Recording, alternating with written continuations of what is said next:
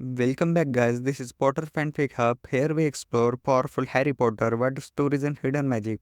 This video is self-recorded and fully credited in the line with YouTube's latest policies. What if Severus Snape checked on Harry at age 6, uncovered a shocking secret and took him to Prince Manor? If you enjoy epic magical videos, subscribe to Potter Fanfic Hub. Now let's story begin. Chapter 1, The Unwanted Assignment. The fire in Albus Dumbledore's office crackled with a warmth that Severus Snape did not feel. He stood before the headmaster's desk, cloaked in black from throat to floor, his pale fingers wrapped around the head of his walking stick. The office smelled of old books and sherbet lemons, two things Snape had grown to despise equally over the years. Portraits of former headmasters snoozed in their frames, occasionally opening one eye to glance at the late-night visitor before drifting back into magical slumber. Fawkes the Phoenix rested on his perch near the window, golden-red feathers catching the firelight. The bird's dark eyes tracked Snape's movements with an intelligence that bordered on uncomfortable. Dumbledore sat behind his massive claw-footed desk, his long silver beard pooling over stacks of parchment. His half-moon spectacles caught the firelight, obscuring his eyes in twin discs of orange flame. He looked old tonight, older than Snape had ever noticed before. The weight of 2 wars pressed into the lines around his mouth, into the slight tremble of his hands as he reached for a crystal decanter. "Fire whiskey?" Dumbledore offered, already pouring. Snape did not answer. He never accepted drinks from Dumbledore.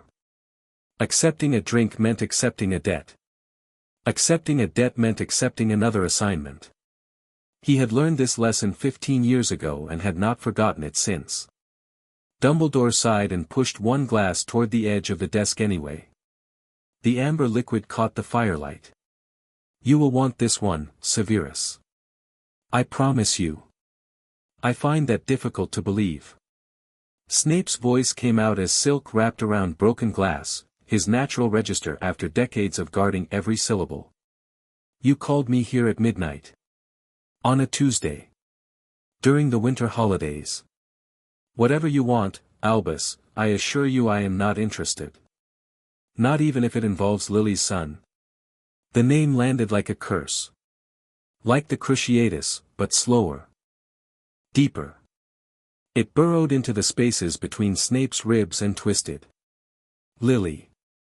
He had not heard that name spoken aloud in Dumbledore's office since that night. The night she died. The night everything ended and everything began again. The night Severus Snape became something less than a man and something more than a monster. His grip tightened on the walking stick until his knuckles went white. What about him? Dumbledore removed his spectacles and rubbed the bridge of his nose.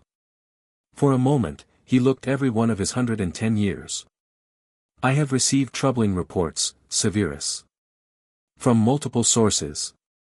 Arabella Figg, who monitors the boy from a distance, has noticed patterns.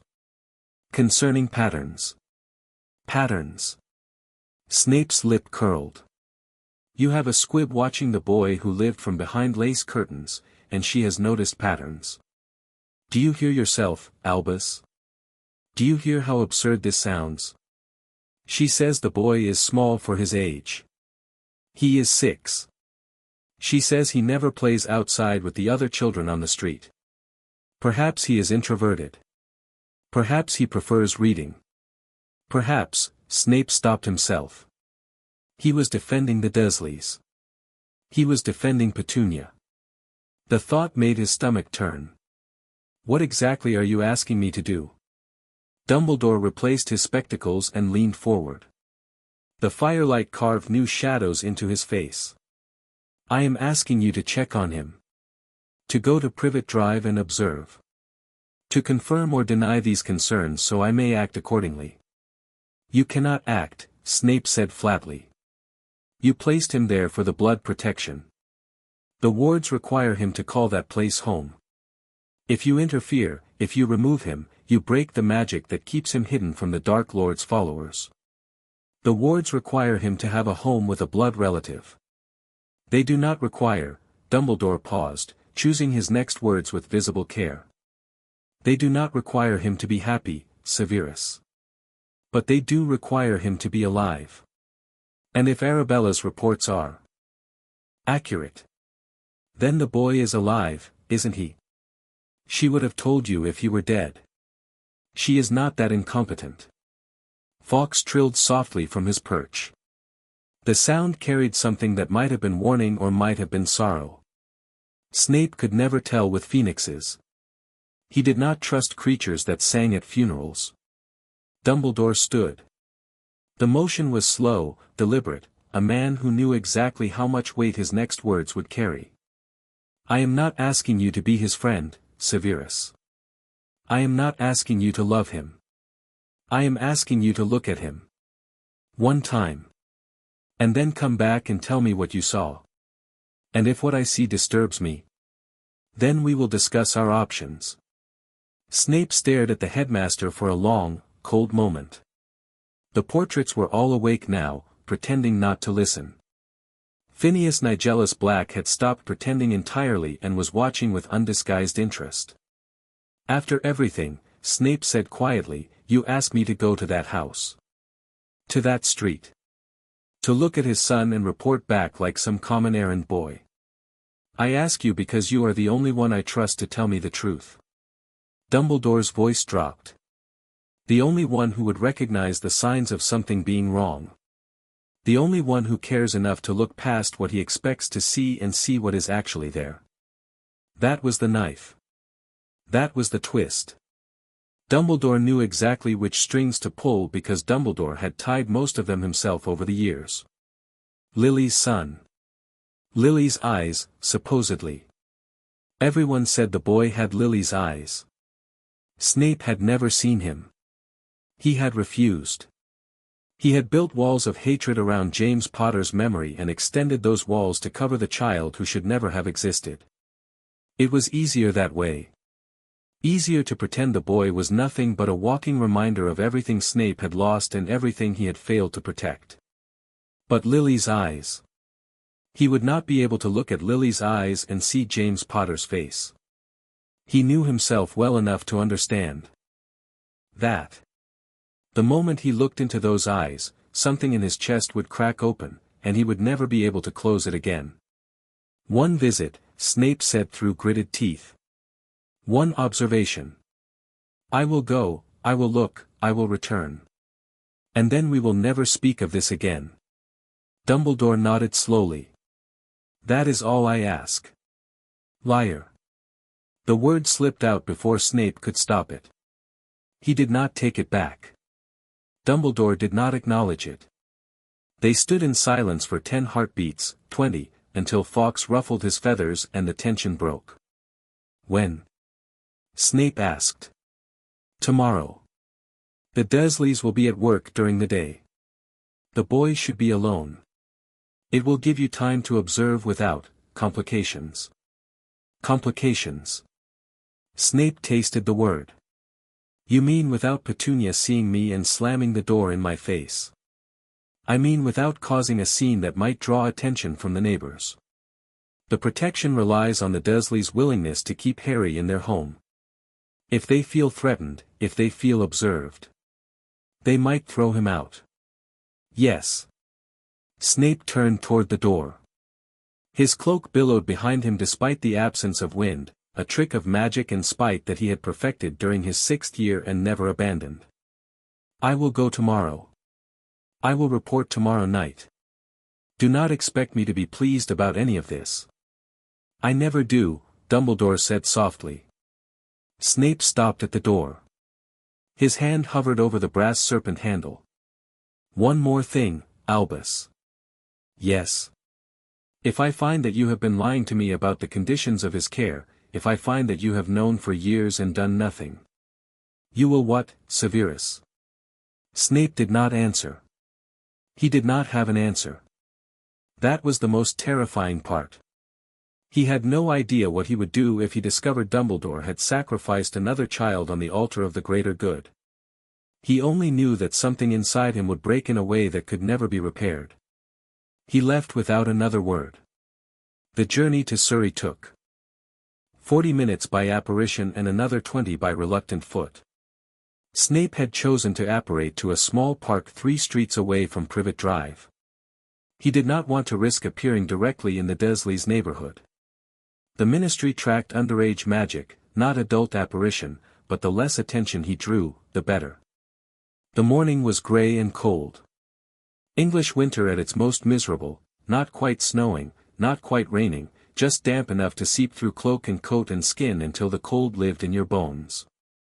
Snape pulled his hood up and walked with his head down, just another stranger passing through a neighborhood that did not want strangers. Privet Drive was exactly as terrible as he had imagined. Identical houses lined identical streets. Perfect lawns. Perfect hedges. Perfect cars in perfect driveways. The kind of place where people measured their worth by the cleanliness of their windows and the silence of their children. Snape had grown up in Spinner's End, where the houses leaned against each other for support and the river smelled of industry and despair. He hated Privet Drive more than he had ever hated anywhere else, and he had spent 7 years in a castle full of ghosts and Slytherins. Number 4, Privet Drive. The house was larger than its neighbors, not by much, but enough to notice. A detached garage. A pristine garden. A brass knocker shaped like a lion that made Snape's stomach clench with old resentment. Gryffindor symbolism on the door of Lily's sister's house. The universe had a sense of humor. A cruel, broken sense of humor. He stopped across the street and pretended to check his pocket watch. The house was silent. No movement behind the curtains. No smoke from the chimney despite the cold. The car was gone from the driveway, a dull grey sedan that screamed middle-class respectability. The Dursleys were at work, as Dumbledore had promised. But Dumbledore had said the boy would be alone. Snape had expected to see a child. A flash of dark hair through a window. A face pressed against glass. Something. Anything. The house was too quiet. Too still. It had the feeling of a place that was hiding something. He crossed the street. The front door was solid oak with a brass letterbox and a lock that any second year could have opened with a half-decent Alohomora. Snape did not bother with magic. He knocked. 3 sharp raps that echoed in the silence. No answer. He knocked again. Harder this time. Still nothing. The hairs on the back of Snape's neck began to rise. Something was wrong. He could feel it in the same way he had always felt dark magic, a prickle of awareness, a whisper of danger. This was not dark magic. This was something else. Something that made his chest tighten and his hand drift toward his wand. He circled the house to the back garden. The fence was low enough to step over. The grass was brown and patchy, the only imperfection on the entire property. A child's swing set stood in the corner, rusted and unused. A garden shed with a padlock on the door. A small vegetable patch that had been dug up and abandoned halfway through. And then he saw it. The kitchen window was dirty. Not dusty, dirty.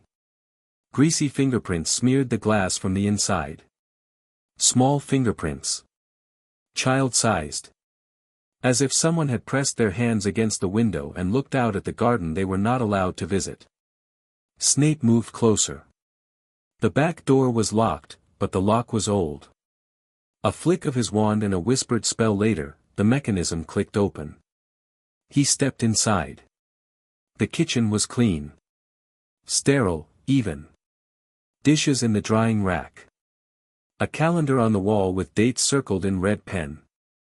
A list of rules pinned to the refrigerator with a magnet shaped like a cat.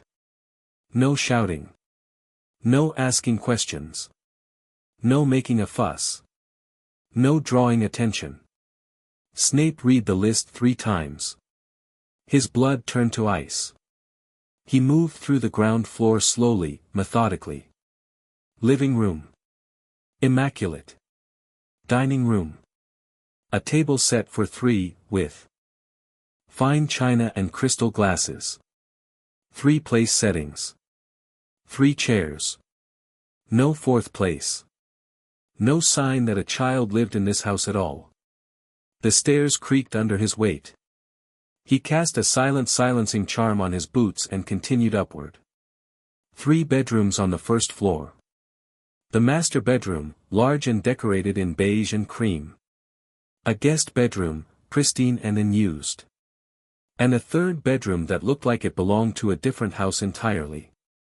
This room was full of things. Toys spilling from a chest. A television in the corner. Posters of racing cars and rock bands on the walls. A bed with a brightly colored duvet. This room belonged to a child, a well-loved, well-cared-for child with too many toys and not enough rules. But the bed was made. The toys were undisturbed. Dust covered everything. No one had slept in this room for a long time. Snape's stomach dropped. He searched the rest of the upstairs. The bathroom. The linen closet. The small attic space accessible through a pull-down ladder in the hallway. Nothing. No child.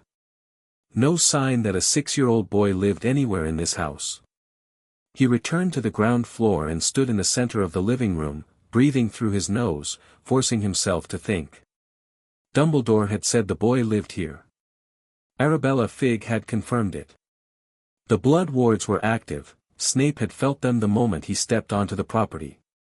Lily's sacrifice was still working, still protecting this house and everyone inside it. But where was the boy? The garden shed. Snape's mind latched onto the memory. The padlock on the door. The small, grimy window. The way the shed had been set apart from the house, hidden behind the overgrown hedge. He crossed the garden in 6 strides. The padlock was new, shiny brass against weathered wood. A locking charm glowed faintly on the surface, visible only to magical eyes.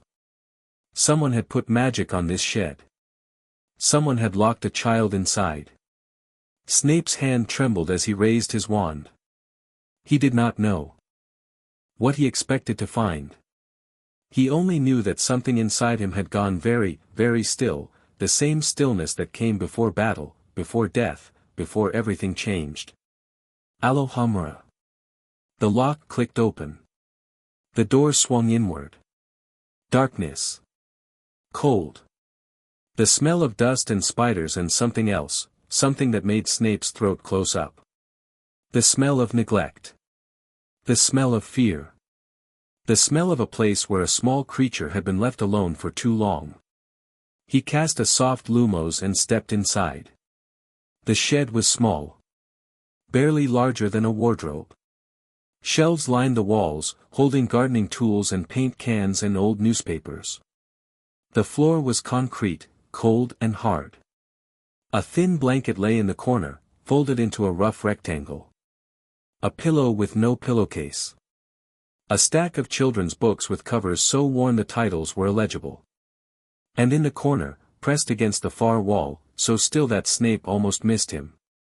A boy. A small boy with dark hair that hadn't been cut in months and clothes that hung from his frame like flags on a broken ship. His eyes were green, that impossible, unforgettable green, and they stared up at Snape with an expression that made the potion's master's heart stop. Not fear.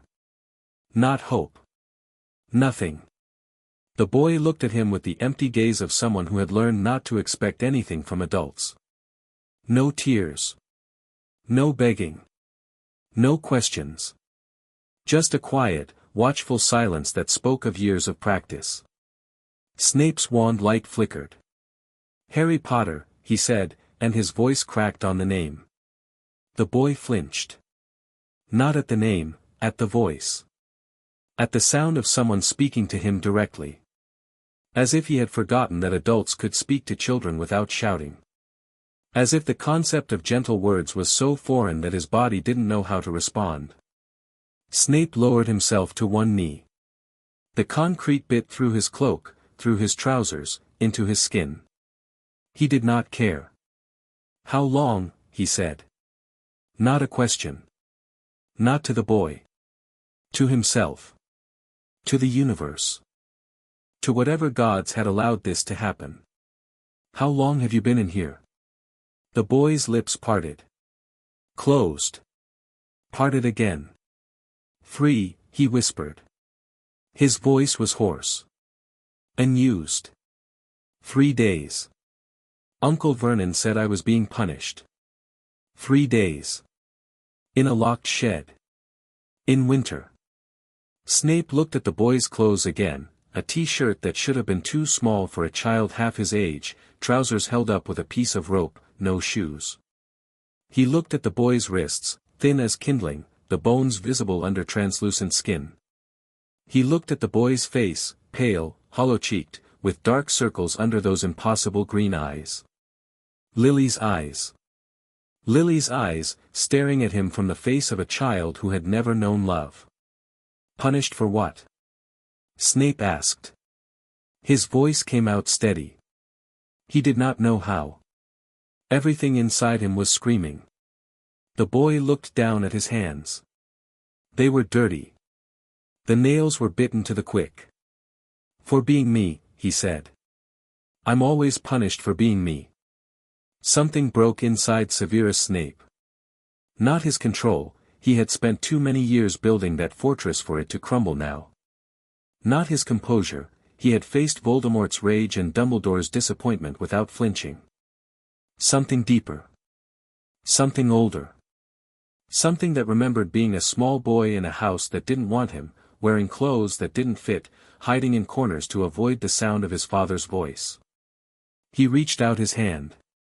The boy flinched again, a full-body recoil that spoke of learned reflexes, of bruises that had taught small bones to expect pain. Snape stopped. He did not move closer. He did not withdraw his hand. He held it there, steady, patient, as if he had all the time in the world. I am not going to hurt you, he said. I am not going to shout at you. I am not going to lock you in here again. My name is Severus Snape. I knew your mother. And I am going to take you somewhere safe. The boy looked at Snape's hand. Then at Snape's face. Then back at the hand. Why, he asked. Because I failed her, Snape thought. Because I failed to protect her and I will not fail you. Because you are Lily's son and you deserve better than this. Because no child should ever have to learn what you have learned. Because you deserve to be warm, he said instead. And fed. And because I made a promise a long time ago that I have been very bad at keeping. I intend to start keeping it now. The boy's lower lip trembled. For the first time since Snape had opened the door, Harry Potter's face showed something other than emptiness. Tears welled in those green eyes, silent, terrified tears, as if crying was another thing he had learned to expect punishment for. You promise, the boy whispered. Snape did not answer with words. He could not. His throat had closed completely. He simply reached forward, very slowly, and wrapped his fingers around the boy's tiny, cold hand. Harry did not pull away. He held on. And in that moment, in a dusty shed in Surrey, with winter light filtering through a grimy window and the weight of everything he had done and failed to do pressing down on his shoulders, Severus Snape made a decision. He was not going to report back to Dumbledore. He was not going to discuss options. He was going to take this child away from this place, and he was going to burn down anyone who tried to stop him. Can you walk? He asked. Harry nodded. When he stood, his legs wobbled. When was the last time he had eaten? When was the last time he had been allowed to stand up straight without being told to stay small, stay quiet, stay invisible? Snape scooped him up anyway. The boy weighed nothing. Absolutely nothing. A child his age should have been solid, healthy, heavy with the weight of good food and strong bones. Harry felt like a bird, all hollow bones and fragile wings. Harry's arms wrapped around Snape's neck. He did not cry. He did not speak. He just held on, as if Snape was the only solid thing in a world that had taught him not to trust solid things. Snape walked out of the shed, out of the garden, out of the property. He did not look back. He would never look back. Number 4, Privet Drive, could burn to the ground for all he cared. He operate directly from the garden. The crack of disapparition echoed through the quiet suburban street. No one saw. No one heard. No one had ever seen or heard anything on Privet Drive. And when the sound faded, the garden was empty. The shed door swung open in the wind. The padlock lay broken on the ground. And somewhere in the cold, dark kitchen of number 4, Privet Drive, the list of rules still hung on the refrigerator, waiting for a child who would never read them again. Chapter 2, The Cupboard Under the Stairs. The apparition landed them at the edge of a forest Snape had not visited in nearly 20 years. He had not meant to come here. His original plan had been simple: remove the boy from Privet Drive, take him to a safe house in London, contact a Mediwizard, and then decide what to do next. But when the crushing darkness of apparition released them, when Snape's feet touched solid ground and the world stopped spinning, he found himself standing in a clearing he knew too well. Cokeworth. The outskirts. The woods behind Spinner's End where he and Lily had once played as children, before Hogwarts, before the Sorting Hat tore them apart, before everything went wrong. The trees were bare. Winter had stripped them of leaves and color, leaving only grey bark and grey sky and the distant sound of the river moving slow and cold through the valley.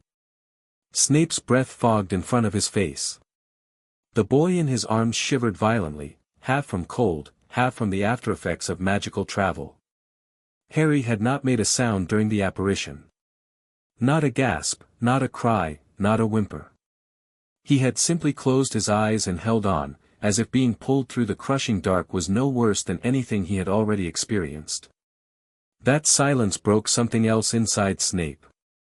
He had not known there were still pieces left to break. "Where are we?" Harry whispered. His voice was barely audible against the wind. "Nowhere important," Snape lied. "I need to think. He stopped. He needed a plan. He had acted on instinct, a dangerous habit that had nearly killed him more than once. Removing Harry from Privet Drive had been necessary. What came next was not so clear. Dumbledore would search for them. That was certain. The headmaster had spent 11 years protecting the boy who lived, not out of love, perhaps, but out of strategy. Harry was a symbol. A weapon. A tool to be used against the Dark Lord when he eventually returned.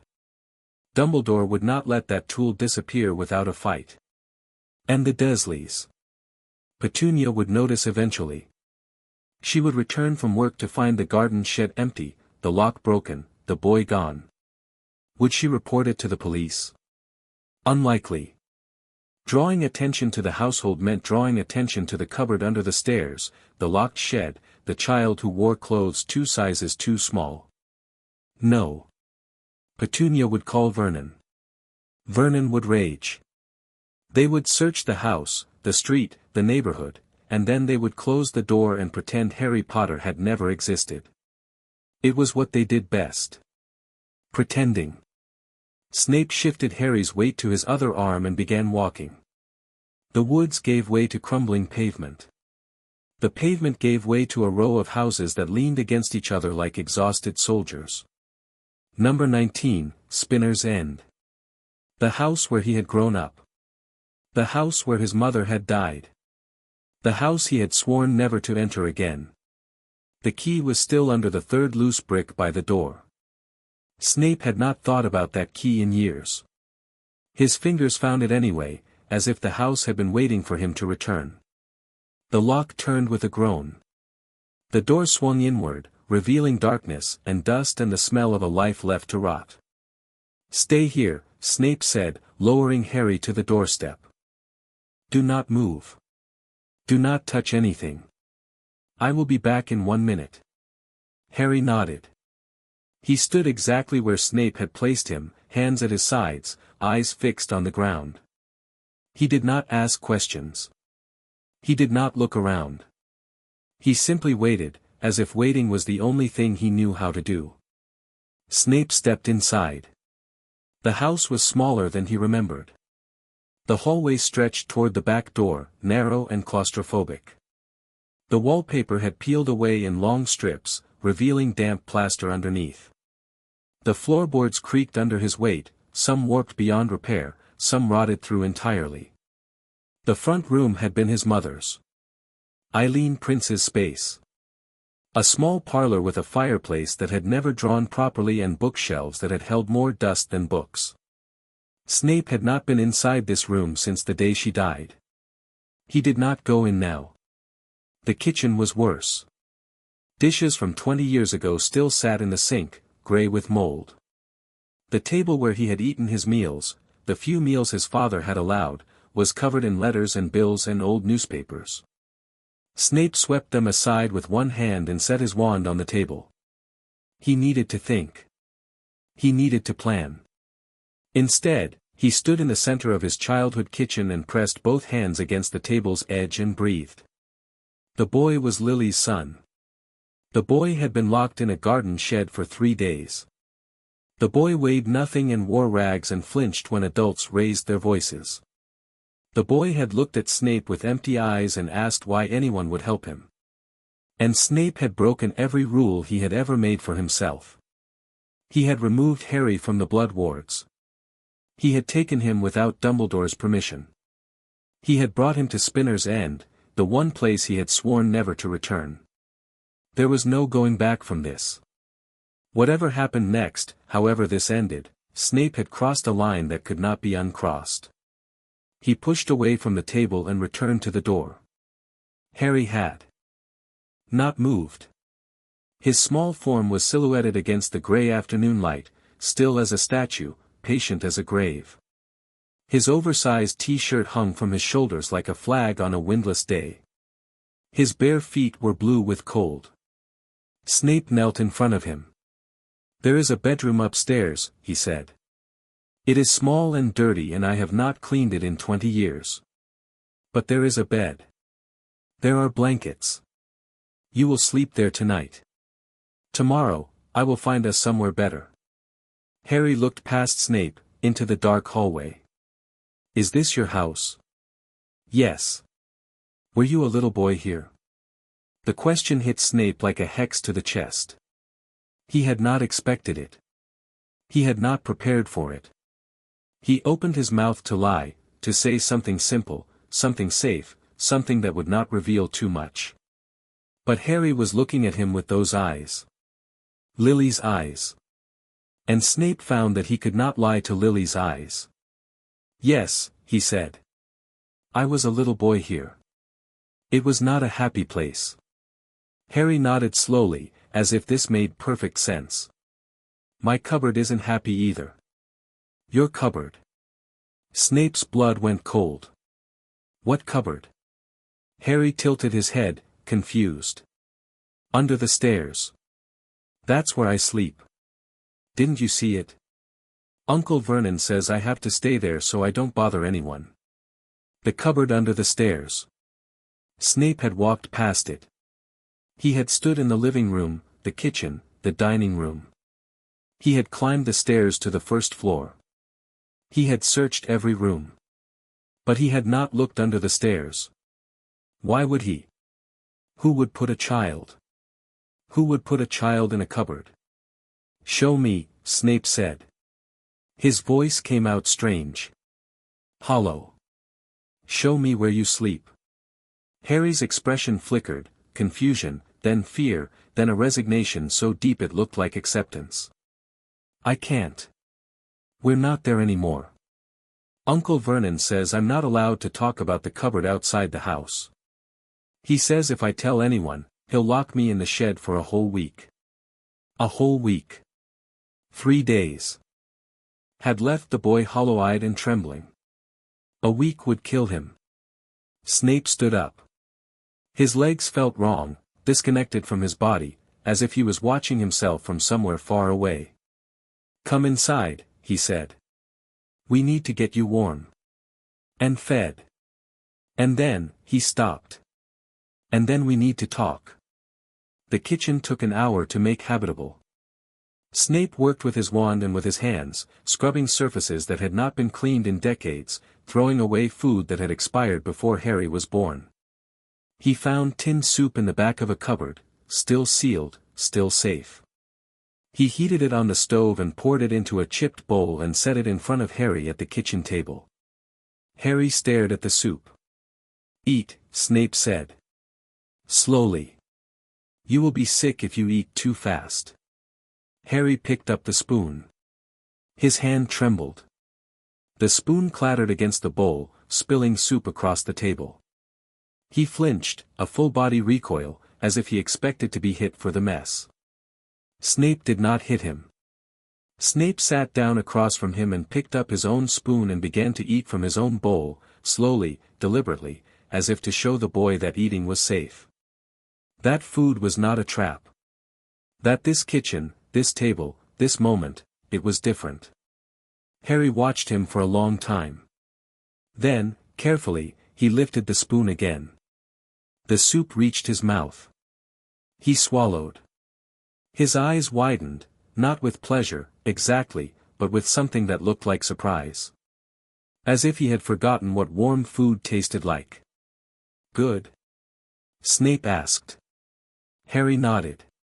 He took another bite. Then another. His movements were mechanical, eat, swallow, breathe, repeat, but he was eating. That was enough. When the bowls were empty, Snape heated water for a bath. The bathroom upstairs was small and cold, but the pipes still worked. He filled the tub with steaming water and added a mild cleansing charm, not as good as real soap, but enough to remove the layers of dirt and neglect that clung to Harry's skin. "You will bathe," Snape said. "Then you will sleep. Tomorrow we will find you clothes that fit." And then, he stopped again. He had said, "and then," 3 times now. He had no idea what came after. Harry stood in the doorway of the bathroom, staring at the tub. The steam curled around his thin shoulders. His reflection wavered in the water, a ghost of a child, barely there. "Is it for me?" he asked. "Yes." "The whole thing?" Snape frowned. "The whole bath?" "Yes." Harry's face crumpled. Not into tears, he seemed incapable of crying, or perhaps too afraid to start, but into something worse. Something that looked like grief. Like a child who had been offered something simple and ordinary and could not understand why anyone would give it to him. "I've never had a whole bath before," Harry whispered. "Aunt Petunia makes me use the hose in the garden. Even in winter." Snape closed his eyes. He thought about Petunia Evans, the girl he had met once, briefly, when Lily brought him home from the playground. Petunia had been pretty then, in a sharp, suspicious way. She had looked at Snape like he was something dirty. Like he was beneath her. She had married Vernon Dursley, a man who looked at the world and saw only things to be categorized and controlled. Together, they had built a life of perfect normalcy, a house with 3 bedrooms and a garden shed and a cupboard under the stairs. And they had put Lily's son in that cupboard. Lily's son. The child of the woman Petunia had grown up with, played with, shared a bedroom with. The child of her own sister. And she had put him in a cupboard and hosed him down in the garden like an animal. Snape opened his eyes. "Get in the bath," he said. His voice was steady. He did not know how. "I will wait outside. Call if you need anything." He turned and walked out of the bathroom. He closed the door behind him. He leaned against the wall and pressed the heels of his hands against his eyes and did not make a sound. When Harry emerged from the bath, he was wearing one of Snape's old shirts. It was the smallest shirt Snape could find, a grey linen thing from his school days, too worn for wearing but too useful for throwing away. On Harry, it fell to his knees. The sleeves swallowed his arms. He looked like a child playing dress-up in his father's clothes. But his skin was pink from the heat. His hair, still wet, still too long, had been flattened against his skull. His green eyes were bright and clear for the first time since Snape had found him. "Better?" Snape asked. Harry nodded. He hugged himself through the shirt, not from cold, but from something else. Something that looked like disbelief. As if he could not quite believe that he was clean and warm and wearing something that did not smell of dust and spiders. "Come," Snape said. "Bed." He led Harry up the narrow staircase to the second floor. The bedroom at the end of the hall had been his childhood room, his teenage room, the room where he had cried himself to sleep after Lily stopped speaking to him. The bed was still there, stripped of sheets, the mattress thin and stained. Snape had cast several cleaning charms earlier, but the room still smelled of old resentment and older tears. Harry stopped in the doorway. He looked at the bed. Then at the window. Then at the wardrobe in the corner, its doors hanging open, empty. "This is your room," Harry said. It was. "Where do you sleep now?" Snape considered the question. He had not slept in a real bed in years, not since becoming a Death Eater, not since becoming a spy. He slept in chairs and on floors and in the small armchair in his Hogwarts office, always with one eye open, always waiting for the next disaster. "Somewhere else," he said. "This room is yours for tonight." Harry walked to the bed. He touched the mattress with one small hand. Then he turned and looked at Snape with an expression that made the older man's chest ache. "Can I ask you something?"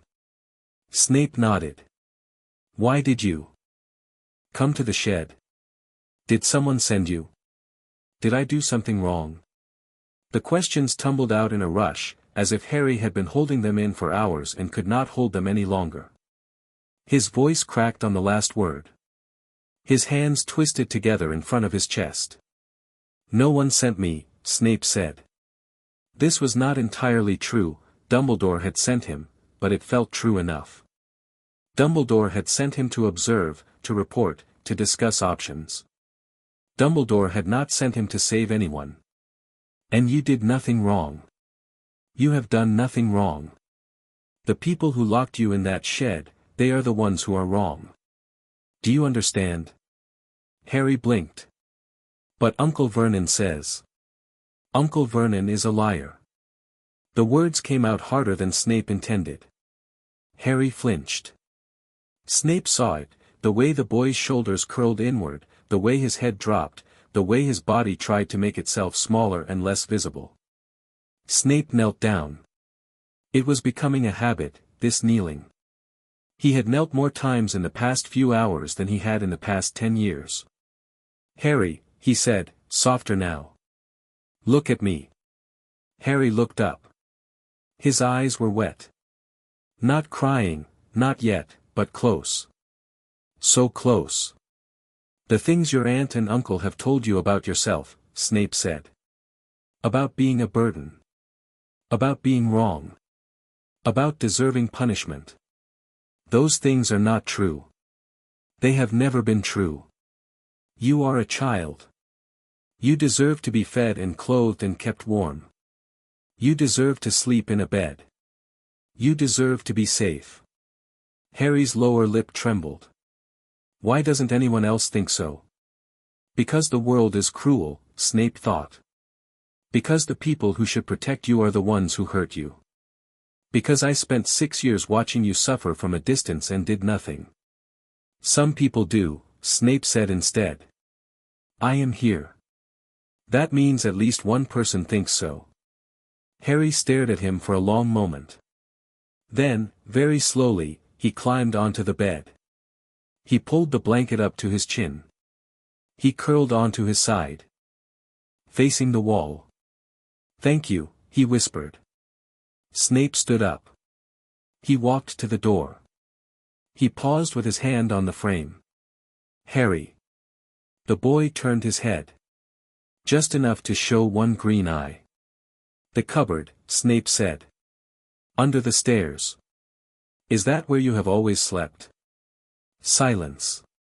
Then, a single nod. "How long?" Harry's voice was barely audible. "As long as I can remember." Snape's hand tightened on the doorframe. The wood creaked under his grip. He forced himself to relax. Forced himself to breathe. Forced himself to stay calm when every instinct screamed at him to return to Privet Drive and show Vernon Dursley what real punishment looked like. "Sleep," he said. "We will talk more tomorrow." He closed the door. He stood in the hallway, in the dark, in the house where he had learned that adults could not be trusted and love was a weapon and hope was a trap. And he thought about a cupboard under the stairs.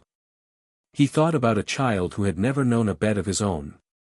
He thought about Lily, bright, fierce, beautiful Lily, and the sister who had put her son in a cupboard. And Severus Snape made his second decision of the day. He was going to make sure Harry Potter never saw the inside of a cupboard again. Not as a child.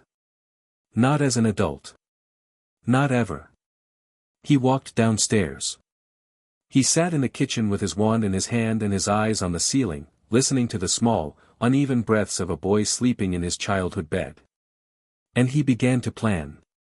The next morning, Snape woke to the sound of someone crying. It was not loud crying, not the kind of crying that demanded attention. It was the kind of crying that had learned to be quiet. The kind of crying that came from a throat that had been told, over and over, that tears were forbidden. He found Harry sitting in the corner of the bedroom, knees drawn to his chest, face buried in his arms. His shoulders shook with silent sobs. He did not look up when Snape entered. He did not acknowledge Snape at all. Snape sat down on the floor across from him. He did not reach out. He did not speak. He simply waited. After a long time, Harry lifted his head. His face was streaked with tears.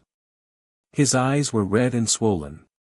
He looked at Snape with an expression of pure, exhausted misery. "I dreamed about the cupboard," Harry said. "I dreamed I was back inside. And the door was locked. And I couldn't get out." Snape's chest constricted. "You are not in the cupboard. You are here. The door is not locked. You can leave whenever you want." Harry shook his head. "I know. But I keep thinking, what if it was a mistake? What if you're not real? What if I wake up and I'm still there and none of this ever happened?" This, Snape realized, was the true damage. Not the hunger. Not the cold. Not even the locked doors and the garden hose and the clothes that didn't fit. The true damage was this, a child who had learned so thoroughly that he did not matter that he could not believe his own rescue. "You are not dreaming," Snape said. "I am real. This is real. And I am going to prove it to you." He stood up. He offered his hand, the same hand he had offered in the shed. The same gesture. Harry looked at the hand. Then at Snape's face. Then back at the hand. Slowly, trembling, he reached out and took it. Snape pulled him to his feet. The boy was still too light, still too fragile, still too small. But his grip was stronger than it had been yesterday. His eyes were clearer. There was color in his cheeks that had not been there before. "Breakfast first," Snape said. "Then we need to discuss where we go from here." Harry nodded. He did not let go of Snape's hand. They walked downstairs together, through the narrow hallway, past the cupboard under the stairs that Snape had not noticed yesterday but could not stop seeing now. And somewhere in the back of Snape's mind, in the part of him that had once been a boy in a house that did not want him, in the part of him that had loved Lily Evans and lost her and never stopped grieving, a question began to form. Why had no one checked on Harry before? Not Dumbledore. Not the ministry. Not the neighbors, the teachers, the social workers, the countless adults who must have seen the signs and looked away. Why had no one come? And more importantly, what else had they missed? He thought about the way Harry's magic had felt when he first approached the Dursley house. Weak. Faint. Suppressed. He had assumed it was just the blood wards, dampening accidental magic as they were designed to do. But now he was not so sure. Now he was beginning to wonder if there was more to Harry's condition than simple neglect. Now he was beginning to suspect that the cupboard under the stairs was only the beginning of the truth. Chapter 3, The Shocking Secret. 3 days passed at Spinner's End before Snape could no longer ignore what his instincts were screaming at him. The first day had been about survival. Food, warmth, clothing. Snape had transfigured several of his own shirts into something resembling children's clothes, though the results were imperfect. The trousers were too long. The sleeves bunched at Harry's wrists. But the boy had looked at the pile of clothes on the end of the bed and burst into silent tears, and Snape had understood that Harry had never been given new clothes before. Not new. Not his own. Not chosen with care. The second day had been about observation. Snape watched Harry constantly, not with obvious staring, but with the quiet, patient attention of a man who had spent years learning to read people. He watched how Harry moved through the house, edges, always the edges, pressing against walls and furniture as if trying to take up as little space as possible. He watched how Harry reacted to sudden noises, flinching, freezing, waiting for the blow that never came. He watched how Harry ate, quickly, mechanically, as if he expected the food to be taken away at any moment. And he watched Harry's magic. Or rather, he watched the absence of it. By age 6, most magical children showed signs of their inheritance. Accidental magic manifested in bursts of emotion, anger that shattered windows, fear that opened locked doors, joy that made flowers bloom in dead soil. Even the most controlled children could not hide it completely. Magic demanded expression.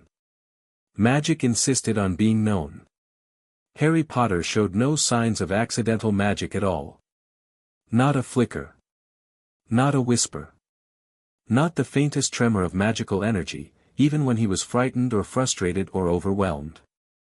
His magical core, the invisible well of power that existed in every witch and wizard, felt shallow. Drained. As if something was actively suppressing it. Snape had noticed it the first night, when he carried Harry away from Privet Drive. He had assumed the Blood Wards were responsible. The protective enchantments around the Dursley house were designed to keep Harry hidden, but they also had the effect of dampening magical signatures. It was a known side effect. Nothing to worry about. But 3 days away from the wards, and Harry's magic had not returned.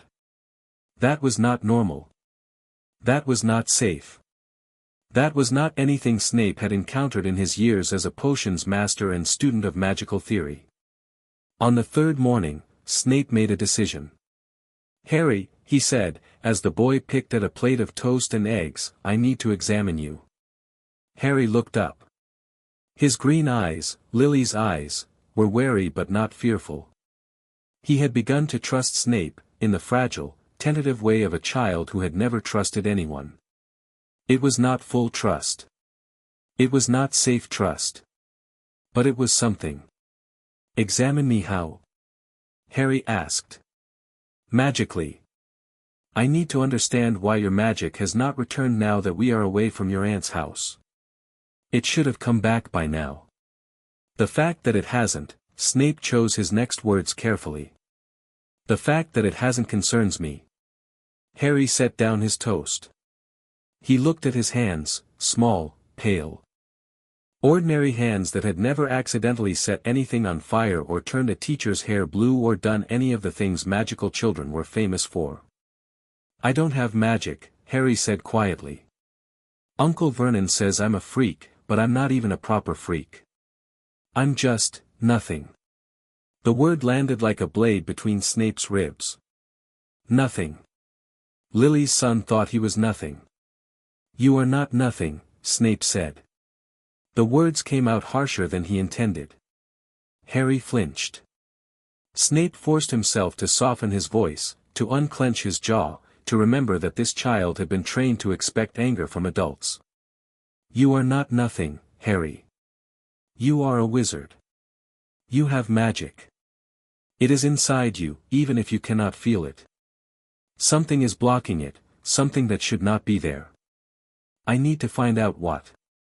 Harry was quiet for a long moment. Then he nodded. Okay. Snape led him to the front room, his mother's parlor, the room he had avoided since returning to Spinner's End. It was the largest space in the house, with enough room for the diagnostic circle Snape needed to cast. Dust sheets covered the furniture. The curtains were drawn. The air was cold and still. Sit there, Snape said, pointing to the center of the floor. Harry sat. Cross-legged, hands in his lap, back straight. He looked like a child who had been told to sit still many times before. Like a child who had learned that moving meant punishment. Snape walked around him in a slow circle, wand extended. The tip glowed faintly, not with light, but with intent. He was not casting yet. He was preparing. Diagnostics of this nature required precision. One wrong syllable, one misplaced gesture, and the results would be meaningless. The spell I am about to perform will not hurt you, Snape said. You may feel warmth. You may feel pressure. You may feel nothing at all. All of these are normal. Do not be afraid. I'm not afraid, Harry said. It was probably true. After 3 days in a locked shed, after years. In a cupboard under the stairs, what was a little diagnostic magic compared to that? Snape raised his wand. Asterisk Revelar Magicum Profundum. Asterisk. The spell erupted from his wand in a wave of silver light. It washed over Harry like water over stone, flowing around him, through him, into him. The boy gasped. His hands clenched in his lap. But he did not move. He did not run. The silver light settled into a pattern on the floor around him. A circle. Within the circle, lines and symbols began to form, the language of magical diagnostics, written in light. Snape read the symbols as they appeared, his heart beating faster with each passing second. Harry's magical core was visible now, rendered in shimmering silver against the dusty floorboards. It was small. Smaller than it should have been for a child his age. Much smaller. Dangerously smaller. But that was not what made Snape's blood run cold. What made Snape's blood run cold were the bindings. They were everywhere. Wrapped around Harry's core like chains around a prisoner's limbs. Dozens of them, no, hundreds.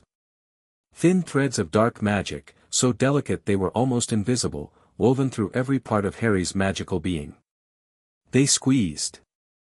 They constricted. They drained. Snape had seen bindings like this before. In the Dark Lord's service. In the homes of pureblood families who wanted to control their children's magic. In the bodies of prisoners who had been stripped of their power and left to rot. But he had never seen bindings this extensive. This thorough. This cruel. What is it? Harry asked. His voice was small. He could not see the diagnostic circle, it was visible only to the caster, but he could feel Snape's reaction. The tension in the room. The sharp intake of breath. Snape did not answer. He could not. His throat had closed around the words. He lowered his wand. The silver light faded. The circle vanished. Harry sat alone on the dusty floor, looking up at Snape with those green eyes. Mr. Snape. Are you angry? The question broke the spell. Snape shook his head, too quickly, too sharply. No. I am not angry. I am, he stopped. He did not know what he was. Terrified. Enraged. Grief-stricken. All of these and none of these. I am going to ask you some questions. I need you to answer them honestly. Do you understand? Harry nodded. The cupboard under the stairs. How often were you locked inside? Harry's face flickered. Every night. For sleeping. During the day.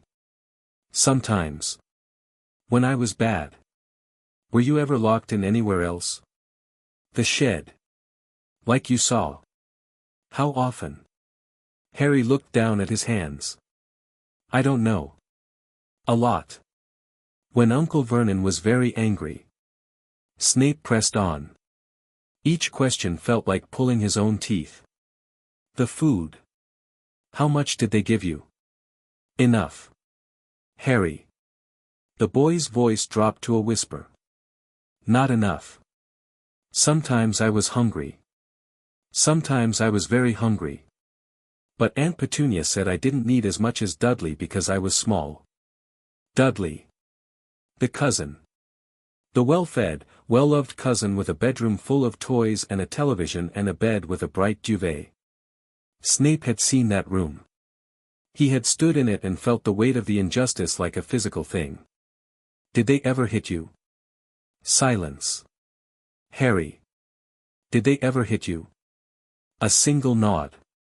So small it was almost invisible. Where? Harry touched his arm. His shoulder. The back of his head. Each gesture was mechanical, as if he was reciting a list he had memorized long ago. Uncle Vernon uses his belt. Aunt Petunia uses the frying pan. Dudley likes to punch. Dudley likes to punch. Dudley was 6 years old. Snape closed his eyes. He counted to 10. He opened his eyes. I am going to ask you one more question, he said. And then we are done. Have you ever done anything strange?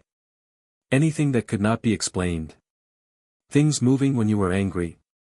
Glass breaking when you were scared? Anything at all? Harry frowned. He thought about it. Then, slowly, he shook his head. No. Never. I told you, I don't have magic. I'm just a nothing. The diagnostic circle had shown otherwise. The diagnostic circle had shown a magical core that should have been blazing with power, the power of the boy who lived, the child who had survived the killing curse, the wizard whose name was spoken in whispers across Britain. That core was there. Snape had seen it beneath the bindings, a trapped sun behind layers of dark chains. But Harry had never performed accidental magic. Not once. Not even the smallest spark. Because the bindings were not just suppressing his magic. They were preventing it from manifesting at all. Someone had done this. Someone had woven these bindings into Harry's core, probably shortly after his first birthday, probably while he slept. Someone had deliberately and systematically stripped the boy who lived of his magic. And someone had maintained those bindings for 5 years. Snape thought about the blood wards around Privet Drive. Dumbledore had placed them. Dumbledore had insisted that Harry remain with his aunt and uncle for his own protection. Dumbledore had assured everyone that the boy would be safe. But Dumbledore had not checked on him. Dumbledore had not monitored his magical development. Dumbledore had not noticed that the most famous child in the wizarding world had been reduced to a magical null. Perhaps Dumbledore had not wanted to notice. The thought was poison. Snape pushed it away. There would be time for accusations later. Right now, he needed to focus on the problem in front of him, a 6-year-old boy who had been magically crippled by forces he could not understand. Harry, Snape said, I need to leave the house for a few hours. There is something I must retrieve. You will stay here. You will not open the door for anyone. You will not let anyone inside. Do you understand? Harry's eyes widened with fear. You're leaving. I will return. I promise. The word promise seemed to reach something deep. Inside the boy. Harry nodded slowly. Okay. I'll stay. Snape moved to the door. He paused with his hand on the frame. The kitchen is stocked. There is food in the cupboards. Eat when you are hungry. Sleep if you are tired. I will be back before nightfall. He left before Harry could respond. Before the boy's scared face could break what was left of his composure. He apparat directly from the doorstep. The Prince family estate was hidden in the mountains of Cumbria, far from any magical village or muggle road. Snape had not visited since his mother's funeral. He had told himself the estate held nothing he wanted. He had told himself the memories were better left buried. He had lied. The gates loomed before him, wrought iron and ancient magic, overgrown with ivy that had not been trimmed in decades. The wards recognized him, the last living prince, no matter how much he despised the name. The gates swung open. The path beyond was choked with weeds. The manor itself was smaller than he remembered. 3 stories of grey stone, with windows like empty eyes and a roof that sagged in the middle. The Prince family had never been wealthy, not like the Malfoys or the Blacks. Their power had always been in knowledge. In secrets. In the kind of magic that could not be bought or sold. Snape walked through the front door. Dust rose to meet him. Cobwebs hung from the ceiling like funeral veils. The portraits on the walls were covered in cloth, his mother's doing, before she died. She had not wanted her ancestors to watch her marry Tobias Snape. She had not wanted them to see what became of the Prince line. He did not linger in the entrance hall. He did not visit the drawing rooms or the dining hall or the ballroom that had not been used in a century. He went straight to the library. The library was the heart of Prince Manor. 3 floors of books, stacked floor to ceiling, with rolling ladders and reading nooks and desks cluttered with old parchment. The magic here was thick, old family magic, the kind that recognized blood and honored tradition. Snape walked to the far wall, to a section labeled Magical Theory, Suppression and Control. He had read these books as a child, devouring knowledge that his father would never understand. He had not forgotten them. He had simply chosen to forget. He pulled 3 volumes from the shelves and carried them to a reading desk near the window. The Binding of Magical Cores, a comprehensive guide. Suppression wards and their applications. Dark Magic and the Subjugation of Wizarding Children. The last title made his stomach turn. He opened it first. The book was old, printed in the early 18th century, during a time when pure-blood families routinely bound the magic of their rebellious children. The author wrote with clinical detachment, describing techniques that made Snape's hands shake with rage. Chapter 7, Long-Term Suppression Through External Wards. He read quickly, skimming the theoretical sections, pausing on the practical applications. The bindings he had seen on Harry's core were not natural. They had been placed deliberately, using a combination of blood magic and dark enchantments. And they required maintenance. Someone had to renew the bindings. Regularly. Probably every few months. Someone had been visiting Privet Drive. Someone had been sneaking into the Dursley house while Harry slept. Someone had been weaving new threads of dark magic around a 6-year-old's magical core. Someone who knew what they were doing. Someone powerful. Snape closed the book. He sat in the silence of the Prince Library, surrounded by the accumulated knowledge of generations, and he thought. Dumbledore had access to Harry. Dumbledore could have placed the bindings. Dumbledore had the knowledge, the power, the motive, if he wanted to control the boy who lived, to keep him weak and dependent and easy to manipulate. But Dumbledore had not known about the cupboard. Dumbledore had seemed genuinely concerned when he sent Snape to investigate. That concern could have been an act. Dumbledore was a master of manipulation, but Snape did not think so. He had spent too many years watching the headmaster's face, reading his expressions, learning to distinguish truth from performance. If not Dumbledore, then who? Voldemort was gone. His followers were scattered, imprisoned, or pretending to be reformed. The Death Eaters had no reason to suppress Harry's magic, they would have preferred to kill him outright. The Ministry? Possible, but unlikely. Fudge was a fool, but he was not cruel enough to bind a child's magic. The Department of Mysteries, perhaps, they had their own agenda, their own secrets. But why would they target Harry Potter specifically? Snape did not have enough information. He needed more. He needed to examine Harry again, more thoroughly, with better equipment. He needed to trace the bindings to their source. He needed to understand what he was dealing with before he attempted to remove them. And he needed to get Harry out of Spinner's End. The house was not safe, not for a child with suppressed magic, not for a child who needed protection. The Prince estate was isolated. It had wards that could withstand a siege. It had resources that Spinner's End could never provide. But bringing Harry to Prince Manor meant something. It meant accepting the boy as more than a temporary charge. It meant opening his family's home to a child who was not a prince by blood. It meant committing to this. Fully. Irrevocably. Snape gathered the books and left the library.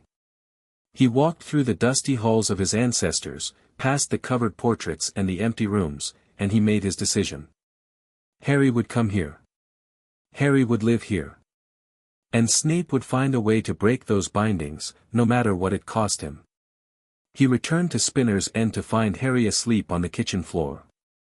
The boy had curled up against the oven, the warmest spot in the house, Snape realized with a pang of guilt.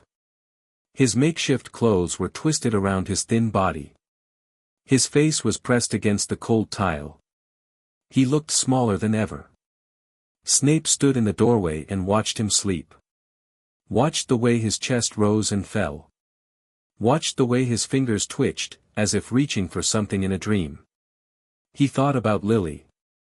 About the last time he had seen her alive, standing in the entrance hall of Hogwarts, her red hair bright against the stone walls, her green eyes cold with rejection. Asterisk, I don't need help from a Death Eater, Severus. Asterisk. He had deserved that. He had earned that. He had made choices that pushed her away, choices he could never take back. But her son had not made those choices. Her son was innocent. Her son was suffering. And Snape had a chance, a single, impossible chance, to make things right. He knelt beside Harry and gently shook his shoulder. Wake up. Harry's eyes opened instantly. No grogginess. No confusion. He was awake and alert in the space of a heartbeat, a survival instinct that spoke of years of being woken suddenly, violently. We're leaving, Snape said. We're going somewhere new. Somewhere safe. Harry sat up. He rubbed his eyes with the back of his hand. Where? A place called Prince Manor. It belongs to my family. No one will find us there. Harry looked around the kitchen, at the peeling wallpaper, the warped floorboards, the sink full of dishes Snape had not had time to clean. Is it nicer than here? Snape almost laughed. Almost. Yes. It is much nicer. Does it have a cupboard? The question hit like a physical blow. Snape took a breath. No, Harry. It does not have a cupboard. It has bedrooms. With doors that open from the inside. And windows that let in the light. Harry considered this. Then, slowly, he held out his hand. Snape took it. They left Spinner's End together, without looking back. The house settled into silence behind them, the silence of a place that had finally been released from its purpose. Snape brought them both to the gates of Prince Manor. The estate rose before them in the grey afternoon light, grey stone, grey sky, grey earth. It looked like something out of a fairy tale. The kind of fairy tale where children got lost in the woods and never came home. But Harry did not seem afraid. He stood at Snape's side, holding his hand, looking up at the manor with wide green eyes. It's like a castle, Harry whispered. It is not a castle, Snape said. It is merely an old house. An old house, Harry repeated, as if tasting the words. An old house with no cupboard. Snape looked down at the boy. At Lily's eyes. At the thin wrists and the hollow cheeks and the fragile hope that was just beginning to bloom in his small chest. No cupboard, Snape agreed. Never again. They walked through the gates together. The wards recognized Snape and parted for him. They recognized Harry as well, not as a prince, not yet, but as someone under Snape's protection. The magic accepted him. The estate accepted him. It was a beginning. But as Snape led Harry up the overgrown path toward the front door, he could not shake the feeling that they were being watched. Not by enemies, not yet. By something older. Something that had been waiting in the darkness of Prince Manor for a very long time. Waiting for someone like Harry. Waiting for someone with suppressed magic and an ancient destiny and eyes that had seen too much too young. The front door opened before Snape could touch the handle. Warm light spilled out into the gray afternoon, light from a fire that had not been lit, from candles that had not been placed, from a house that was waking up after decades of sleep. Harry stepped inside. And behind him, Snape felt the weight of everything he had not yet discovered pressing down on his shoulders like a yoke. The bindings on Harry's magic were not the only secret hidden in this child's blood. The Prince Manor knew it. And soon, very soon, so would he. Chapter 4, A Dangerous Decision. The fire in the Prince Manor library had been burning for 3 hours, and Severus Snape had not moved from his chair. The flames cast long shadows across the walls, shadows that danced and twisted like living things, like the thoughts in his head that would not settle. Before him on the desk lay 3 objects. A letter, half-written. A portkey, disguised as a quill. A small glass vial filled with a memory silver liquid that swirled and churned as if it were alive. None of these objects would save him. None of them would save Harry. They were distractions. Options. Escape routes he did not want to take. The truth was simpler and far more dangerous. He had kidnapped the boy who lived. There was no other word for it. He had entered a private residence, removed a child without legal guardianship, and transported him to an unregistered location. If the Ministry discovered what he had done, he would face Azkaban. If Dumbledore discovered, and Dumbledore would discover, eventually, he would face something worse. Exile. Obliviation. Death. And yet.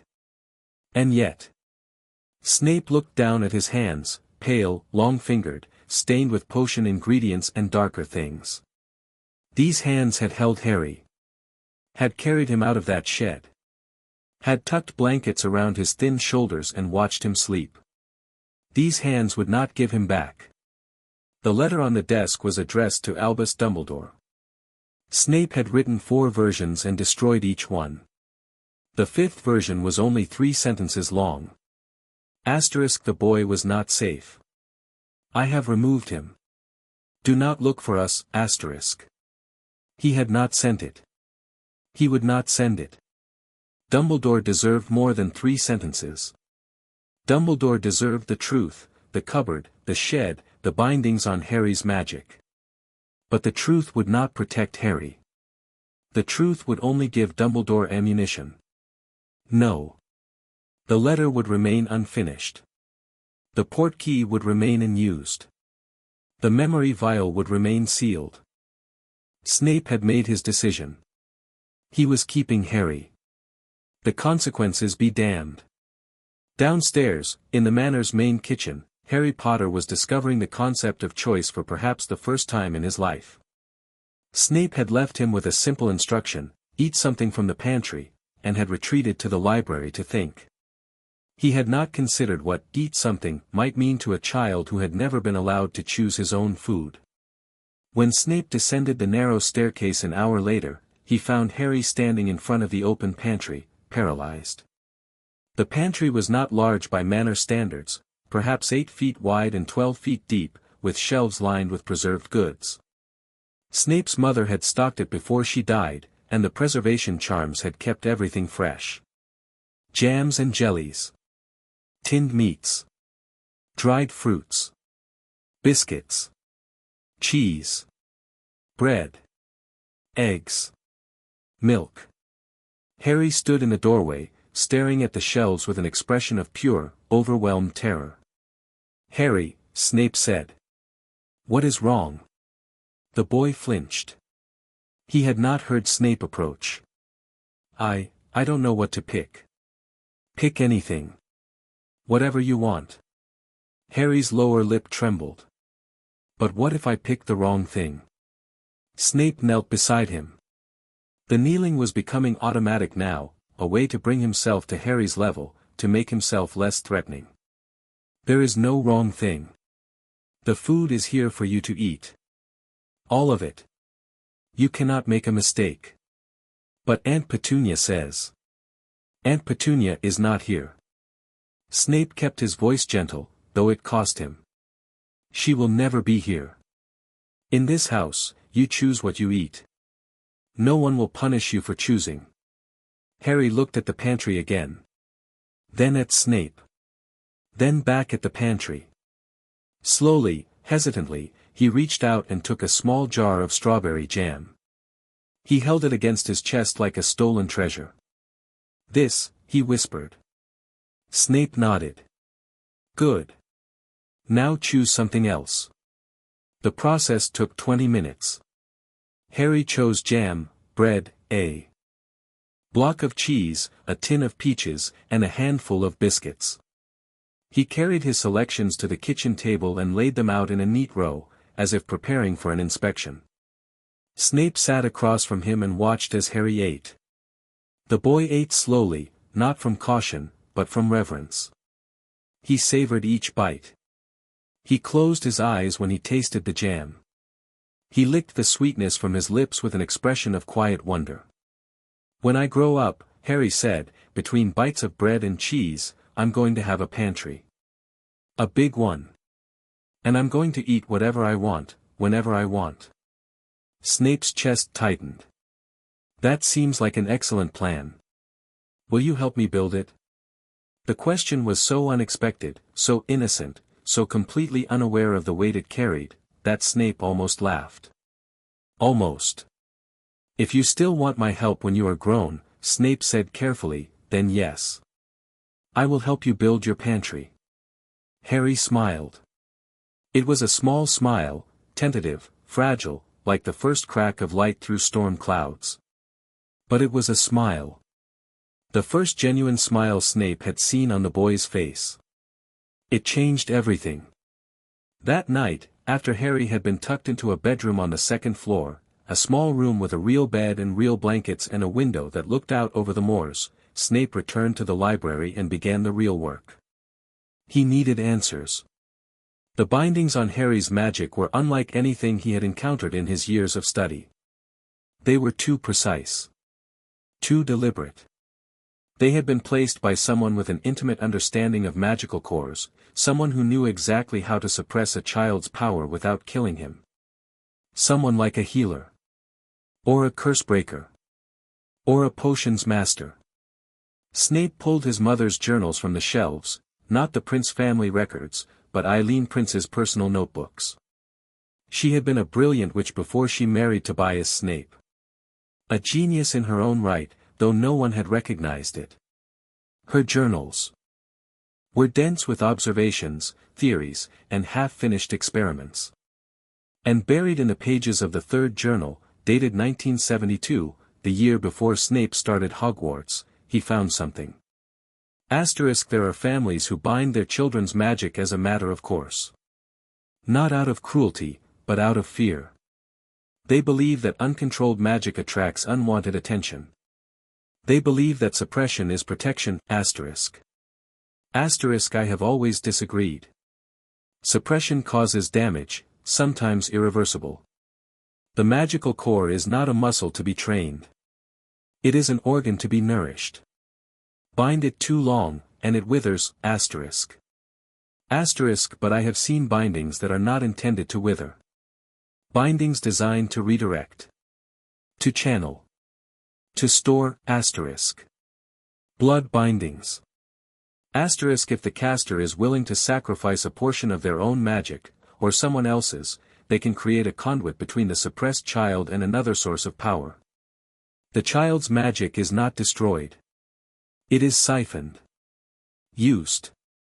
Fed to something else, asterisk.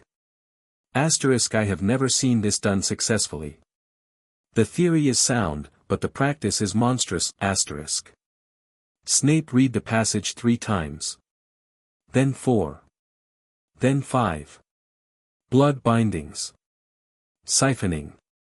A conduit between Harry and another source of power. Someone was stealing Harry's magic. Not suppressing it, not truly. Suppression was the symptom. The bindings were not designed to keep Harry weak. They were designed to drain him. To feed his power into something, or someone, else. The question was who? And why? And how long it had been happening. Snape thought about the night Harry had survived the killing curse. The magical community believed that the boy had defeated Voldemort through some act of ancient, mysterious magic. Blood protection. Love. Sacrifice. But what if that was only half the story? What if something else had happened in Godric's Hollow that night? Something that had left Harry alive but bound. Something that had tethered his magic to another force, a force that was still drawing power from him. 5 years later. Snape closed the journal. His hands were shaking. He needed to examine Harry again. More thoroughly. More dangerously. He needed to trace the bindings to their source, to follow the threads of dark magic to whatever lay on the other end. But that kind of examination was not safe for a child. It required deep magical intrusion. Probing. The kind of probing that could cause pain.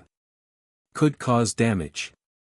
Could cause Harry to retreat back into the shell of silence and fear that Snape had only just begun to crack. He could not do it alone. He needed help. But who could he trust? Who in the wizarding world would believe him, would help him, without betraying him to Dumbledore or the Ministry? The answer came to him in the darkness of the library, as the fire burned low and the shadows grew long. No one. He trusted no one. He had spent years building walls around himself, years cultivating isolation, years learning that the only person he could rely on was himself. But Harry was not himself. Harry was a child. A child who needed more than one broken spy and a dusty manor full of old books. Snape set down the journal. He walked to the window and looked out at the moors, dark and empty under the starless sky. Somewhere out there, Dumbledore was probably already searching. Somewhere out there, the Ministry was probably already asking questions. Somewhere out there, the remnants of the Death Eaters were probably already circling, sensing blood in the water. He had very little time.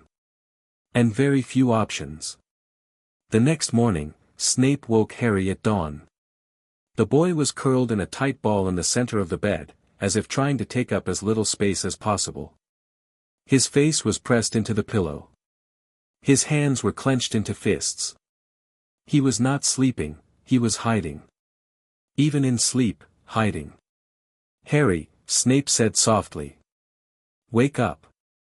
Harry's eyes opened. For a moment, he looked confused, as if he had forgotten where he was. Then recognition dawned. His body relaxed, incrementally. His fists unclenched. "Are we leaving?" Harry asked. "No. We are staying. But we have work to do." Harry sat up. His hair was a disaster, dark and tangled, falling into his eyes. He pushed it back with one small hand and looked at Snape with something that might have been curiosity. "What kind of work?" Snape sat on the edge of the bed. The mattress sagged under his weight, an old mattress, older than Harry, older than Snape's memories of this house. "I need to examine your magic again. More thoroughly than before. It may be uncomfortable. It may be frightening. It will not hurt, I promise you that, but you may feel strange. Like something is moving inside you that should not move." Harry's expression flickered. Fear. Curiosity. Trust, fragile, tentative, newly born. "Will it help you understand why I don't have magic?" "Yes." Harry nodded slowly. "Okay. I'll do it." Snape led him to the library. The fire had been rebuilt, larger this time, hotter.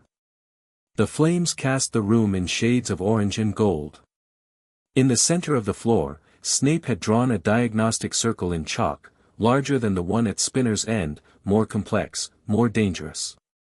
Harry looked at the circle and stopped walking. "What are those symbols?" he asked. "Old magic. Protection magic. They will keep you safe while I work." "Are you sure?" Snape looked at the boy, at the fear in his eyes, at the tension in his shoulders, at the way his hands had curled back into fists. Harry was trying to be brave. Harry was always trying to be brave. But bravery was not the same as safety. "I am sure," Snape said. "I will not let anything harm you. Do you believe me?" Harry considered the question. Then, slowly, he nodded. He stepped into the circle. Snape walked around him, checking the chalk lines, reinforcing the protection wards. His wand moved in patterns he had not used in years, patterns he had learned from his mother, patterns that had been passed down through generations of princes. Revelar magicum profundum. The silver light erupted from his wand, brighter this time, stronger. It washed over Harry in waves, illuminating the bindings that wrapped around his core. Snape saw them more clearly now. Hundreds of threads, yes, but also something else. Something he had missed before. A tether. A thick cord of dark magic, extending from Harry's core and disappearing into, somewhere. Somewhere beyond the circle. Beyond the manor. Beyond anything Snape could see. The tether pulsed with light. Each pulse drained a fraction of Harry's magic, not enough to kill, not enough to cause immediate harm. But enough to weaken. Enough to keep him small and quiet and powerless. Enough to feed whatever was on the other end. Snape reached out with his magic, carefully, delicately, and touched the tether. And screamed. The pain was instantaneous. Agonizing. It ripped through him like a blade of fire, carving through his magical defenses, his mental shields, everything he had built to protect himself. He fell to his knees. His wand clattered to the floor. The silver light vanished. "Mr. Snape." Harry's voice. Distant. Frightened. Snape forced his eyes open. The boy was still in the circle, still safe, but his face was white with terror. "I'm okay," Snape gasped. He was not okay. He was very far from okay. The tether had rejected him, violently, deliberately. Whatever was on the other end did not want to be found. "What happened?" Harry asked. His voice trembled. "You were screaming." Snape pushed himself to his feet. His legs shook. His head pounded. His magic felt raw, scraped, as if someone had taken sandpaper to his soul. "Nothing," he lied. "I made a mistake. I will not make it again." He retrieved his wand. He dismissed the circle. He led Harry back to the kitchen and made him breakfast, eggs and toast and jam, the same as yesterday, and watched as the boy ate. But his mind was elsewhere. The tether had felt familiar. Not the magic itself, that was dark and ancient and utterly foreign. But the signature. The texture. The way it had twisted and struck back at him. He had felt something like that before. Years ago. In a different context. In a different war. He had felt it in the Dark Lord's presence. That night, after Harry was asleep, Snape wrote the letter he had been avoiding. Not to Dumbledore. Not to the Ministry. To someone else. Someone he had not spoken to in nearly a decade. Andromeda. She had been his ally once, briefly, during the First War. She had been a Black, then, before she married a Muggleborn and was disowned. She had connections. Resources. Knowledge of dark magic that most witches and wizards would never possess. And she had reason to hate the Dark Lord.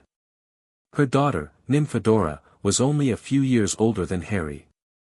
Andromeda would understand, perhaps better than anyone, what it meant to protect a child from forces that wanted to destroy them. Snape wrote the letter quickly, in short, precise sentences. He explained what he had found. What he suspected. What he needed. He did not mention where he was hiding.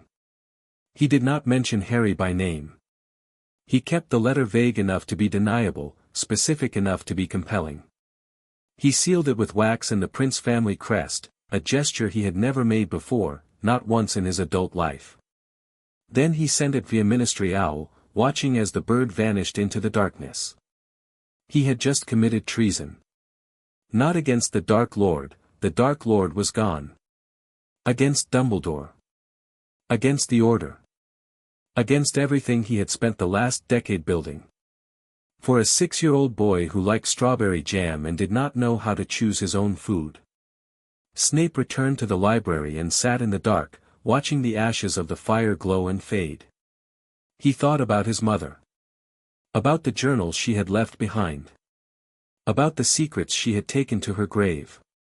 He thought about the Prince family legacy, the power that had been passed down through generations, the knowledge that had been hoarded and hidden and eventually forgotten.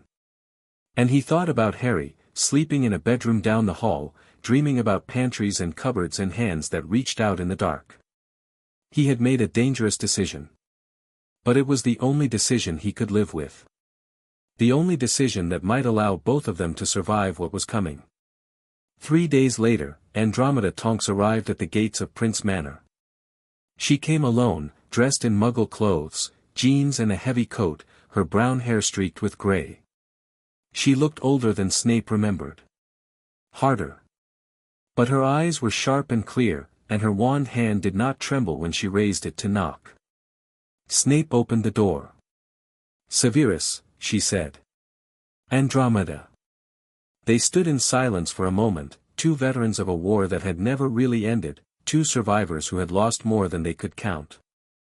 "Your letter," Andromeda said finally. "Was it true?" Snape stepped aside, letting her into the entrance hall. "See for yourself." He led her to the kitchen, where Harry was sitting at the table, carefully spreading jam on a piece of toast. The boy looked up when they entered. His eyes widened at the sight of a stranger, a new person, an unknown variable. Andromeda stopped walking. She stared at Harry. At his too thin frame. At his too large eyes. At the shadows under his lashes that spoke of sleepless nights and bad dreams. "Merlin," she whispered. "He looks just like." "Yes," Snape said. "He does." Harry looked between them, confused. "Mr. Snape. Who is this?" Andromeda knelt down, the same way Snape had learned to kneel, bringing herself to his level. "My name is Andromeda. I'm a friend of Severus. He asked me to come help him take care of you." Harry frowned. "Take care of me how?" Andromeda looked up at Snape. Her expression was unreadable, but her eyes held something that might have been understanding. Or pity. Or both. "The bindings," she said quietly. "You weren't exaggerating." "No. Show me."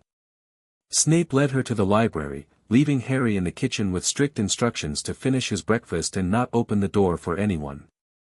Andromeda examined the diagnostic circle, still visible on the floor, though faded, and the notes Snape had made over the past 3 days. "The tether," she said, reading his observations. "You tried to trace it." "Yes."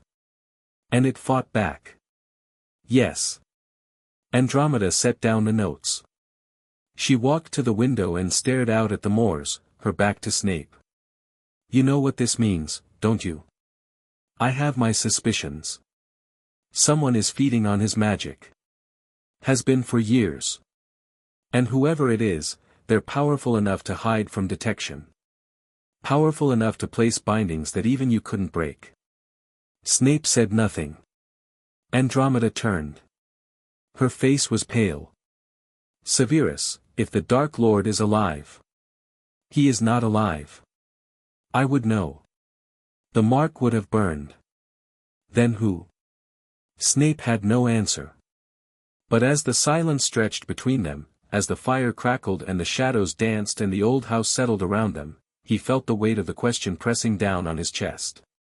Someone had been stealing Harry's magic. Someone had been keeping him weak. Someone had been watching him suffer and doing nothing. And when Snape found out who, when he finally uncovered the truth, there would be hell to pay. Chapter 5, Prince Manor Awakens. The morning after Andromeda's arrival, Harry woke to the sound of birds singing outside his window. He lay still for a long moment, eyes open, listening. Birds had never sung outside his window before. At Privet Drive, the only sounds were traffic and lawnmowers and the distant hum of televisions. At Spinner's End, there had been only silence, the heavy, watchful silence of a house waiting to decay. But here, the birds sang. And something else sang with them. A hum that was not quite sound and not quite magic, vibrating through the walls, through the floor, through the air itself. The manor was awake. Harry did not know how he knew this. He simply knew. The house had been sleeping when they arrived, drowsy and dust-covered, like an old animal curled in front of a dying fire. But something had changed overnight. The walls seemed brighter. The air seemed cleaner. The shadows seemed shorter. He climbed out of bed and padded to the window. The moors stretched before him, endless waves of green and gold, rolling toward a horizon that seemed to go on forever. Fog clung to the ground in thin ribbons, twisting and untwisting like living things. In the distance, a river caught the morning light and threw it back in shards of silver. Harry pressed his palm against the cold glass. The window warmed under his touch, not hot, but welcoming. As if the house was saying good morning. He had never been greeted by a house before. He turned from the window and walked to the door. The hallway outside his room was long and dark, lined with portraits that had been covered with cloth. Harry had noticed them yesterday but had been too afraid to look closely. Today, he stopped in front of the nearest one. The cloth was old, faded velvet, embroidered with silver thread. Harry reached out and touched the fabric. It crumbled under his fingers, falling away in soft gray flakes, revealing the portrait beneath. A woman stared back at him.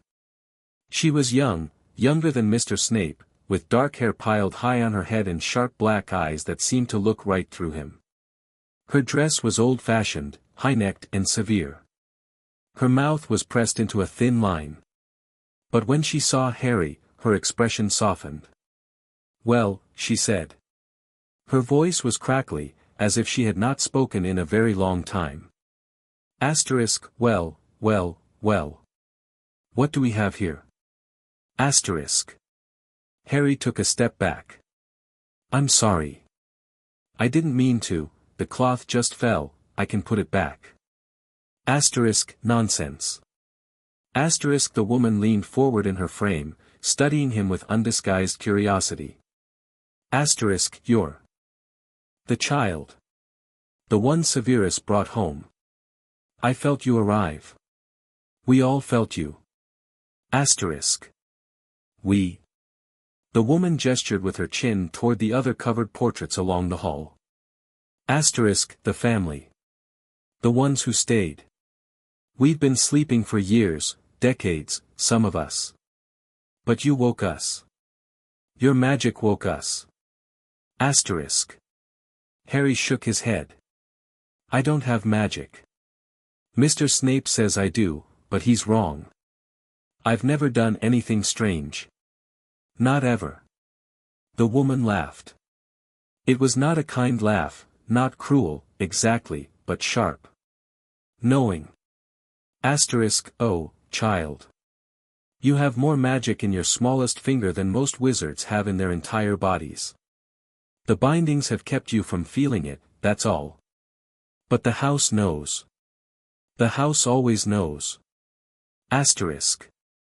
Before Harry could respond, footsteps echoed from the staircase. Mr. Snape appeared at the end of the hall, still in his night clothes, a black dressing gown over black pajamas, his hair loose around his shoulders. He looked tired. He always looked tired. "Harry," he said. "I see you've met Hildegard." "Hildegard Prince," the portrait said, with some dignity. Matriarch of this house for 43 years. "And you, nephew, have some explaining to do." Snape's jaw tightened. "Not now." Now is precisely the time. The wards have shifted. The protections have realigned. The Manor has accepted the child as, I said not now. Snape's voice was sharp. Too sharp. Harry flinched. The portrait, Hildegard, fell silent. But her eyes followed them as Snape took Harry's hand and led him down the stairs. The kitchen had changed overnight. Harry noticed it immediately. Yesterday, the kitchen had been clean but bare, stone floors, wooden counters, a massive hearth that had not been lit in years. Today, flowers bloomed on the windowsill. Herbs hung from the ceiling in fragrant bundles. The hearth crackled with a fire that had not been set by any human hand. Andromeda stood at the counter, chopping vegetables with a knife that moved on its own. She looked up when they entered and smiled, a real smile, not the polite, careful smile she had worn yesterday. "Good morning," she said. "The house made breakfast." "The house cannot make breakfast," Snape said flatly. Andromeda gestured to the table. A platter of eggs, bacon, toast, and fruit sat in the center, steaming hot, perfectly arranged. "Tell that to the eggs." Harry stared at the table. "How?" "Family magic," Andromeda said. "Old houses like this one, they're almost alive. They respond to the people who live in them. This house has been sleeping for a very long time. But something woke it up last night. Something, or someone." Harry looked at Snape. Snape looked at the table. Neither of them spoke. They ate breakfast in silence. The food was good, better than anything Harry had eaten at Privet Drive, better even than the meals Snape had made at Spinner's End. The eggs were fluffy. The bacon was crisp. The fruit was so sweet that Harry closed his eyes when he tasted it. When the plates were empty, Andromeda leaned back in her chair and folded her arms. "We need to talk about the bindings." Snape's expression darkened. "Not in front of. He's the one they're attached to." Andromeda's voice was gentle but firm. "He has a right to know what's happening to his own body." Harry looked between them. His stomach tightened. "The bindings? Like the ones you showed me in the library?" "Yes." Andromeda pulled her chair closer to his. "Harry, someone has placed dark magic on you. Magic that is stopping your own magic from working properly. Severus and I are going to try to remove it. But it may take time. And it may be uncomfortable. Will it hurt?" Andromeda glanced at Snape. Snape gave a small, nearly imperceptible nod. "It might," Andromeda said honestly. "We don't know yet. But we will do everything we can to make sure it doesn't. And we will never do anything without telling you first. Do you understand?" Harry understood. He understood that these two adults, these strangers, really, were trying to protect him in a way that no adult had ever tried before.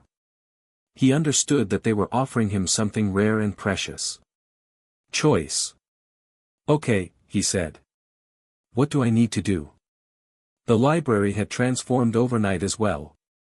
The books that had been scattered across the floor had returned to their shelves, not by magic, Harry suspected, but by the house itself. The windows were clean, letting in pale winter light. The fire burned higher and hotter than any fire had a right to burn. And in the center of the room, the diagnostic circle had been redrawn. It was larger now, much larger. Andromeda had added new symbols, new wards, new protections. Silver runes glowed along the outer edge, pulsing with a soft, steady light. The air inside the circle shimmered, as if the magic was so thick it could be seen. "This will take several hours," Andromeda said. "Severus and I will be working together. You don't need to do anything except sit still and try to relax." "I can sit still," Harry said. He had been trained to sit still. The cupboard had taught him that. He stepped into the circle. The magic wrapped around him like a blanket, warm and soft, nothing like the cold chains he could feel beneath his skin. He sat cross-legged on the floor and closed his eyes. "Ready," he said. Snape and Andromeda began to chant. The words were old, older than English, older than any language Harry had ever heard. They twisted through the air like smoke, coiling around him, through him, into him. He felt the bindings react. They tightened. Squeezed. Tried to push the magic away. But the chant did not stop. Andromeda's voice rose, strong and clear, cutting through the darkness. Snape's voice joined hers, lower, darker, weaving through her melody like thread through cloth. Together, they built something. A key. A blade. A door. The first binding broke. Harry gasped. The pain was sharp and bright, like a splinter being pulled from his skin.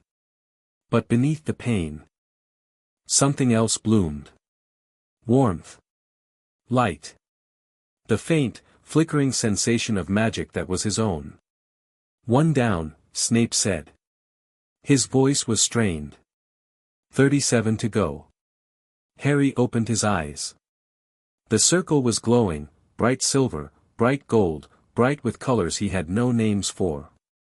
The bindings were visible now, even to his untrained eyes. Dozens of dark threads wrapped around his chest, his arms, his heart. And one by one, they began to break. Hours passed. Harry lost track of time. The pain came in waves, sharp, then dull, then sharp again. Each broken binding released a burst of magic that made the room tremble. Books fell from shelves. Candles flared and died. The portraits in the hallway shouted questions that no one answered. Through it all, Snape and Andromeda kept chanting. Their voices grew hoarse. Their faces grew pale. But they did not stop. When the 37th binding broke, the last of the smaller threads, Harry felt something shift inside him. Something deep. Something fundamental. He opened his eyes. The world looked different. Brighter. Sharper. He could see the magic in the walls, in the floor, in the air itself. He could see the threads of silver that connected Snape to Andromeda, the golden glow that surrounded the house, the deep, dark pulse of something beneath the manor, something old and powerful and waiting. "The tether remains," Andromeda said. Her voice cracked. "We cannot break it. Not yet. It's too strong." Snape lowered his wand. Sweat dripped down his face. His hands trembled. "We've done enough for today." Harry looked down at his own hands. They looked the same, small, pale, ordinary. But he could feel the magic now. Buzzing under his skin like a second heartbeat. Waiting. "Mr. Snape," he said. "I can feel it." Snape's expression shifted, surprise, then something softer. Something that might have been hope. "Good. Is it supposed to feel like I'm full? Like I've eaten too much, but not with food?" Andromeda laughed, a tired, relieved laugh. "That's exactly what it's supposed to feel like. Your magic has been suppressed for so long that it's flooding back all at once. You'll adjust." Harry flexed his fingers. A spark jumped between his thumb and forefinger, blue and gold and utterly beautiful. He stared at it. He had never seen anything so beautiful in his life. "I have magic," he whispered. "Yes," Snape said. "You do." That night, Harry could not sleep. The magic inside him would not settle. It buzzed and danced and whispered, filling his head with images and sensations he did not understand. He saw flashes of a woman with red hair, his mother, he realized, though he had never seen her face before. He saw a man with glasses and a crooked smile, his father. He saw a flash of green light and heard a scream that made him clap his hands over his ears. He got out of bed and walked through the dark hallway, past the portraits, now uncovered, now watching him with curious eyes, down the stairs to the ground floor. The manor guided him. He did not know where he was going. He simply followed the hum, the same hum he had heard that morning, vibrating through the walls. It led him past the kitchen, past the library, past a door he had not noticed before. The door was old. Ancient. Carved from dark wood that seemed to absorb the light. Symbols were etched into its surface, the same symbols from the diagnostic circle, Harry realized. Protection symbols. Warning symbols. The door opened before he could knock. Beyond it lay darkness. Not the darkness of a room without light, the darkness of a space that had been waiting. Waiting for someone. Waiting for something. Waiting for him. Harry stepped through the doorway. The darkness swallowed him. For a moment, he was nowhere, floating in emptiness, surrounded by silence. Then the lights came on. Thousands of them. Candles floating in the air, chandeliers swinging into place, sconces flaring to life along stone walls that stretched higher. Then Harry could see. He was in a chamber. A vast, circular chamber, with a floor of black marble and a ceiling that showed the stars, not painted stars, but real ones, winking and shifting as if the ceiling did not exist at all. And in the center of the chamber, a pedestal. On the pedestal, a book. Harry walked toward it. His footsteps echoed in the silence. The book was large, larger than any book he had ever seen, bound in leather so old it had turned to something like stone. The title was embossed in silver letters that glowed faintly in the candlelight. The Prince Family Grimoire. He reached out to touch it. Stop. Snape's voice. Sharp. Afraid. Harry turned. Snape stood in the doorway, his wand raised, his face pale in the candlelight. Behind him, Andromeda peered over his shoulder, her eyes wide. Harry, Snape said. Step away from the book. But it called me. Snape's wand lowered, fractionally. What do you mean, it called you? Harry looked at the grimoire. The silver letters pulsed with light, faster now, brighter. The hum he had been following all night was coming from this book. From the magic inside it. It wants me to read it, Harry said. It says I'm supposed to be here. Andromeda pushed past Snape and walked into the chamber. She circled the pedestal slowly, examining the symbols on the floor, the stars on the ceiling, the ancient magic that filled the air like perfume. Severus, she said. The family magic. It's accepted him. That's impossible. He's not a prince. He doesn't need to be. Andromeda pointed to the grimoire. Look at the binding. The magic isn't responding to blood, it's responding to something else. Something about him. Something the bindings were hiding. Snape walked to the pedestal. He stood beside Harry, close enough to touch, close enough to protect. His hand hovered over the book's cover, not quite making contact. I haven't seen this room since I was a child, he said quietly. My mother showed it to me once. She said the grimoire only opens for the head of the family. I assumed it would remain closed forever after she died. And yet, Andromeda said. And yet. Harry looked up at Snape. Can I open it? Snape stared at him for a long moment. His dark eyes searched Harry's face, looking for something, though Harry did not know what. I do not know what will happen if you do, Snape said. The grimoire contains the accumulated knowledge of generations of princes. Spells. Secrets. Histories. Some of them are dangerous. Some of them are dark.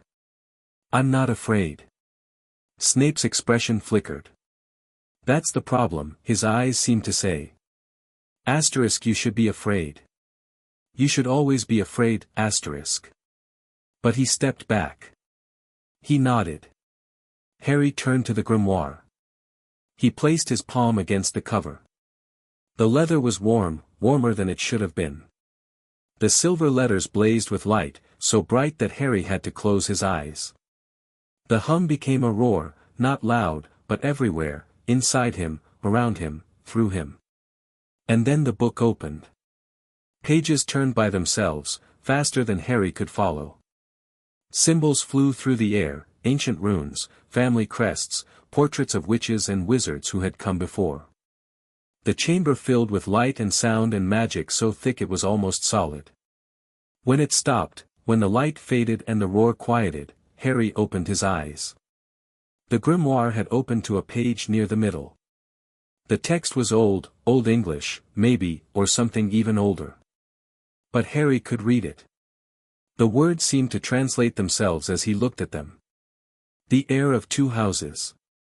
Asterisk, when the blood of the ancient line joins with the blood of the sacrificed, the hidden power shall awaken. The bindings shall break. The tether shall be severed, asterisk. But beware, for that which feeds shall not release its prey without a war. Harry read the passage aloud. His voice sounded strange in the chamber, too young, too small, too ordinary for words that felt like prophecy. When he finished, silence fell. Snape and Andromeda stared at him. Their faces were unreadable, shocked, perhaps, or terrified, or both. Two houses, Andromeda whispered. Prince and Potter. The grimoire is recognizing the connection. Harry, you're not just a guest here. The Manor has claimed you. Harry looked down at his hands. The blue-gold sparks were back, dancing between his fingers. Stronger now. Brighter. I don't understand, he said. What does it mean? What's going to happen to me? Snape knelt beside him, the kneeling again, the bringing himself down to Harry's level. His dark eyes were serious. Almost sad. It means, Snape said slowly, that you are no longer just Harry Potter, the boy who lived. You are also something else. Something the Prince family magic has decided to protect. Is that good? Snape hesitated. It is, powerful. And power always comes with a price. Harry looked at the grimoire. At the open page. At the words that seemed to burn into his memory. The tether shall be severed. He thought about the dark threads wrapped around his heart. About the magic that had been stolen from him. About the person, or thing, on the other end, feeding on his power like a parasite. That's fine, Harry said. I'll pay the price. I just want to be free. Andromeda turned away. Snape closed his eyes. The Manor hummed around them, not a warning, not a threat. An acknowledgement. The heir of two houses had spoken. And the ancient magic of the Prince family had heard him. ## Chapter 6, The Truth About Lily. The grimoire stayed open for 3 days. Harry visited it every night, slipping out of bed after the Manor had settled into silence, padding through the dark hallways to the hidden chamber beneath the library. The book called to him, not in words, but in feelings. Curiosity. Urgency. A sense that something important was waiting to be discovered. On the first night, he learned about the Prince family history. The Princes had never been a large family. They had never been wealthy like the Malfoys or powerful like the Blacks. Their strength had always been in secrets, in the kind of magic that could not be taught in books, passed down from mother to child through generations. They had been potion makers and curse breakers and keepers of old knowledge. They had survived wars and purges and the slow decay of time itself. And then Eileen Prince had married Tobias Snape, and the line had nearly ended. Harry read about Eileen in the grimoire's pages, her birth, her education at Hogwarts, Slytherin, like her mother before her, her brilliant mind and her terrible loneliness. She had fallen in love with a muggle who did not understand magic, who feared it, who grew to hate her for it. She had given up everything for him, her name, her family, her magic in all but practice. And she had given birth to a son. Severus Snape. Harry closed the book on that first night with his heart pounding. He had known Mr. Snape was sad, he could see it in the way the man moved, in the shadows under his eyes, in the careful way he spoke, as if every word cost him something. But he had not understood why. Now he was beginning to. On the second night, Harry found the section about Lily. It was not in the grimoire itself. The grimoire was a record of the Prince family, their births, their deaths, their marriages, their magical accomplishments. Lily Evans was not a prince. She had never married into the family. She had no place in these pages. But someone had added her anyway.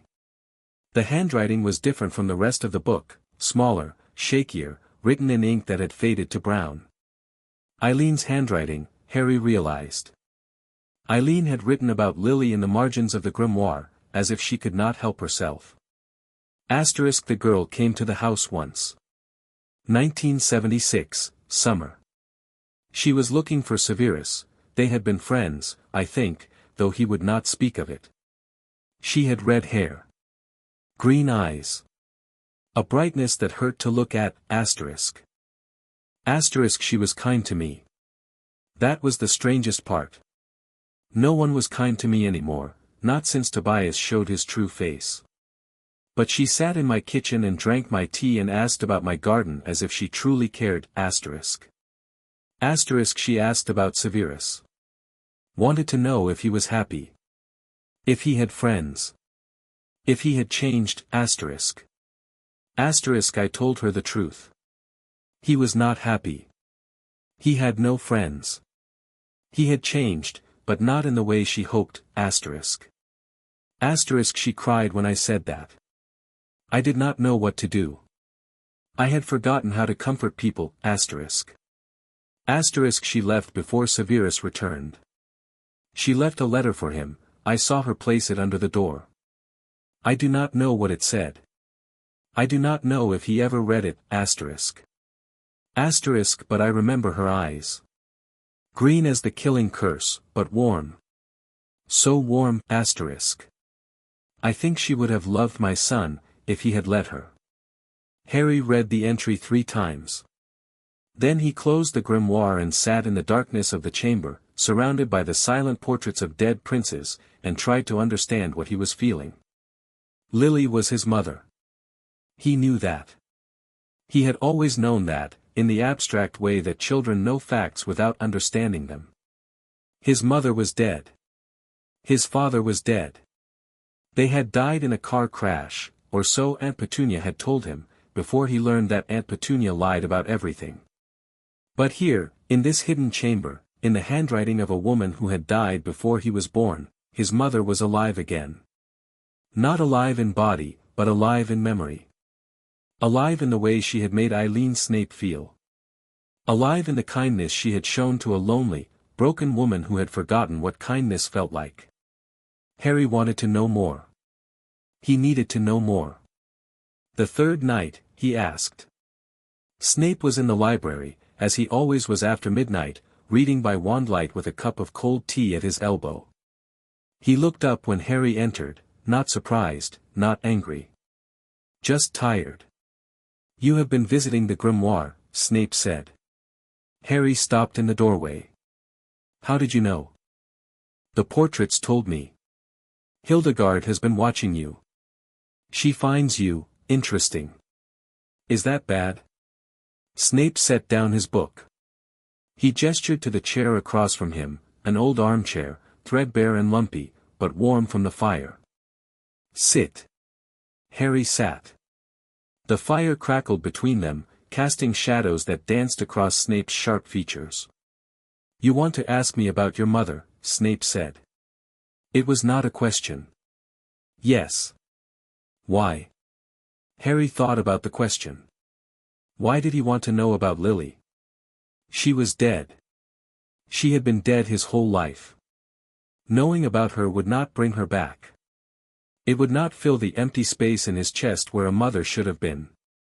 But I don't know anything about her, Harry said. Aunt Petunia never talked about her. She said Lily was a freak. That she got what she deserved.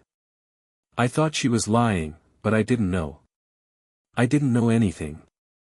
Snape's face went very still. Petunia said that? Harry nodded. Snape closed his eyes. For a long moment, he did not speak. The fire popped. A log shifted, sending up a shower of sparks.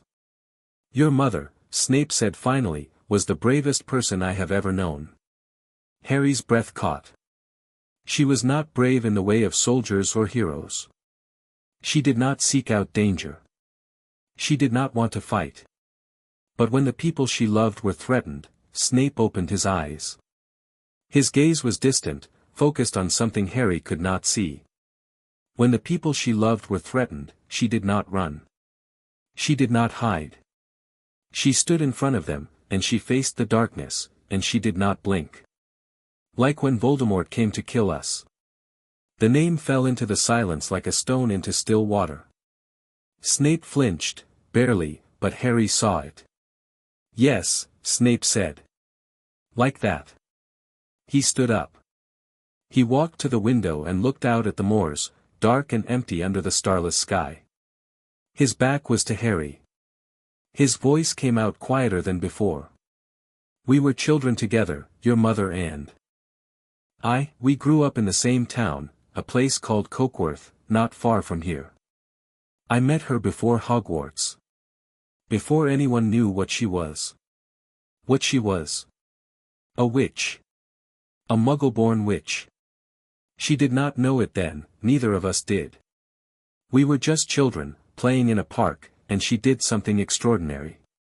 She made a flower bloom in her hand. Just by wanting it. Harry imagined it. A little girl with red hair and green eyes, sitting in a park, making flowers appear from nothing. He had never made anything appear from nothing. He had never done anything extraordinary at all. She was not afraid of me, Snape continued. Everyone else was afraid of me, or disgusted by me. I was strange. I was poor. I wore clothes that did not fit and knew things I should not have known. But Lily looked at me and saw, someone worth knowing. What happened? Snape was silent for so long that Harry thought he would not answer. The fire burned low. The shadows stretched. We grew up, Snape said finally. We went to Hogwarts. I was sorted into Slytherin. She was sorted into Gryffindor. And our friendship, it became more difficult. She made other friends. I made other allies. We drifted apart. Drifted apart. The words were too small for the weight Snape gave them. Harry understood that. He had learned, in his short life, that adults used small words to hide big truths. Did you love her? The question came out before Harry could stop it. He expected Snape to be angry. To deny it. To deflect with sarcasm or silence. But Snape simply stood at the window, his back to Harry, and said nothing. The silence was the answer.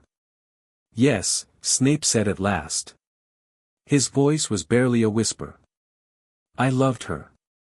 From the time we were children until the day she died. And I have loved her every day since. Harry's eyes burned. He did not know why. He had never known his mother. He had never felt her arms around him or heard her voice or seen her smile. But hearing Snape speak of her, hearing the love, and the grief and the guilt all tangled together, made something ache inside him. She died protecting you, Snape said. That is the most important thing. The only thing that matters. Voldemort came to kill you, because of a prophecy, because of something you represented, and your mother stood between you and him. She did not have a wand. She did not have a chance. But she stood anyway. And she died. She died. And her death created magic, ancient magic, blood magic, the kind that cannot be taught or learned. It protected you. It saved your life. And it left a mark on you that will never fade. Harry looked down at his hands. The blue-gold sparks danced between his fingers, softer now, more controlled, but still there. His mother's protection. His mother's love. Trapped in his blood like a second heartbeat. I wish I had known her, Harry said. Snape turned from the window. His eyes were red, not crying, but close. So close. She would have loved you. She would have been proud of you. You are nothing like the child I expected to find in that shed. What did you expect? Snape hesitated. Someone like your father. Harry's stomach tightened. What was wrong with my father? Snape walked back to his chair and sat down heavily. The firelight carved new shadows into his face, shadows that made him look older than his years. Your father, Snape said carefully, was a good man. In the end, he was a good man. He died trying to protect your mother. He died trying to buy her time to escape with you. That takes courage. That takes love. But when we were young, when we were at Hogwarts together, he was not a good man. He was cruel. He was arrogant. He and his friends tormented me for years. For no reason except that I was different. That I was easy to hate. Harry thought about Dudley. About the way Dudley and his friends had chased him through the playground, calling him names, knocking him to the ground. About the way the teachers had looked away, pretending not to see. Your father grew out of it, Snape said. He changed. He married your mother. He became someone worthy of her. But he stopped. Swallowed. I could not forget. I cannot forget. The boy he was still lives in my memory, and that boy is not someone I can love. Harry stared into the fire. He did not know what to feel. Anger, maybe, at a father he had never known, a father who had been cruel to the man who had saved him. Grief, maybe, for the mother who had loved both of them. Confusion, always confusion. Do you hate me? Harry asked. Because I'm his son. Snape's head snapped up. No. But you said. I said I expected to find someone like your father. I expected arrogance. Entitlement. The smug certainty of a child who had been told his whole life that he was special. Snape leaned forward. Instead, I found a boy who had been locked in a shed for 3 days and asked me why anyone would help him. Do you understand the difference? Harry did not understand. Not fully. But he understood that Snape was trying to tell him something important. Something about expectations and reality. Something about the difference between who a person was supposed to be and who they actually were. Tell me more about my mother, Harry said. And Snape did. He talked until the fire burned to embers and the sky outside the window turned grey with dawn. He talked about Lily's laugh, bright and loud, nothing like the polite giggles of her peers. He talked about her temper, fierce and quick, gone as fast as it came. He talked about her magic, wild and brilliant, always doing more than anyone expected. He talked about the letter she had sent him, years after they had stopped speaking, when she was pregnant with Harry. I want you to know that I forgive you, she had written. Asterisk, I want you to know that I still remember the boy who showed me magic for the first time. I hope he's still in there somewhere. Asterisk. Snape had kept the letter. He had read it every year on the anniversary of her death. Harry listened to it all. He did not interrupt. He did not ask questions. He simply sat in the old armchair, wrapped in a blanket the house had provided, and let Snape's words wash over him.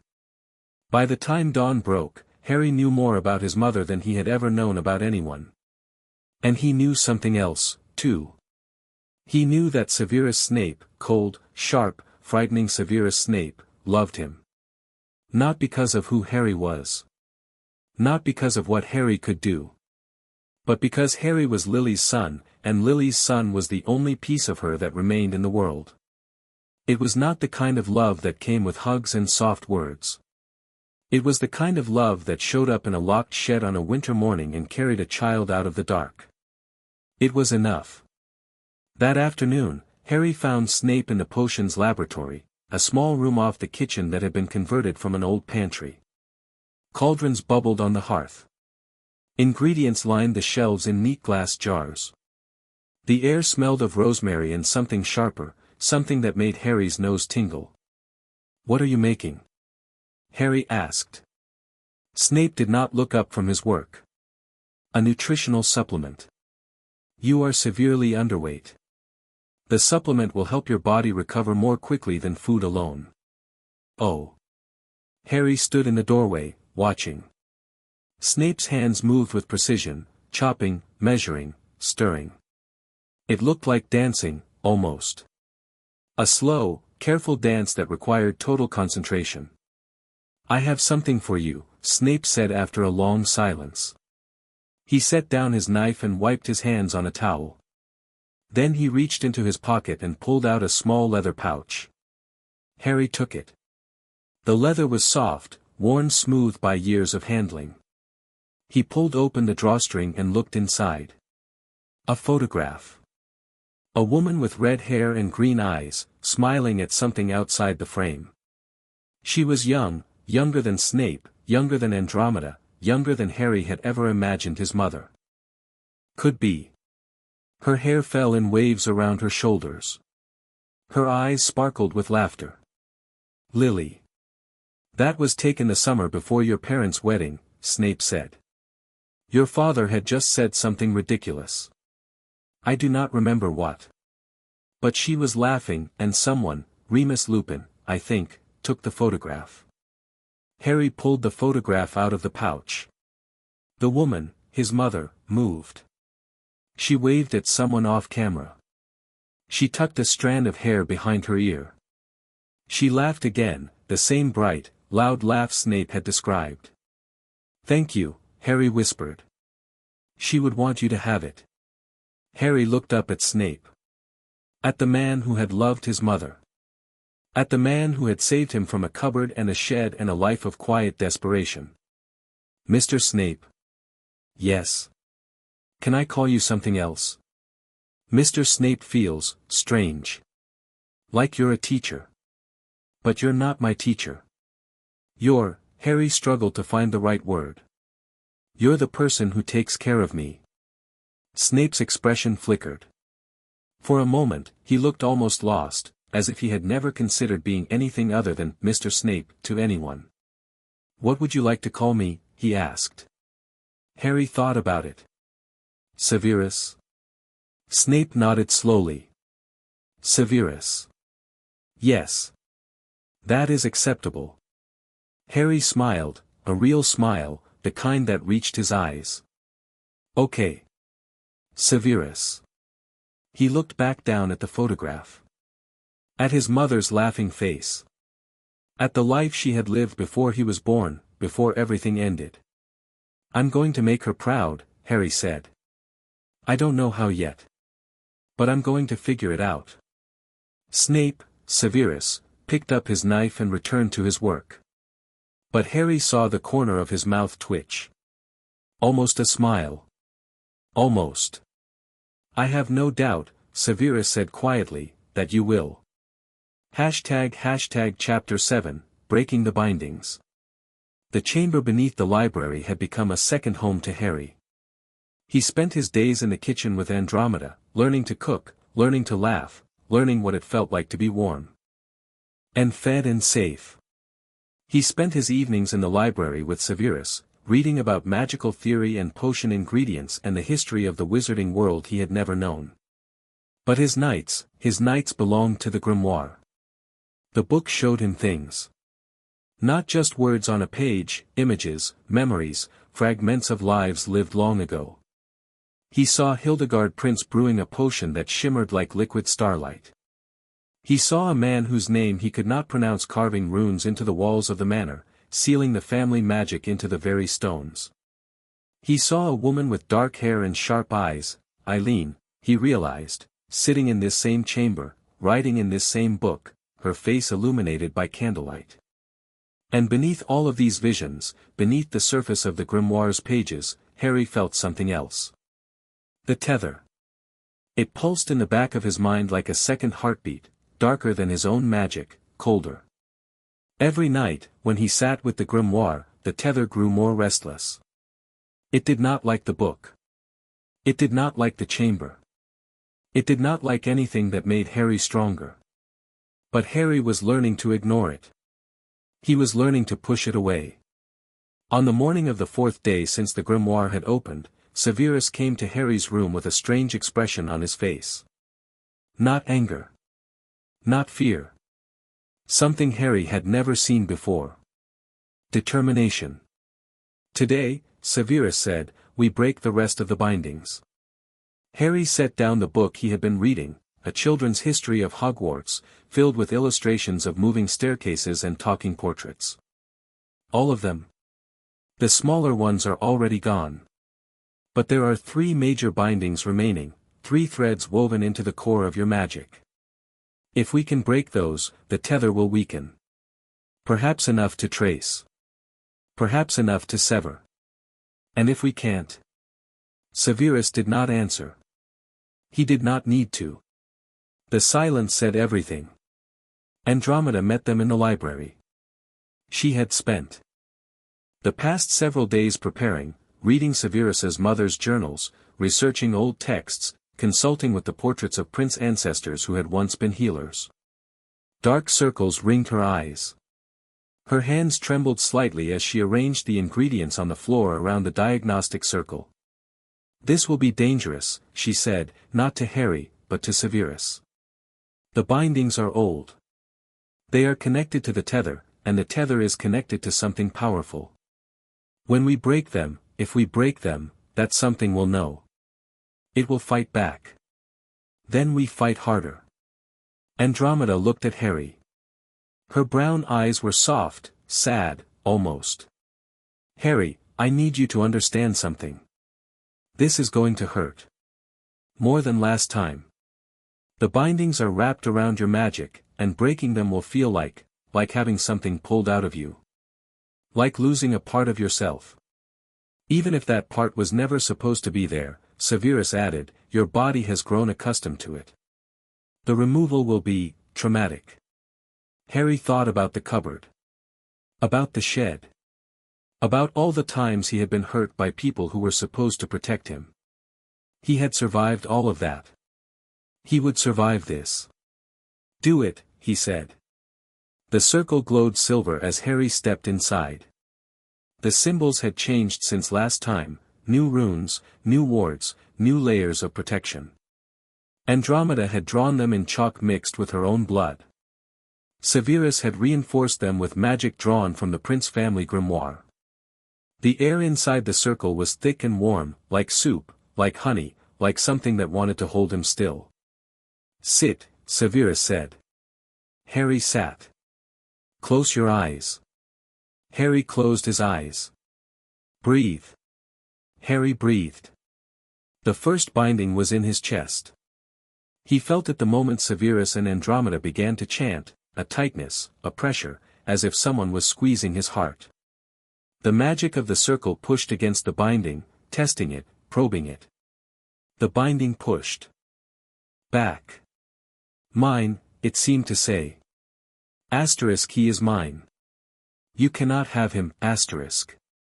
But Severus and Andromeda did not stop. Their voices rose and fell, old words, older than the binding, older than the tether, older than anything Harry had ever heard.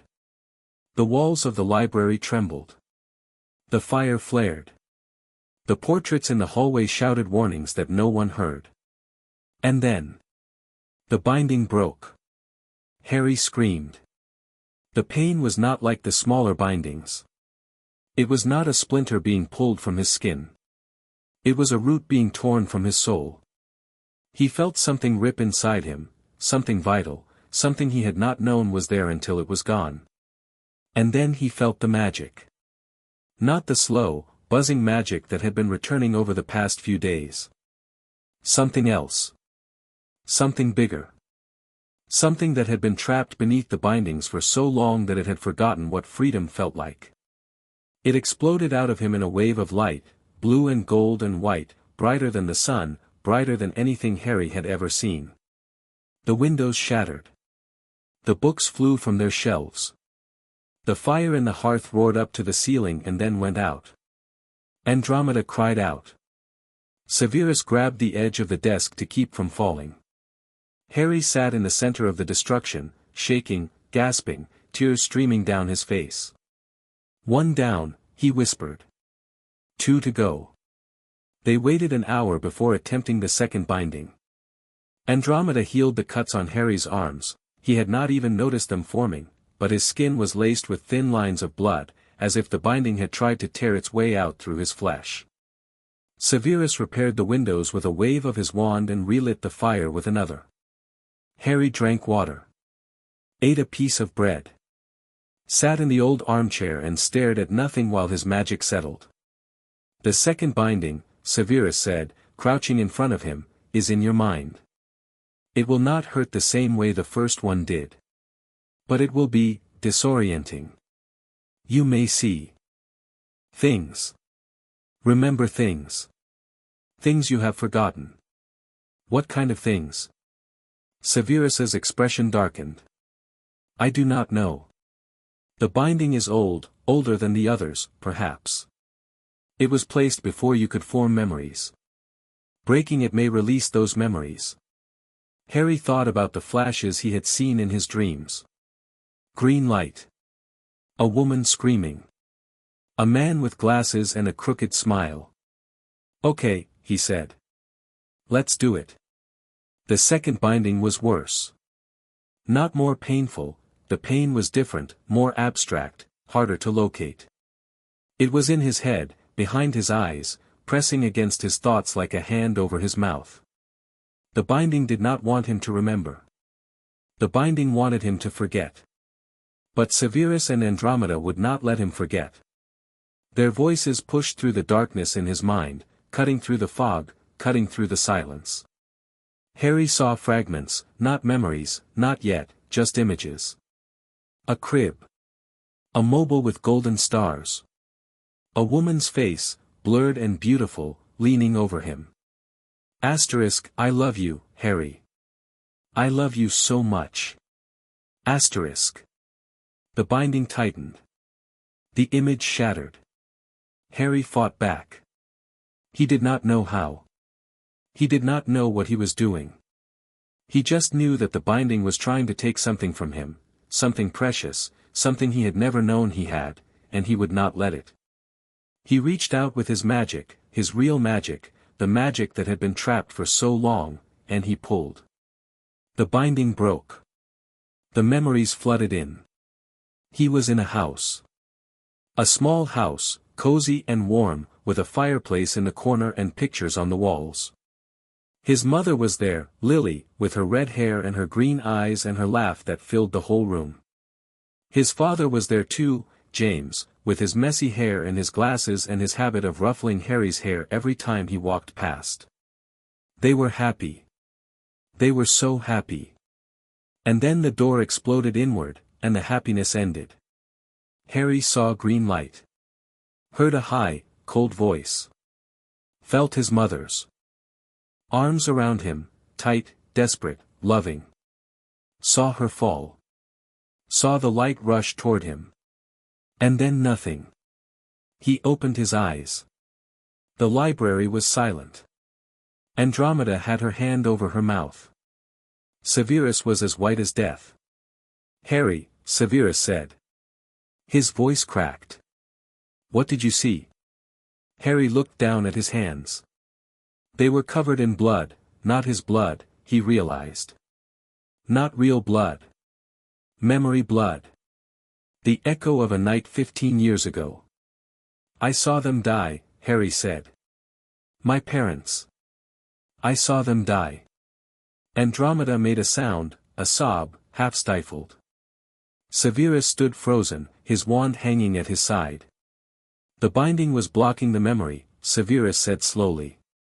Someone wanted you to forget.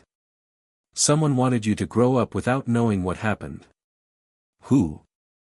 Severus did not answer. But Harry saw the look that passed between him and Andromeda, a look of shared suspicion, shared fear. The third binding waited. They broke it at midnight. The third binding was the deepest, wrapped around Harry's heart, around his lungs, around the very center of his magical core. It was the binding that connected to the tether. The binding that fed his magic to whatever waited on the other end. Breaking it would be dangerous. Breaking it could kill him. But not breaking it meant remaining a prisoner forever. Do it, Harry said. Severus and Andromeda stood on opposite sides of the circle. Their faces were grim. Their hands were steady. They began to chant. The binding fought back immediately, harder than the others, more viciously. The tether pulsed with dark light, feeding power into the binding, strengthening it. Harry felt himself being pulled away from the circle, away from the library, away from the manor. Pulled toward something cold and dark and hungry. Come back, something whispered. Asterisk, come back to me. You belong to me, asterisk. No, Harry said. He planted his feet, metaphorically, spiritually, magically. He stood in the center of the circle and he refused to move. Asterisk, you cannot escape. I am inside you. I am part of you. You will always be mine, asterisk. No. Harry reached deep inside himself, deeper than the bindings, deeper than the tether, deeper than anything he had ever touched before. He found the place where his mother's sacrifice lived, the ancient blood magic that had saved his life 15 years ago. And he pulled. The magic erupted out of him, not blue gold this time, but something else. Something older. Something that burned with the heat of a woman's love and the cold of a woman's death. The tether screamed. The binding shattered. Harry fell forward onto his hands and knees, gasping, choking, drowning in magic that was too big for his body to hold. The circle exploded outward, chalk flying, runes dissolving, wards crumbling. The fire went out. The candles went out. The portraits in the hallway fell silent. And then. Silence. Complete, absolute silence. Harry lay on the cold stone floor of the library, his cheek pressed against the stones, his body trembling. He could not move. He could not speak. He could barely breathe. But he could feel. For the first time in his life, for the first time since he was a baby in his mother's arms, he could feel his magic. All of it. The full, wild, glorious flood of power that should have been his from the beginning. It was beautiful. It was terrifying. It was his. Severus reached him first. Hands on his shoulders, gentle, steady, pulling him up. Harry's head lolled. His vision blurred. But he saw Severus's face, pale, terrified, hopeful. Harry. Harry, can you hear me? Harry tried to speak. His throat was raw. His voice came out as a whisper. I'm okay. Severus's hands tightened on his shoulders. You are not okay. You are very far from okay. But you are alive. That is what matters. Andromeda appeared at Severus's side. Her face was wet with tears. She was smiling, shaking, crying, but smiling. The tether, she said. It's still there. But it's weak. So weak. Whatever was on the other end, it's been cut off. It can't feed anymore. Harry looked down at his chest. He could not see the tether, not with his eyes, but he could feel it. A thin thread of darkness, wrapped around his heart, still pulsing with faint, dying light. Can you remove it? He asked. Severus shook his head. Not yet. It is too dangerous. But it is dormant now. It cannot hurt you. And when you are stronger, when we understand it better, we will find a way to break it completely. Harry nodded. His head felt heavy. His eyes felt heavy. Everything felt heavy. Sleep, Severus said. You have earned it. Harry wanted to argue. There was so much he did not understand. So many questions he needed to ask. But his body would not listen. His body was done. He closed his eyes. And for the first time in his life, for the first time since he was a baby in a house that had been destroyed by darkness, Harry Potter slept without dreaming of green light. He woke in his bed, with sunlight streaming through the window and the sound of birds singing outside. The magic was still there. Buzzing under his skin, humming in his blood, filling him with warmth and light and possibility. It was not overwhelming anymore. It had settled. It had accepted him. Harry sat up. His body ached, every muscle, every bone. But he felt good. Strong. Alive.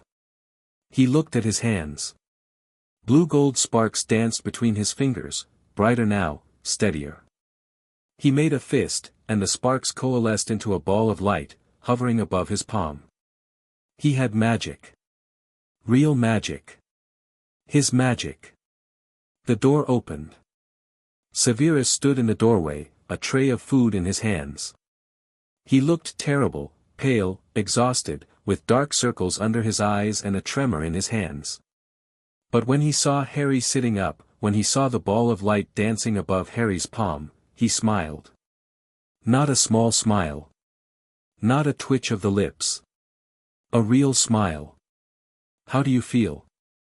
Severus asked. Harry thought about the question. He thought about the cupboard. About the shed. About the bindings and the tether and the memories of his parents' death. He thought about the manor and the grimoire and the two people who had risked everything to save him. Free, he said. And for the first time in his life, it was true. Chapter 8, Lessons at the Manor. The first lesson began 3 days after the bindings broke. Harry had spent those 3 days sleeping, eating, and exploring the manor with the wonder of a child who had never been allowed to explore anything. He found hidden passages behind bookshelves, a room full of musical instruments that played themselves, and a tower with a spiral staircase that led to a roof with a view of 3 counties. The house seemed to delight in revealing its secrets to him, a door that appeared only when he walked past it at a certain angle, a window that showed not the moors but the inside of a library he had never seen, a mirror that reflected not his face but the face of a woman with red hair and green eyes. His mother. He stood in front of that mirror for a long time, watching Lily smile at him, watching her wave, watching her mouth words he could not hear. He did not cry. He had done enough crying in the library when the memories flooded back. He simply looked, and remembered, and let the grief settle into a place inside him where it could live without drowning him. Severus found him there an hour later, still staring. The mirror is called a remembrance glass, Severus said quietly. It shows the people you have lost, not as they were in photographs, but as they live in your memory. The Prince family used them to communicate with loved ones who had passed beyond the veil. Can she see me? Harry asked. My mother. Can she see me looking at her? Severus was silent for a moment. Then, I do not know. I would like to think so. Harry nodded. He turned away from the mirror and looked up at Severus. You said lessons today. Yes. Your magic has returned, all of it, I suspect. And perhaps more than you should have at your age. You need to learn to control it before it controls you. What kind of lessons? Severus's lips twitched. All kinds. The first lesson was potions. Severus led Harry to the laboratory, the small room off the kitchen that smelled of rosemary and something sharper. The cauldrons had been cleaned. The ingredients had been organized. A small worktable had been set up at Harry's height, with a miniature cauldron and a set of child-sized measuring tools. Potions is not like other magic, Severus said, rolling up his sleeves. It does not require wands or incantations. It requires patience, precision, and an understanding of how different ingredients interact. Many wizards dismiss potions as mere cooking. Those wizards are fools. Harry climbed onto the stool in front of his work table. What are we making? A simple calming draught. It will not be perfect, you are 6 years old, and you have never brewed anything in your life. But it will teach you the basics. Measuring. Crushing. Stirring. Patience. Severus placed a small glass vial in front of Harry, clear liquid, faintly blue, with a smell like lavender and rain. This is the finished product. Smell it. Remember it. Your goal is not to replicate it perfectly, that would be impossible. Your goal is to understand the process. Harry lifted the vial to his nose. Lavender. Rain. Something else, something sweet, almost like honey. Good, Severus said. Now. The ingredients.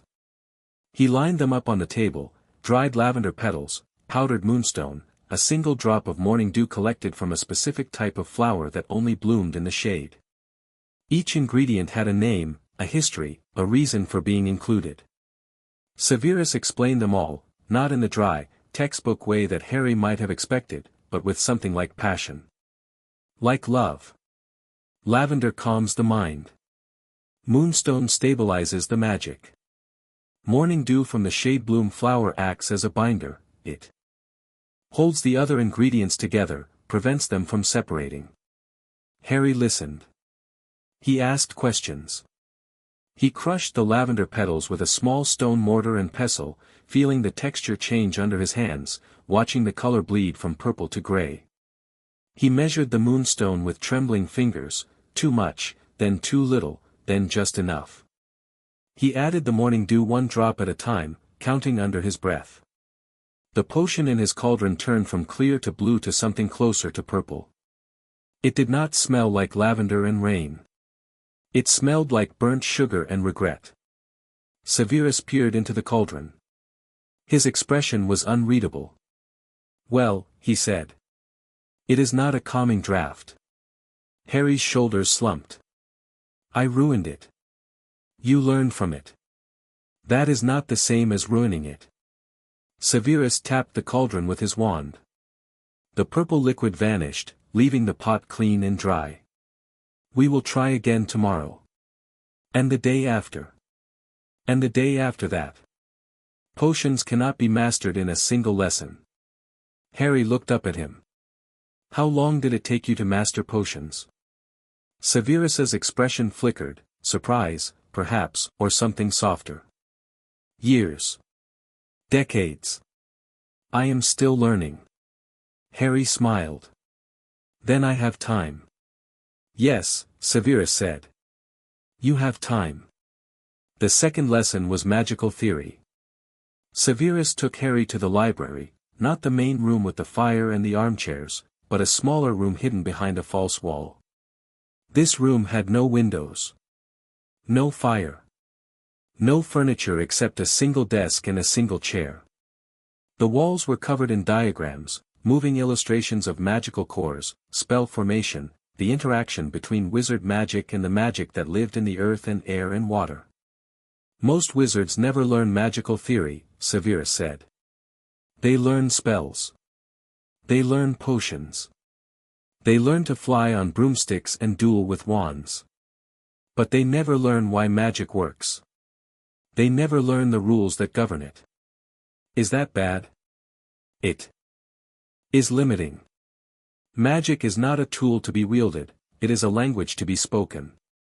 If you do not understand the grammar, you will never be fluent. You will simply memorize phrases. Harry looked at the diagrams. They made his head hurt, too many symbols, too many moving parts, too much information crammed into too small a space. I don't understand any of this, he admitted. Good. That means you are paying attention. Severus walked to the largest diagram, a cross-section of a wizard's magical core, rendered in gold and silver ink that seemed to glow in the dim light. He tapped it with his wand, and the diagram began to move, the core expanding and contracting, threads of magic extending outward like roots. "This is you," Severus said. "Before the bindings were broken, your core looked like this." He tapped again, and the diagram changed. The core shrank. The threads withered. Darkness crept in from the edges, wrapping around everything. Harry stared at the darkened diagram. That had been him. That had been his magic, trapped, suffocated, slowly being drained away. "And this is you now." Another tap. The darkness receded. The core expanded, larger than before, larger than the original diagram, larger than anything Harry had imagined. The threads of magic extended outward, bright and strong, reaching for something Harry could not see. "It's bigger," Harry said. "Yes." "Why?" Severus was quiet for a long moment. "I have a theory. The bindings were not only suppressing your magic, they were storing it. Every time your body produced magical energy, the bindings absorbed most of it and sent it through the tether to whatever was on the other end. But some of it remained. Trapped. Waiting. And when the bindings broke, the stored magic was released all at once. Combined with the natural growth of your core over 6 years. Severus looked at Harry with an expression that was almost wondering. "You have the magical reserves of a child twice your age, Harry. Perhaps older." Harry did not know what to do with that information. It felt too big for his body, too big for his mind. He was 6 years old. He had been locked in a cupboard less than 2 weeks ago. And now he was being told that he had more magic than most children twice his age. "I don't feel different," he said. "You will. When you start learning to cast, when your magic has somewhere to go, you will feel very different indeed." The third lesson was defense. Andromeda taught this one, in the ballroom on the second floor, a vast, empty space with a wooden floor that had been polished to a mirror shine and chandeliers that had not been lit in decades. She had cleared away the dust sheets and opened the curtains, letting in pale winter light. "Defense is not about fighting," Andromeda said, walking Harry through a series of stretches. "Defense is about not getting hit. The best duelists in the world are not the ones who cast the most powerful spells, they are the ones who know how to move." Harry copied her movements as best he could. His body was stiff from years of inactivity, from sitting in cupboards and lying in sheds and never running or jumping or playing like a normal child. But his body was also young. It wanted to move. It wanted to learn. "Again," Andromeda said. "Faster this time." Harry tried. He stumbled. He fell. He got up and tried again. "Good," Andromeda said. "Now, dodge." She flicked her wand. A ball of light shot toward Harry, not fast, not dangerous, but enough to make him move. He sidestepped. The ball missed him by inches. "Good." Again. Another ball. Harry ducked. Another. He jumped.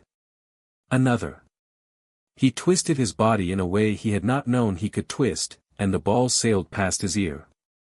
Andromeda lowered her wand. She was smiling. "You're a natural." Harry was breathing hard. Sweat dripped down his face.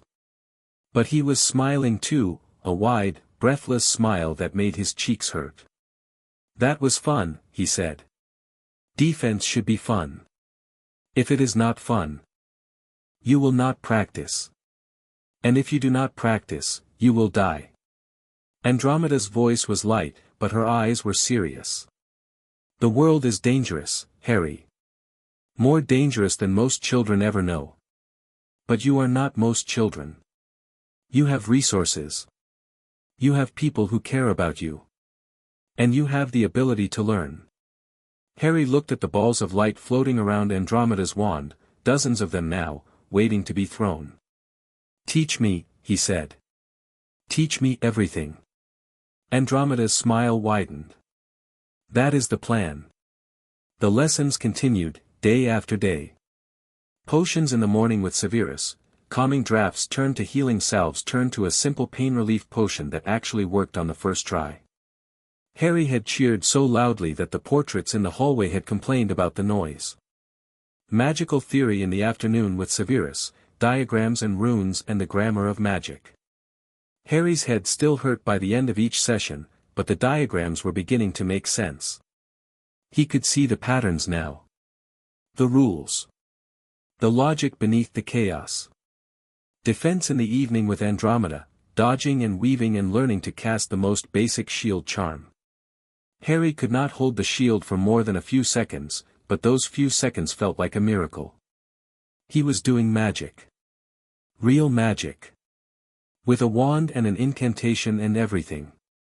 And at night, alone in his room, Harry practiced. He lit candles with a thought. He moved objects across the room without touching them. He made the water in his glass dance, twisting and turning, forming shapes that shimmered in the moonlight. His magic responded to him now, eagerly, joyfully, as if it had been waiting for this moment for years. He was learning. He was growing. He was becoming something more than the boy in the cupboard. On the 10th day of lessons, Severus found Harry in the library, reading a book about the history of Quidditch. The book was too advanced for him, the language was dense, the concepts complex, but Harry was determined. He sounded out the difficult words. He looked up the ones he did not understand. He read slowly, carefully, stubbornly. Severus sat in the armchair across from him and watched. "You read like your mother," he said finally. Harry looked up. How did she read? Voraciously. She devoured books. She could finish a novel in an afternoon and remember every detail months later. "I used to lend her my textbooks, the ones from the restricted section, the ones the library would not let her check out. She always returned them within a week, full of notes and questions." Harry looked down at the Quidditch book. "I'm not that fast." "You are 6. She was 15 when she read my textbooks. You have time." Harry closed the book and set it on the table. "Severus?" "Yes." "Thank you." Severus raised an eyebrow. "For what?" Harry thought about all of it. The shed. The manor. The bindings. The lessons. The photograph of his mother. The way Severus looked at him sometimes, not with the cold, calculating gaze Harry had seen in photographs of Professor Snape, but with something warmer. Something that might have been affection. "For not leaving me in the cupboard," Harry said. "For taking me somewhere safe. For teaching me. For," he stopped. Swallowed. "For being here." Severus's expression did not change. But his hand, the one resting on the arm of the chair, trembled, just slightly. "I made a promise," Severus said. "To your mother. To myself. I have broken many promises in my life. I will not break this one." Harry nodded.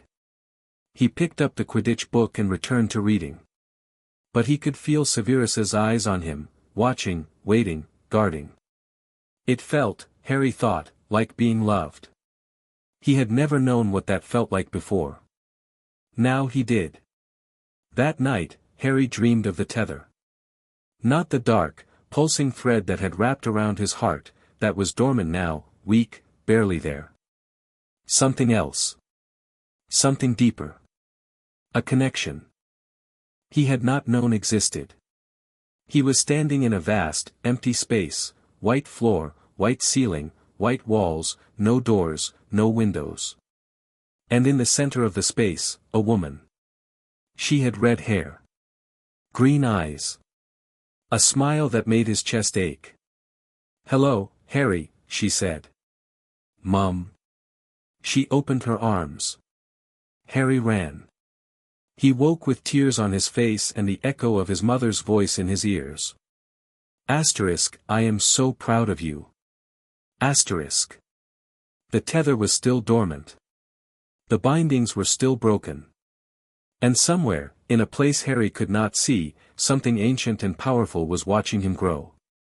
Waiting. Always waiting. ## Chapter 9, Dumbledore notices the silence. The first sign that something was wrong came from the Dursleys. Not directly, the Dursleys had no way to contact the magical world, and even if they had, they would not have used it. Vernon Dursley had spent 6 years pretending that his nephew did not exist. He was not about to break that habit now. But the blood wards around Privet Drive, the ancient protections that Dumbledore had woven into the very foundation of Number 4, began to flicker. Arabella Figg noticed it first. She was sitting in her front room, as she did every evening, surrounded by cats and the smell of cabbage. Her knees ached. Her back ached. Everything ached, because she was old and tired and had spent too many years watching a house where nothing ever happened. But tonight, something was happening. The wards around Number 4, she could not see them, not really, but she could feel them, were dimming. Fading. Like candles burning down to the last drop of wax. Arabella set down her tea. She walked to her front window and looked across the street. The Dursley house was dark. No lights in the windows. No car in the driveway. The garden was overgrown, the roses Vernon had been so proud of were dead, brown and brittle, their petals scattered across the yellow grass. The house looked empty. Arabella had not seen Harry Potter in 11 days. This was not unusual. The Dursleys often kept the boy inside for days at a time, punishment for some imagined transgression, or simply because they did not want to look at him.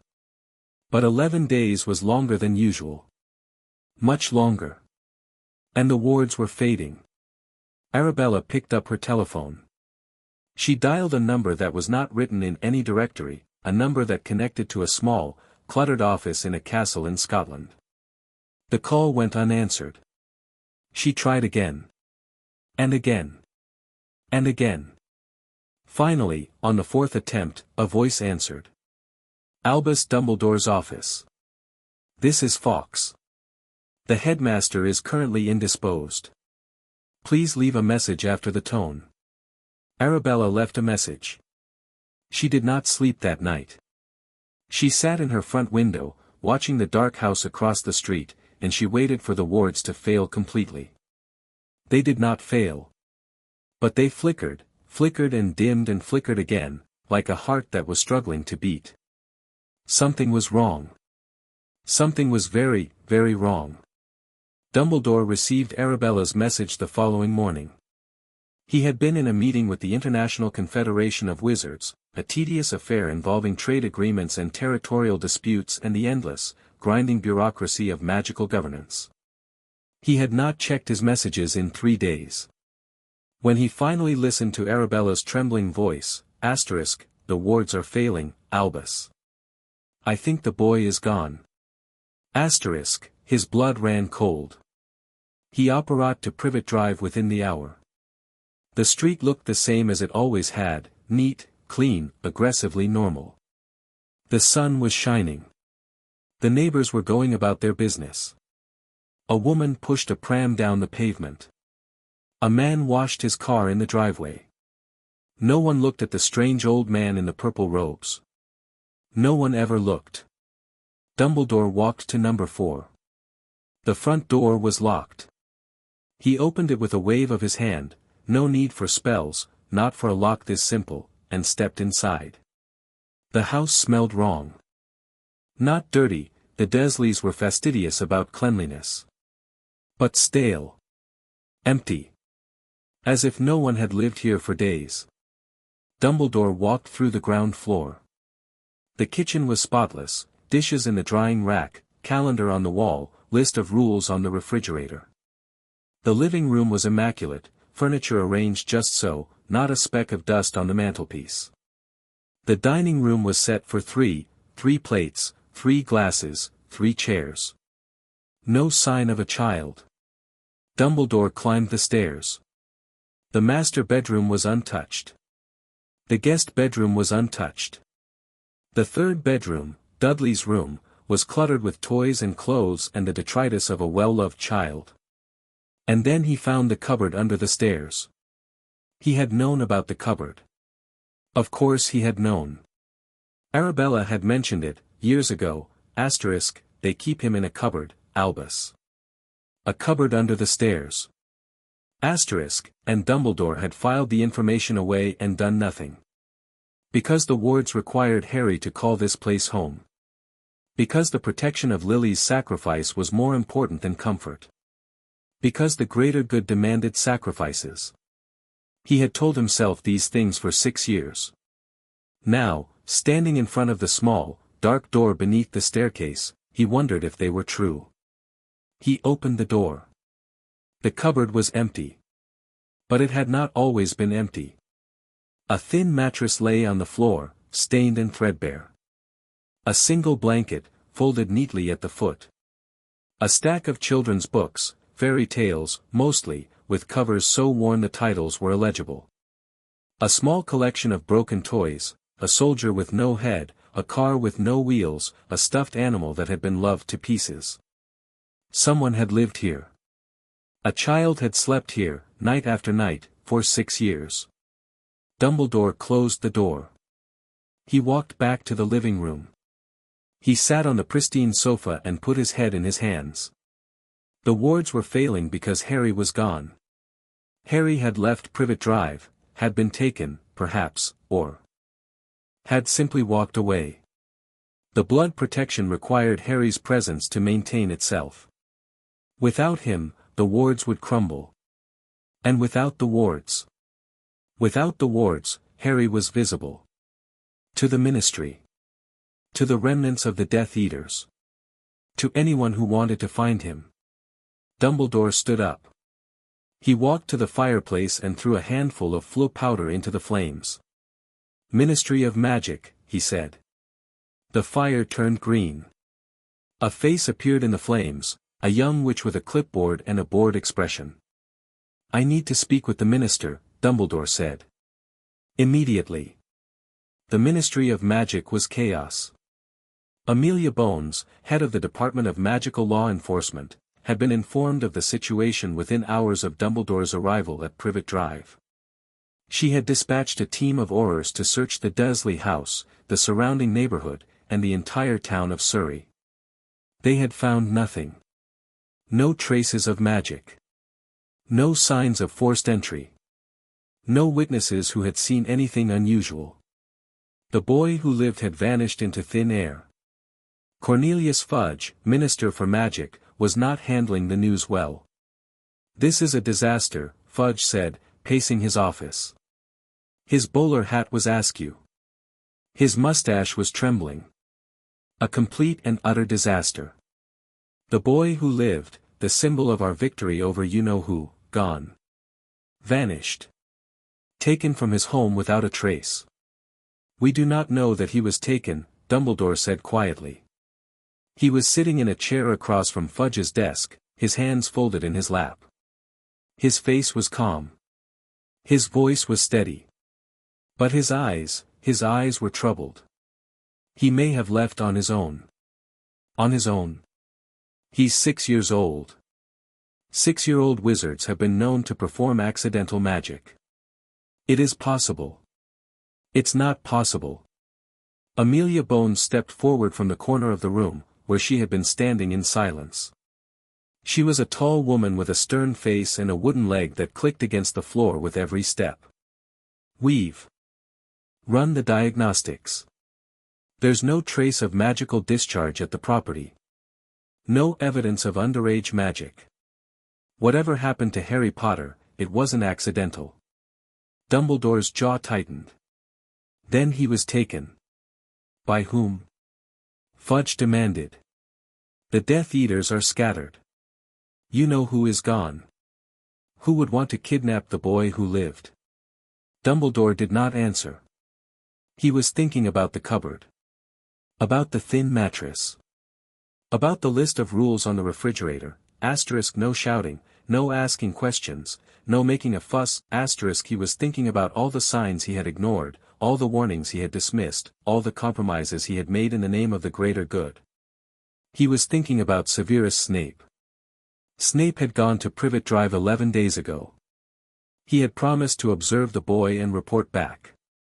He had not reported. He had not returned to Hogwarts. He had vanished as completely as Harry himself. Snape, Dumbledore said. Fudge stopped pacing. What? Severus Snape.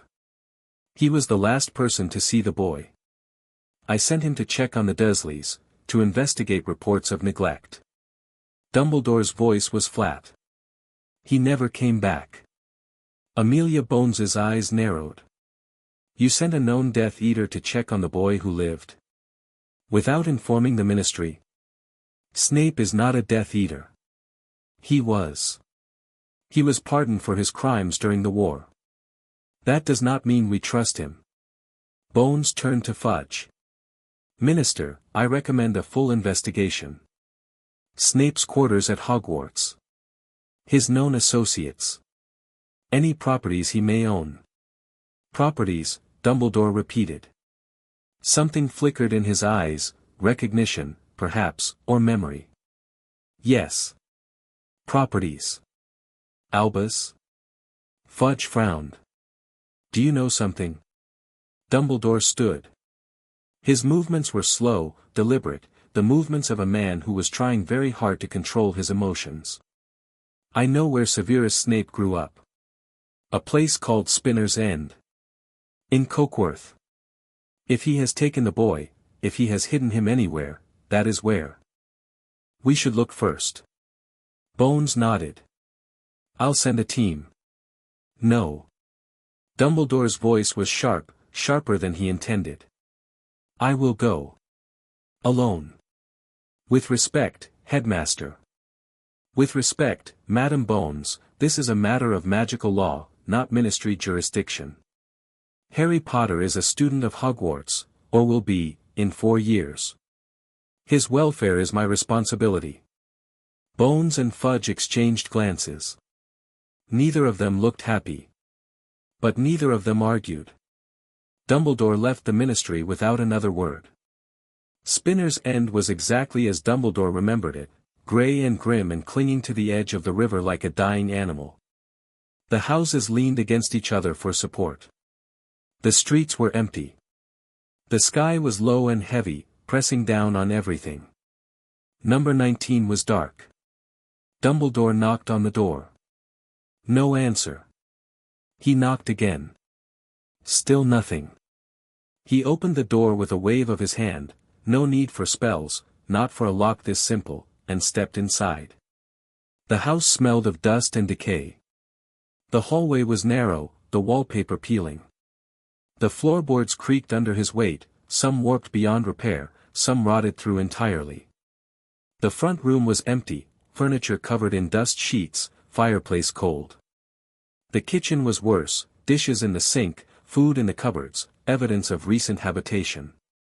But no child. Dumbledore climbed the stairs. 3 bedrooms. One had been recently used, a bed with rumpled sheets, a wardrobe with a few hanging shirts, a small stack of children's books on the nightstand. Children's books. Fairy tales, mostly. The same worn covers Dumbledore had seen in the cupboard under the stairs. Harry had been here. But he was not here now. Dumbledore sat on the edge of the bed. He picked up one of the books, The Tales of Beedle the Bard and opened it to a random page. The illustrations were faded, the paper brittle with age. Someone had read this book recently. Someone had turned these pages. He closed the book and set it back. On the nightstand.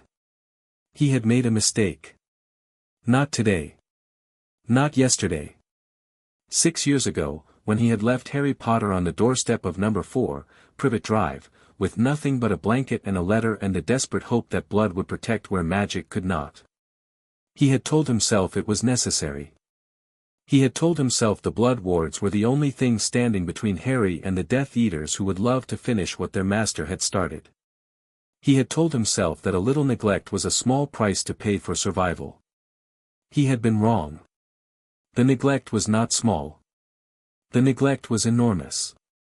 And now Harry was gone, taken by a man Dumbledore had trusted, a man Dumbledore had saved from Azkaban, a man Dumbledore had believed was capable of redemption. Perhaps Snape was redeeming himself. Perhaps he had taken Harry to protect him, not to harm him. Or perhaps Dumbledore had been a fool. He stood up. He walked to the window and looked out at the grey street below. Somewhere out there, a child was hiding. A child with green eyes and a scar and a destiny that Dumbledore had been trying to shape since the day he was born. That child was no longer within Dumbledore's reach. And Dumbledore did not know what to do about it. He returned to Hogwarts that night, exhausted and defeated. The castle was quiet, the students were asleep, the portraits were dozing, the torches in the corridors flickered low. Dumbledore walked through the empty halls to his office, climbed the spiral staircase, and sat down behind his desk. Fawkes trilled softly from his perch, a questioning sound, almost worried. "I know," Dumbledore said. "I made a mistake. Several mistakes. I sent Severus to check on the boy, and now they are both gone." Fawkes tilted his head. "The wards are failing. Without Harry's presence, the protection will crumble within weeks. And when it does," Dumbledore stopped. He did not want to finish the sentence. He did not want to think about what would happen when the Dark Lord's followers realized that the boy who lived was no longer protected. But he had to think about it. That was his burden. His curse. He had to think about everything, plan for everything, prepare for everything. "Find him," Dumbledore said to the empty room. "Find them both. Before it is too late." The fire crackled. The portraits pretended to sleep. Fawkes closed his eyes and tucked his head under his wing. And somewhere in the mountains of Cumbria, in an old manor that had been sleeping for decades, a boy with green eyes and a scar on his forehead sat in a library full of ancient books and learned to light candles with his mind. He did not know that the most powerful wizard in the world was searching for him. He did not know that the wards around his aunt's house were crumbling. He did not know that the tether, dormant but not dead, was pulsing with faint, hungry light. He only knew that he was warm. And fed. And safe. For now. Chapter 10, A Battle of Wills. The knock came at dawn. Severus was in the laboratory, brewing a nutrient potion for Harry. The boy's body was still recovering from years of malnutrition, and the potion helped his bones grow straight and his skin lose its grayish pallor. His hands were steady.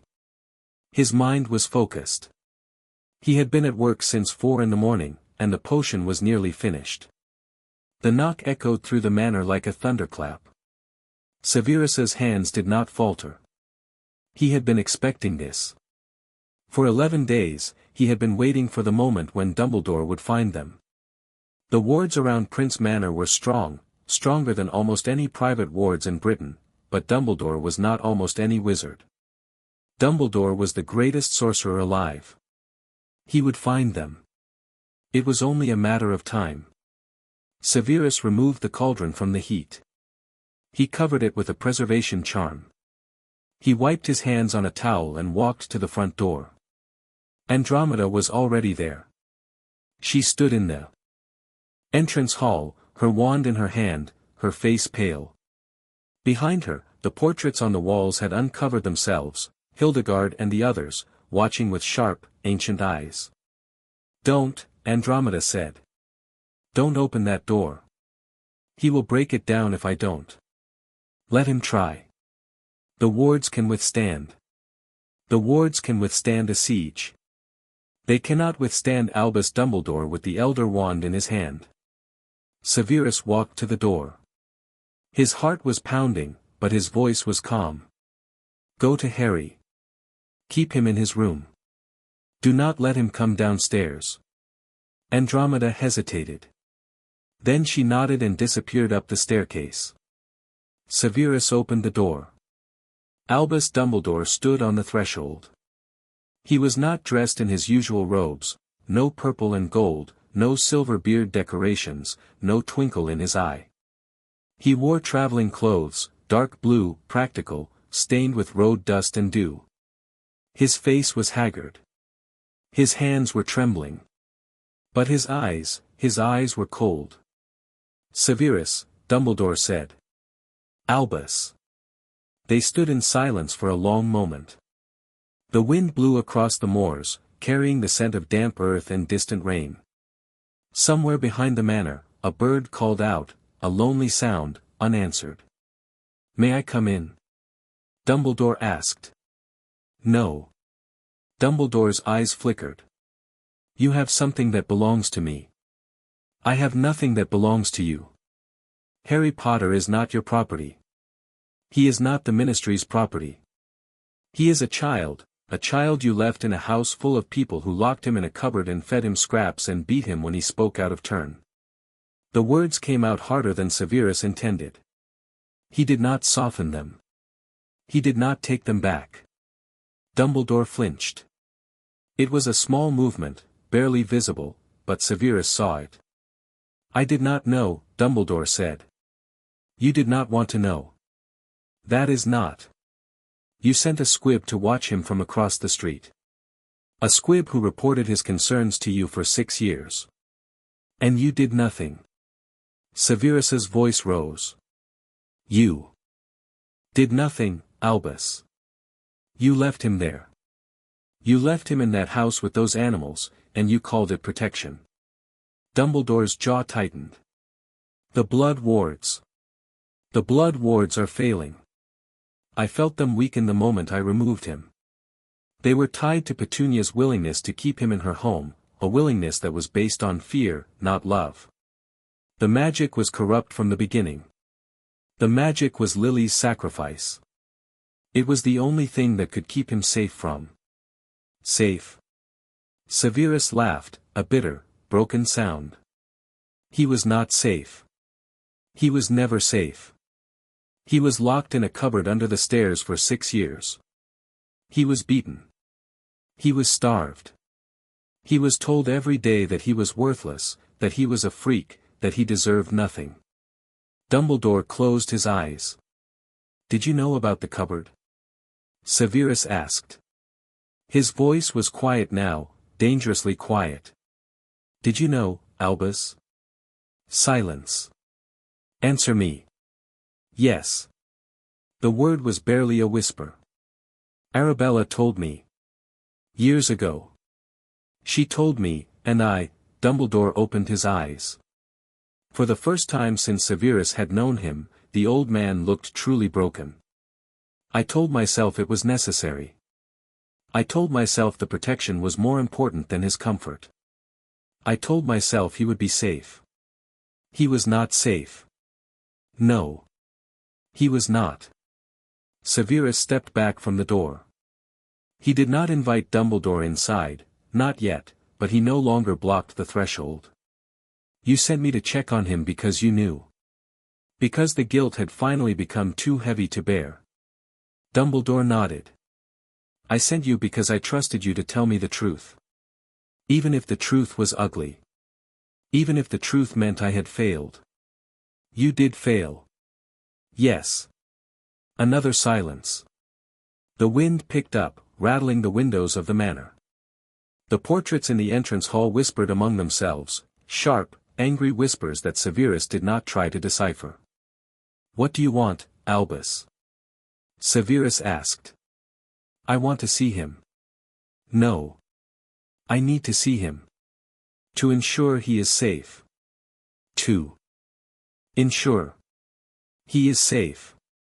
He is fed. He is warm. He is learning to control his magic that was suppressed for 6 years by binding someone placed on him without his knowledge or consent." Dumbledore's head snapped up. "Bindings?" Severus studied the old man's face. The shock seemed genuine. The horror seemed real. But Severus had been fooled by Dumbledore's expressions before. He had learned, over the years, that the headmaster's emotions were tools, weapons deployed with precision and purpose. "Someone has been draining his magic," Severus said. "For years." Bindings wrapped around his core, siphoning his power through a tether to something, or someone, on the other end. We broke most of them. The tether remains. Dumbledore's face went white. That is not possible. The blood wards would have prevented. The blood wards were designed to keep him hidden from external threats. They did nothing to protect him from threats inside the house. Severus's voice was ice. The bindings were placed by someone who had access to him. Someone who could visit him regularly. Someone he trusted. You think I think you left him with people who hated him. I think you ignored reports of his suffering for years. I think you placed the blood wards and then washed your hands of the consequences. Severus stepped forward, into the doorway, into the cold morning light. I do not know if you placed the bindings. I do not know if you even knew about them. But I know that you are responsible for what happened to him. Because you could have saved him, and you chose not to. Dumbledore did not deny it. He stood in the grey dawn, his traveling robes stained with mud, his beard tangled, his eyes empty. Let me see him, he said again. Please. Severus wanted to say no. He wanted to close the door in Dumbledore's face and reinforce the wards and pretend this conversation had never happened. But Harry was not his to hide. Harry was not his to control. Harry was a child who deserved to make his own choices, even difficult ones. He is not in this house because I kidnapped him, Severus said. He is here because he chose to come with me. He is here because he did not want to return to the cupboard. And if you try to take him back, if you try to force him to return to Privet Drive, I will fight you. I will not win. But I will fight. Dumbledore nodded slowly. I understand. Do you? I am beginning to. Severus stepped aside. Wait here. I will ask him if he wants to see you. He closed the door and walked upstairs. Harry was sitting on his bed, cross-legged, with the photograph of his mother in his hands. Andromeda stood by the window, her wand still drawn, her face still pale. She looked at Severus when he entered, looked at him with questions in her eyes. He wants to see Harry, Severus said. No, Andromeda said. It is not your choice. It is not my choice. Severus looked at Harry. Dumbledore is here. He is the one who placed you with your aunt and uncle. He is the one who left you there. He wants to see you, to apologize, I think, or to explain. You do not have to go. You do not have to speak to him. The choice is yours. Harry looked up from the photograph. His green eyes, Lily's eyes, were calm. Calmer than Severus would have expected. What does he want? Harry asked. He wants to take you back. To the Dursleys? I do not know. Perhaps. Perhaps somewhere else. But he wants to remove you from this house. He wants you under his protection. Harry set down the photograph. He stood up. He was still too thin, the nutrient potions were helping, but healing took time. But there was something different about him now. Something stronger. Something that had not been there 11 days ago. I want to talk to him, Harry said. Andromeda made a sound of protest. Severus silenced her with a look. Alone, Harry said. I want to talk to him alone. Dumbledore sat in the kitchen. The house had not welcomed him. The fire in the hearth burned low and sullen. The herbs hanging from the ceiling drooped as he passed. The portraits in the hallway had covered themselves again, a clear message, you are not wanted here. He sat at the kitchen table, his hands folded in front of him, and he waited. The door opened. A boy walked in. Harry Potter. Dumbledore had seen photographs, of course, grainy images in the Daily Prophet, blurry memories from well-wishers who had caught glimpses of the famous child. But photographs had not prepared him for this. The boy was small. Smaller than he should have been, smaller than Dudley, smaller than the other 6-year-olds Dumbledore had known. His clothes were too large, hand-me-downs, perhaps, or transfigured from adult garments. His hair was dark and messy, falling into his eyes. But his eyes. His eyes were green. Bright green. Lilies green. And they were looking at Dumbledore with an expression that made the old man's heart clench. Not fear. Not anger. Something worse. Calm assessment. As if Harry was measuring him. Weighing him. Deciding whether he was worth trusting. "Hello, Harry," Dumbledore said. "Hello." The boy sat down across from him. He did not smile. He did not fidget. He simply sat, still and watchful, and waited. Dumbledore had faced dark lords and dragons and the full force of the Ministry's bureaucracy.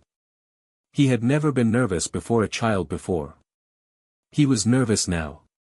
"Severus has told me some of what happened to you," Dumbledore said. "At your aunt and uncle's house." Harry nodded. "I am sorry. I am deeply, terribly sorry.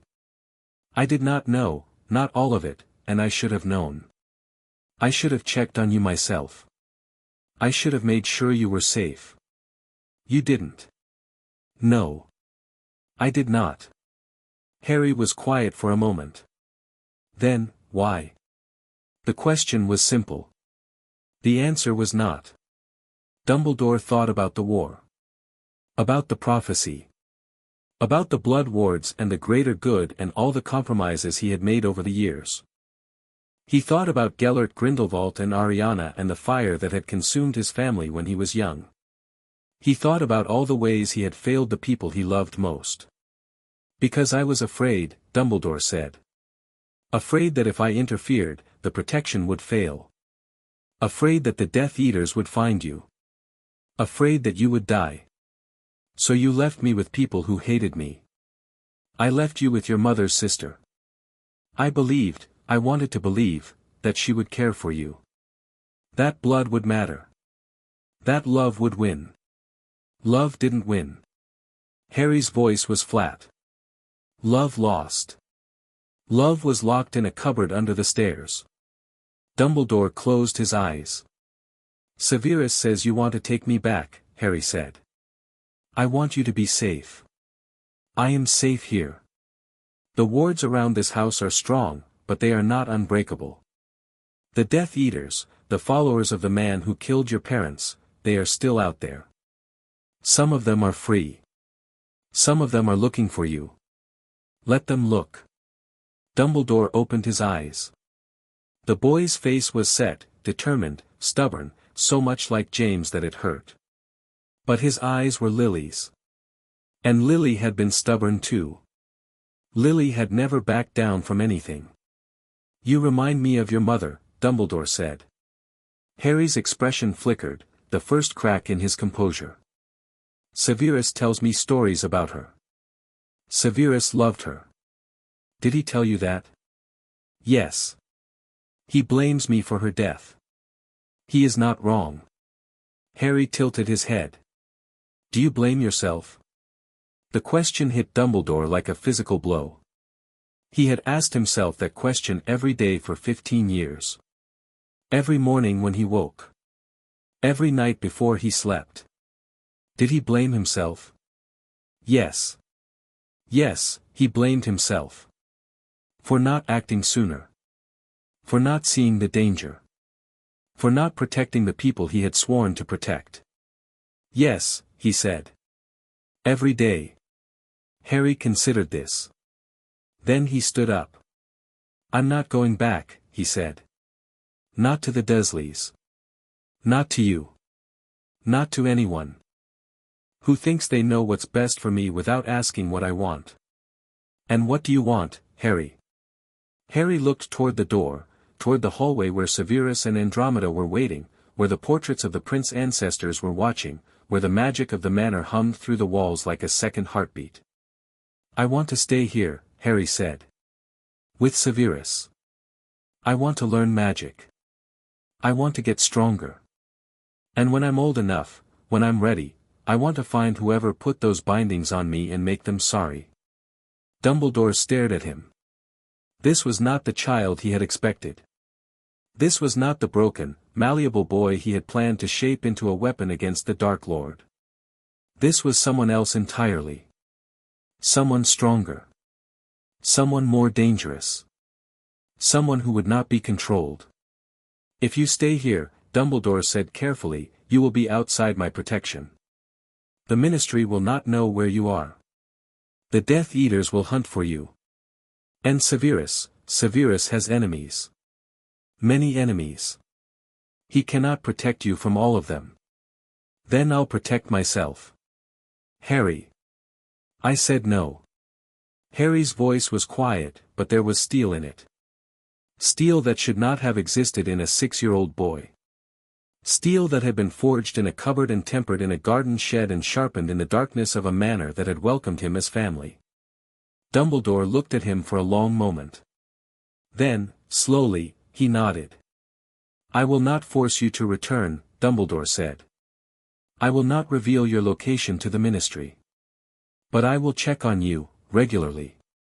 I will ensure that you are safe.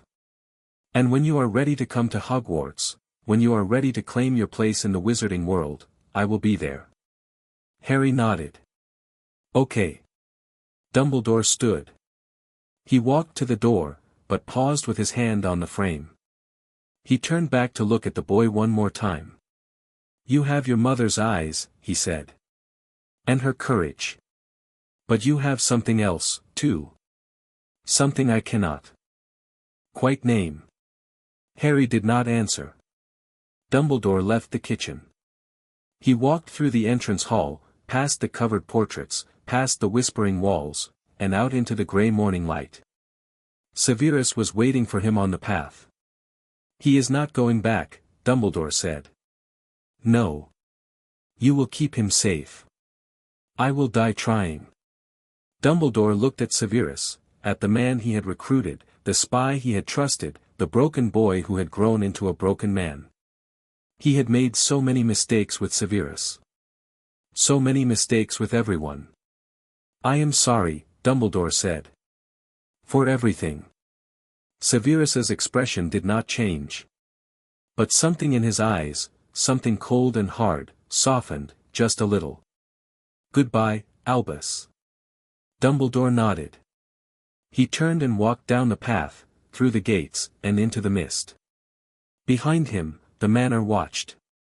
And inside, a boy with green eyes sat at the kitchen table and held a photograph of his mother and wondered if he had just made the bravest decision of his life, or the most foolish. Chapter 11, The Hidden Heir. The grimoire changed after Dumbledore's visit. Harry noticed it the night after the old wizard left. He descended to the hidden chamber as usual, drawn by the familiar hum of ancient magic, and found the book waiting for him, open to a page he had never seen before. The text was different from the rest of the grimoire. Older. The ink had faded to brown, and the parchment was cracked along the edges, as if the page had been folded and unfolded many times. The symbols in the margins were unlike anything Harry had learned, sharp and angular, nothing like the flowing runes of the Prince family records. And at the bottom of the page, written in a different hand, a woman's hand, small and precise, a single sentence. Blood of the prince, blood of the Peveril, blood of the sacrificed. The heir shall claim what was stolen. Harry read the sentence 3 times. He did not understand it. Not fully. But the words pulsed with magic, magic. That recognized him, magic that belonged to him in a way he could not explain. He reached out to touch the page. The grimoire erupted in light. Severus found him an hour later, unconscious on the floor of the chamber, the grimoire closed and silent on its pedestal. The boy's skin was cold. Too cold. His breathing was shallow, barely there, barely enough. His scar, the famous scar, the lightning bolt that marked him as the boy who lived, was bleeding. Thin lines of red traced down his forehead, across his nose, dripping onto the black marble floor. Severus knelt beside him. His hands shook as he checked Harry's pulse, weak, fretty, but there. Still there. Andromeda, he shouted. Now. She came running. Together, they carried Harry to his bedroom, laid him on the bed, covered him with blankets, lit a fire in the hearth. Andromeda cast diagnostic charms while Severus brewed a strengthening potion with hands that would not stop trembling. What happened? Andromeda asked. Her voice was tight with fear. The grimoire. He touched something he should not have touched. Severus poured the potion into a small glass. Hold his head. Andromeda lifted Harry's head gently, carefully. Severus tipped the potion between the boy's parted lips. Harry swallowed, once, twice, and then his eyes fluttered open. Green. Lilies green. Dazed and unfocused, but alive. Severus. Harry's voice was a croak. The book, it showed me things. A room. A room with a stone archway. And a voice, someone was calling my name. Severus's blood went cold. A room with a stone archway. He knew that room. He had seen it once, years ago, during his brief and terrible tenure as a Death Eater. The Department of Mysteries. The Veil. What else? Severus demanded. What else did you see? Harry's eyes focused, slowly, painfully, on Severus's face. A man. Old. Older than Dumbledore. He had a ring on his finger, a black stone with a symbol carved into it. He said I was the heir. The heir of something. I don't remember. Harry's eyes closed. His breathing evened out. The potion was working, pulling him into a deep, healing sleep. Severus sat on the edge of the bed and watched him breathe. Andromeda stood by the window, her arms wrapped around herself. The heir of what, Severus? What did the grimoire show him? I don't know, Severus said. But that was not entirely true. He had suspicions. Theories. Possibilities that terrified him more than anything he had faced in the Dark Lord service. The Prince family had always been secretive. They had hidden their true power behind walls of modesty and obscurity, pretending to be nothing more than a minor pure-blood line with a talent for potions. But Severus's mother had hinted at something more, something darker, something older. We are not like other families, Severus, Eileen had told him once, late at night, when Tobias was drunk and the house was quiet. We carry blood that predates Hogwarts. Blood that was old when the founders were young. The princes are not the end of the line, we are the beginning. He had not understood then. He was beginning to understand now. Harry slept for 2 days. Severus did not leave his side. He sat in the chair by the window, watching the boy's chest rise and fall, monitoring his temperature, his pulse, his magic. Andromeda brought food and tea and news from the outside world, nothing important, nothing that mattered, just the ordinary rhythms of life continuing without them. On the second night, Harry woke. He sat up slowly, blinking in the firelight. His scar had healed, the bleeding had stopped, the wound had closed, leaving only the familiar silver scar tissue. But something was different about him. Something had changed. Severus, Harry said. I need to show you something. He climbed out of bed. His legs were steady, stronger than they should have been after 2 days of unconsciousness. He walked to the door, and Severus followed. They descended to the hidden chamber. The grimoire was still closed. But the room was different, the walls were glowing with faint silver light, and the air hummed with magic so thick it was almost visible. In the center of the room, where the pedestal stood, a new symbol had appeared on the floor. A triangle. A circle. A line. The symbol from Harry's dream. The symbol on the old man's ring. The Peveril sigil, Severus whispered. How do you know that symbol? The book showed me, Harry said. When I touched it. It showed me everything. He walked to the pedestal and placed his palm on the grimoire's cover. The leather was warm, warmer than before, almost hot. The princes aren't just a pure-blood family, Severus. They're descendants of the Peverils. The oldest magical bloodline in Britain. The people who created the Deathly Hallows. Severus's heart stopped. The Deathly Hallows. Children's stories. Fairy tales. The Elder Wand, the Resurrection Stone, the Cloak of Invisibility, legends that every wizard knew and no wizard believed. Harry, Severus said carefully. The Deathly Hallows are not real. They are myths. Stories told to children to teach them about humility and wisdom. They're real. Harry's voice was calm, too calm for a 6-year-old discussing ancient artifacts of immense power. The grimoire showed me. The Peveril brothers really existed. They really created the Hallows. And the princes are their descendants, through the youngest brother. The one who received the cloak. Severus wanted to argue. He wanted to dismiss this as fever dreams, as magical exhaustion, as the ramblings of a child who had spent too much time in an ancient library. But the symbol on the floor was real.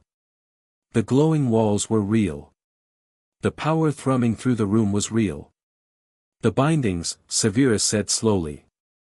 The tether. You think they're connected to the Hallows? I know they are.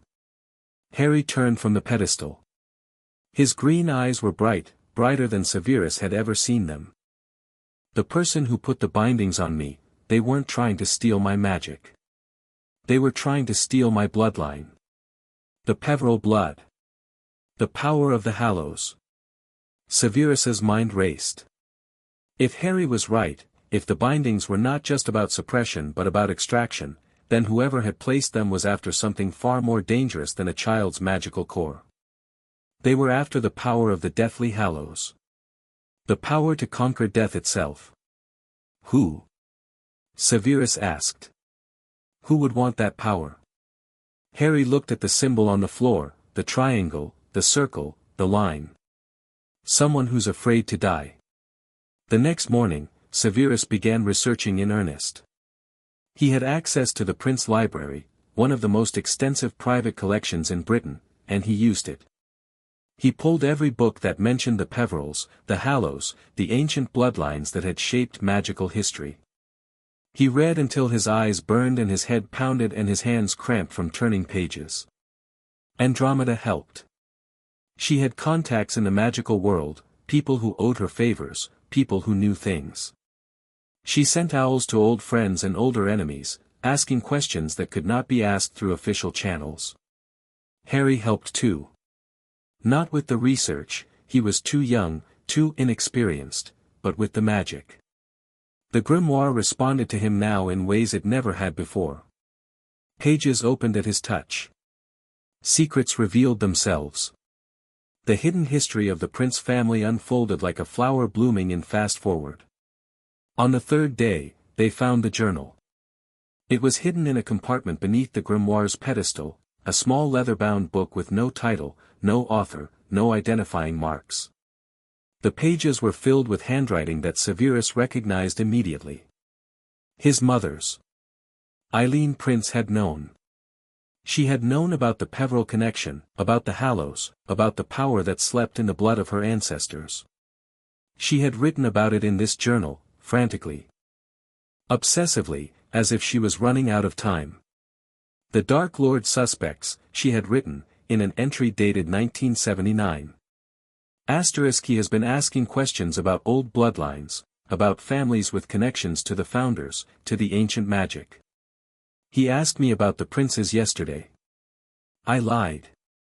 I told him we were nothing. I do not think he believed me, asterisk. He wants the Hallows. I am certain of it. He wants to conquer death, and he believes the Hallows are the key. He does not understand that the Hallows are not tools, they are tests. They reveal the nature of the one who seeks them, asterisk. If he finds out about Harry, about the prophecy, about the power that sleeps in Lily's child. Asterisk I cannot write more. Tobias is home. He cannot know. No one can know, asterisk. The journal ended there. The remaining pages were blank. Severus closed the book and set it on the table. His hands were shaking. The Dark Lord, he said. He knew. He knew about the Peveril bloodline. He knew about the Hallows. And he suspected that Harry carried that blood. But Voldemort is dead, Andromeda said. He died trying to kill Harry. The killing curse rebounded. He was destroyed. Was he? Severus looked at her. We never found a body. We never found proof. We assumed he was gone because the alternative was too terrible to contemplate. Andromeda's face went pale. You think he's alive?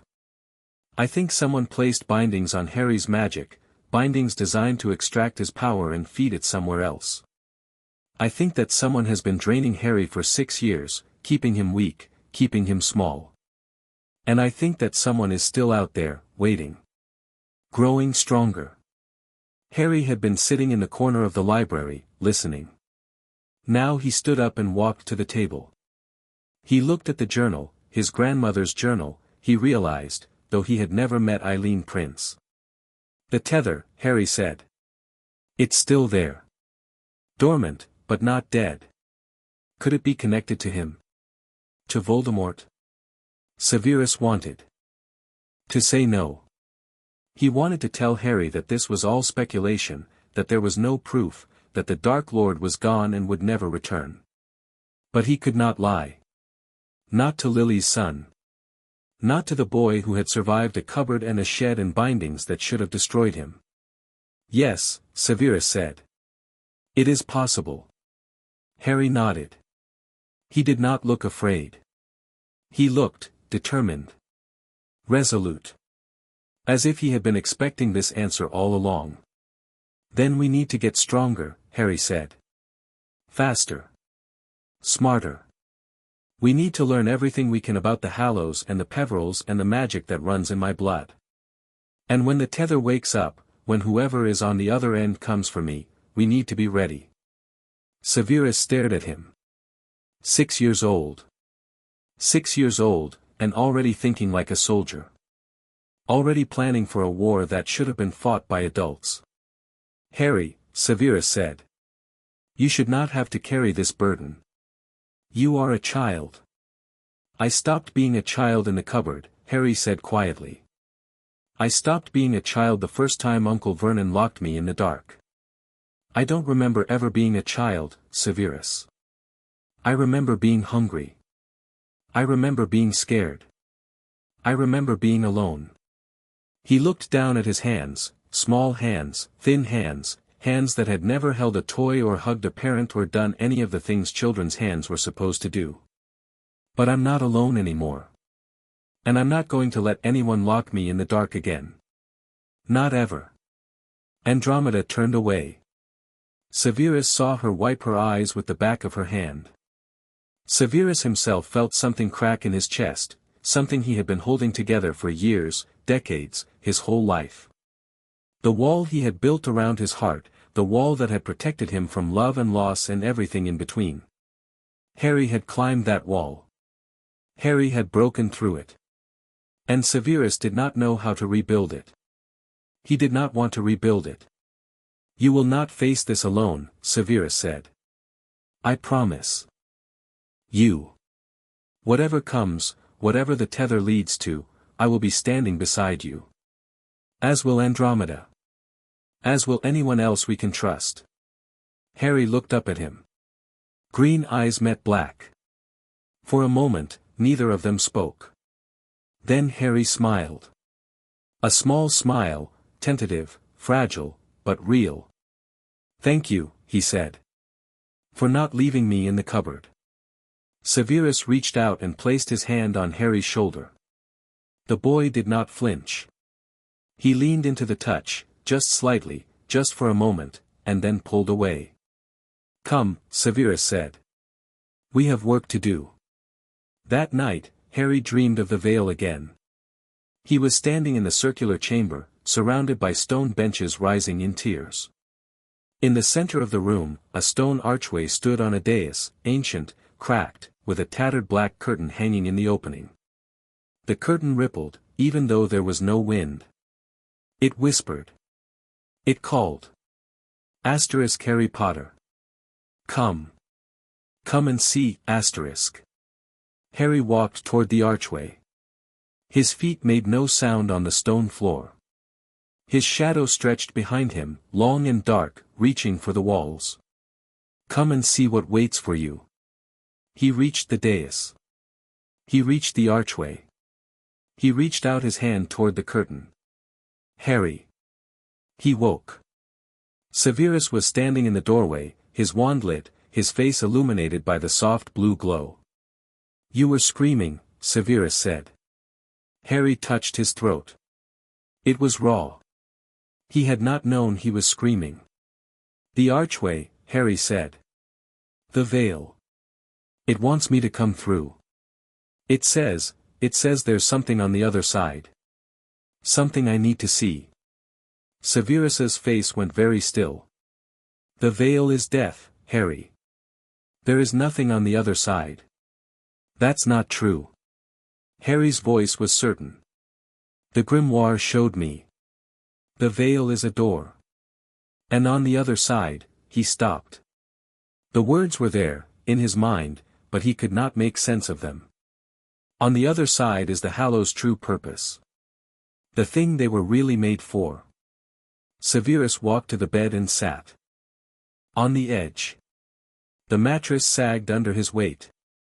The Hallows were created to master death, Severus said slowly. Not to avoid it, to understand it. To accept it. The youngest brother, the one who received the cloak, he greeted death as an old friend. He did not fear it. Maybe that's what the veil is for.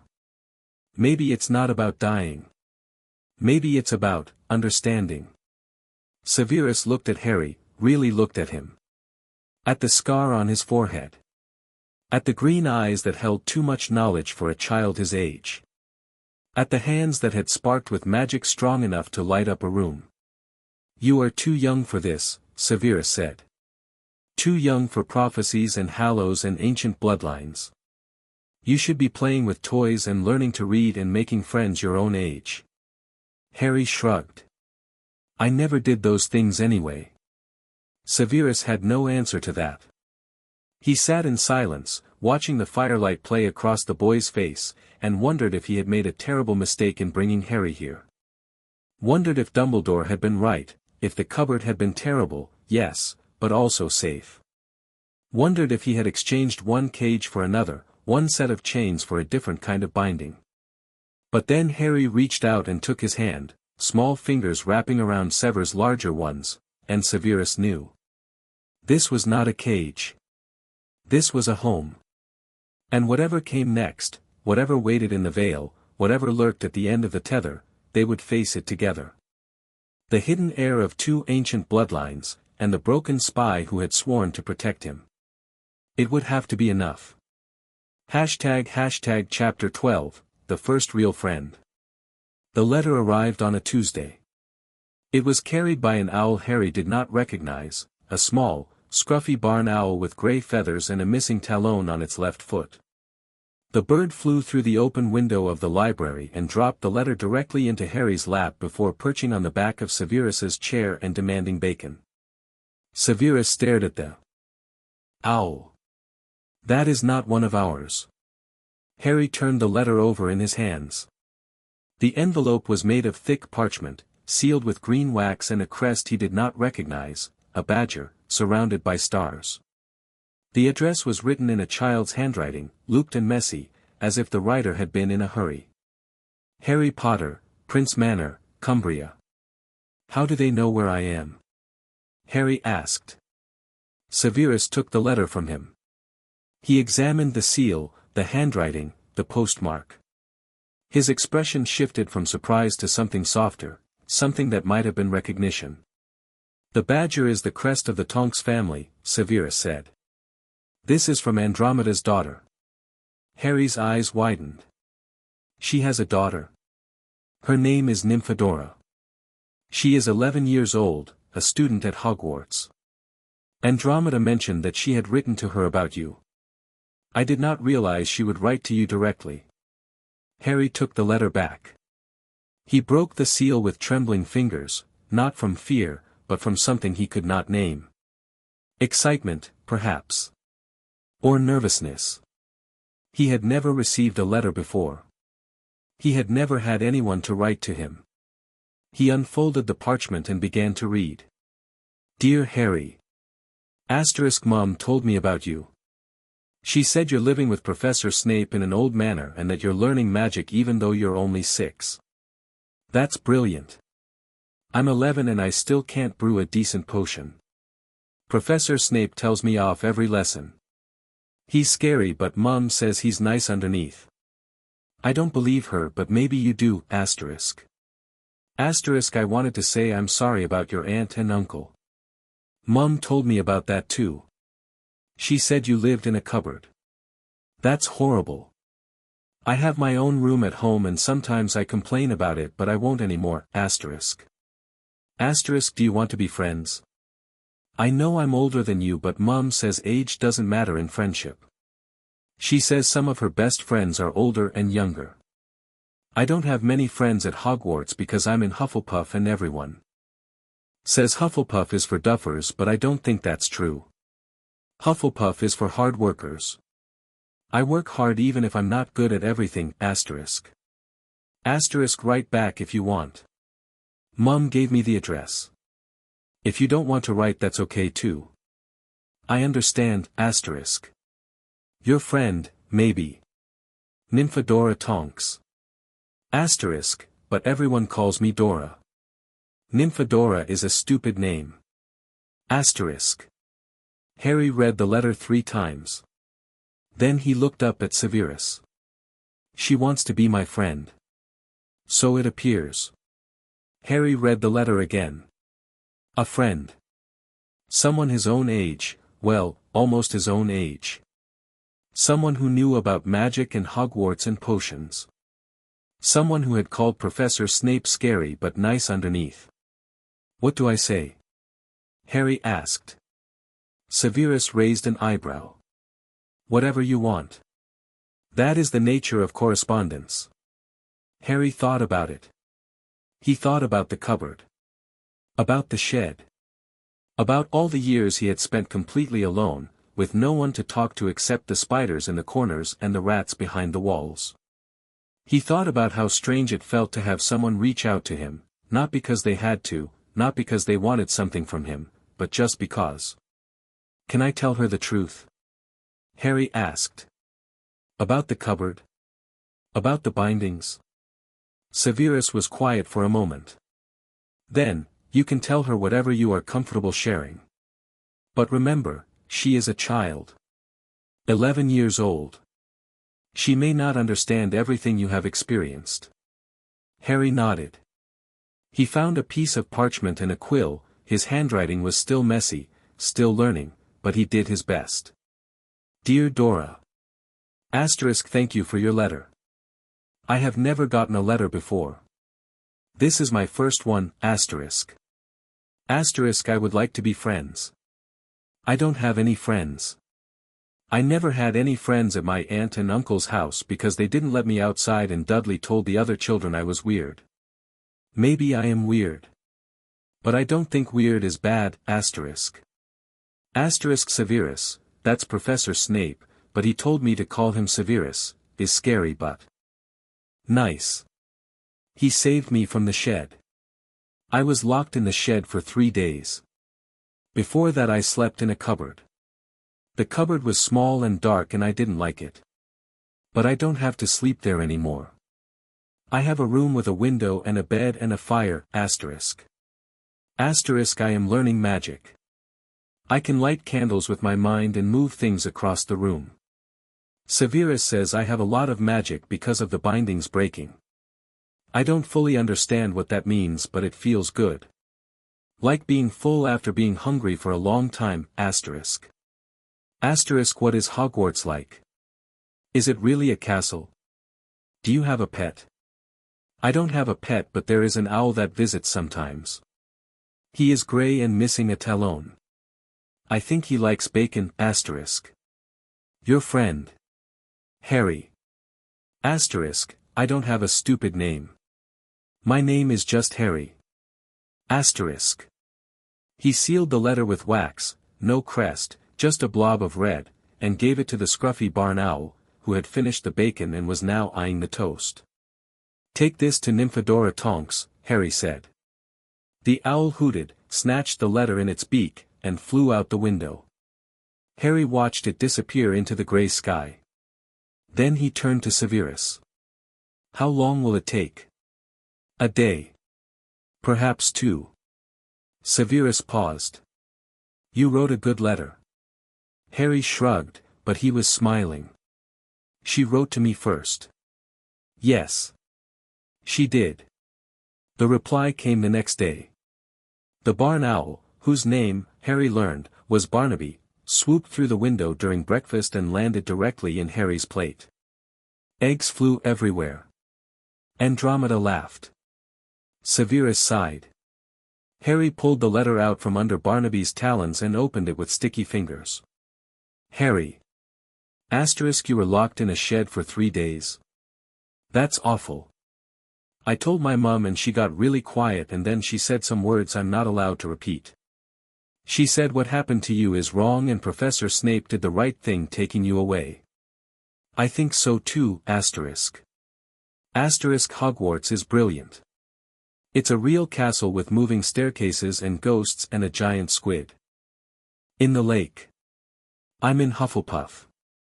The common room is near the kitchen so it always smells like bread. My head of house is Professor Sprout. She teaches herbology and she's very nice. She lets us call her Pomona when the other professors aren't listening, I don't have a pet but my friend Charlie has a rat. The rat is old and smelly and bit me once. I wouldn't recommend a rat. Maybe you could get an owl since you have one visiting already. Barnaby likes you. He doesn't like most people, Do you know what house you want to be in when you come to Hogwarts? I know you're only 6 so you have 4 more years but it's fun to think about. My mum was in Slytherin but I'm not. People say Slytherins are all dark wizards but my mum isn't dark. She's just strict, I told my friends about you. They think it's cool that you're learning magic early. One of them, his name is Jacob, said you're lucky. I don't think you're lucky. I think you're brave. It's brave to survive a cupboard and a shed and bindings and everything, Write back soon. Dora. Harry read the letter twice. Then he pushed his plate aside and reached for the quill. Dora. What's a giant squid? The letters continued. Every day, Barnaby arrived with a new message from Dora. And every day, Harry wrote back. He told her about the manor, about the hidden passages and the talking portraits and the remembrance glass that showed him his mother. She told him about Hogwarts, about the Quidditch matches and the house elves and the time she accidentally turned her hair green during Charms class and Professor Flitwick laughed so hard he fell off his stack of books. He told her about his lessons with Severus, about potions and magical theory and defense. She told him about her own lessons, about transfiguration, difficult, herbology, easy, and history of magic, boring beyond belief. He told her about his dreams, about the veil and the archway and the whispering curtain. She did not laugh. She did not tell him he was being silly. She wrote back, that sounds scary. Do you want me to ask my mum about it? She knows a lot about old magic, Harry hesitated before replying. He had not meant to tell Dora about the veil. The words had just spilled out, as if the dreams were too heavy to carry alone. Yes, he wrote. Ask your mum. But don't tell anyone else. Severus says we can't trust many people, Dora's reply came the next day, and it was longer than usual. Mum says the veil is in the Department of Mysteries. She says it's been there for centuries and no one knows exactly what it does. She says some people think it's a doorway to the land of the dead, but that's just a theory. She also says you should be careful. Dreams about the veil are rare and usually mean something important is happening, asterisk.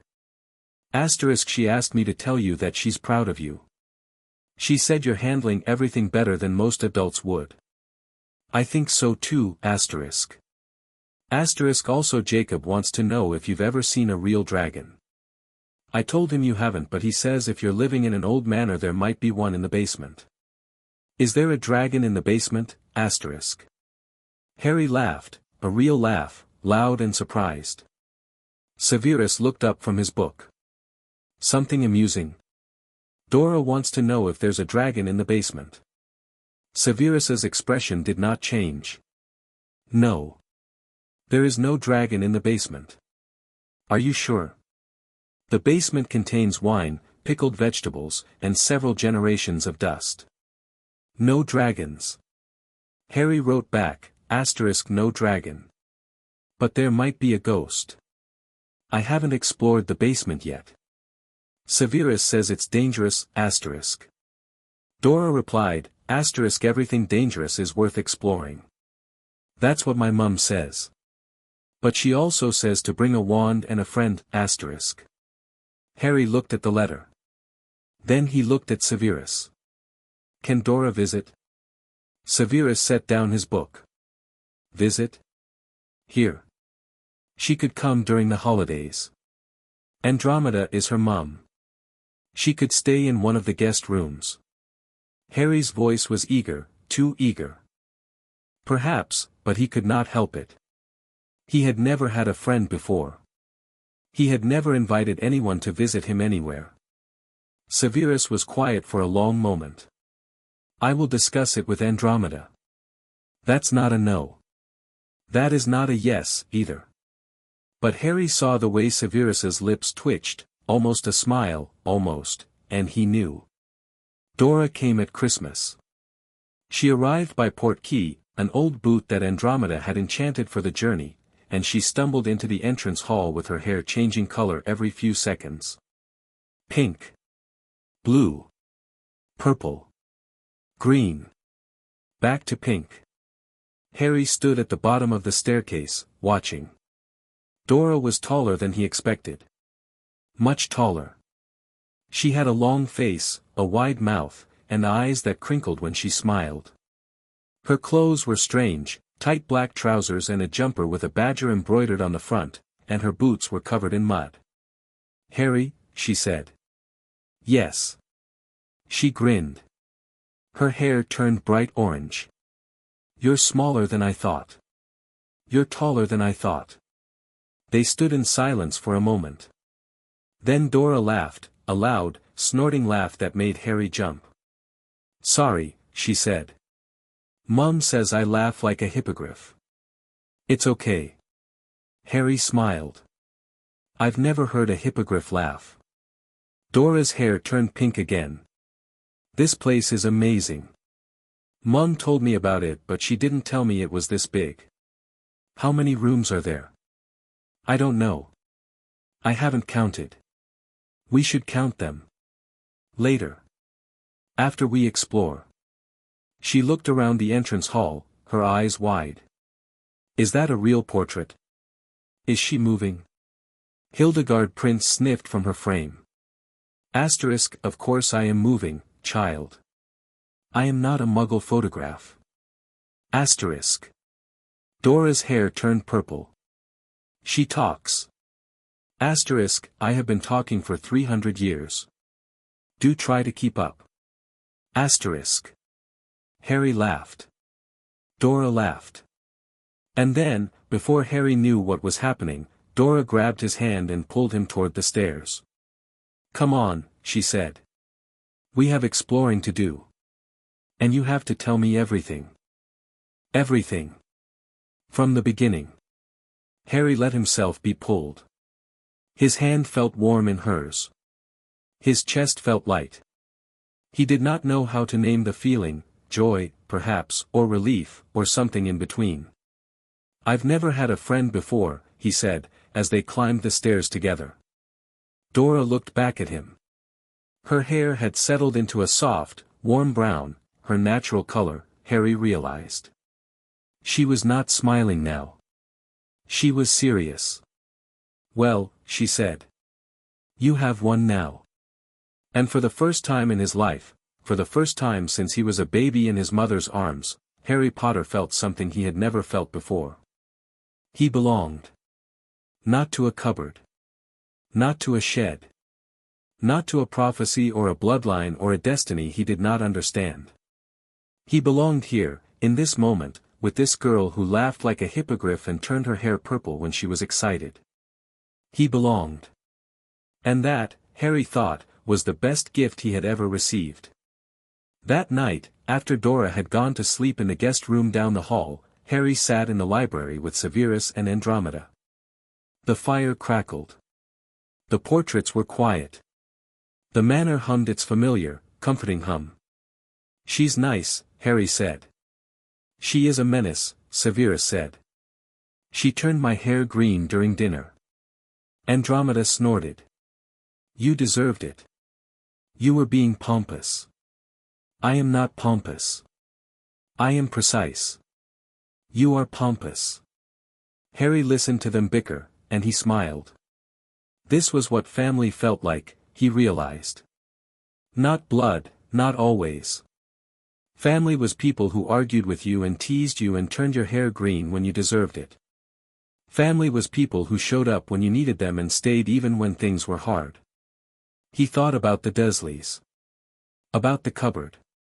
About all the years he had spent wishing for someone to love him. He did not need to wish anymore. "Severus," Harry said. The bickering stopped. Severus looked at him. "Yes. Thank you for letting her come."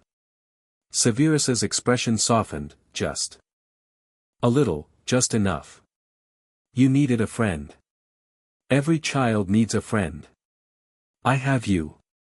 You have me," Severus agreed. "But I am not a friend. I am something else." Harry thought about that. "What are you?" Severus was quiet for a long moment. The fire crackled. The shadows danced. "I am someone who will always keep you safe," Severus said finally. "Whatever that requires. Whatever it costs." Harry nodded. He understood. He did not have words for everything he felt, he was only 6, after all, and words were hard, but he understood. Severus was not his father. Severus was not his friend. Severus was something rarer. Something Harry had never had before. Severus was home. Chapter 13, Shadows from the Past. The first sign came in January, when the temperature dropped so low that the moors froze solid and the windows of Prince Manor grew thick with frost. Harry woke one morning to find his breath misting in the air. The fire in his hearth had died sometime during the night, not burned out, but extinguished. As if something had reached through the flames and snuffed them out with cold fingers. He climbed out of bed and walked to the window. The glass was covered in ice, not frost, but ice, thick and opaque. He could not see the moors. He could not see the sky.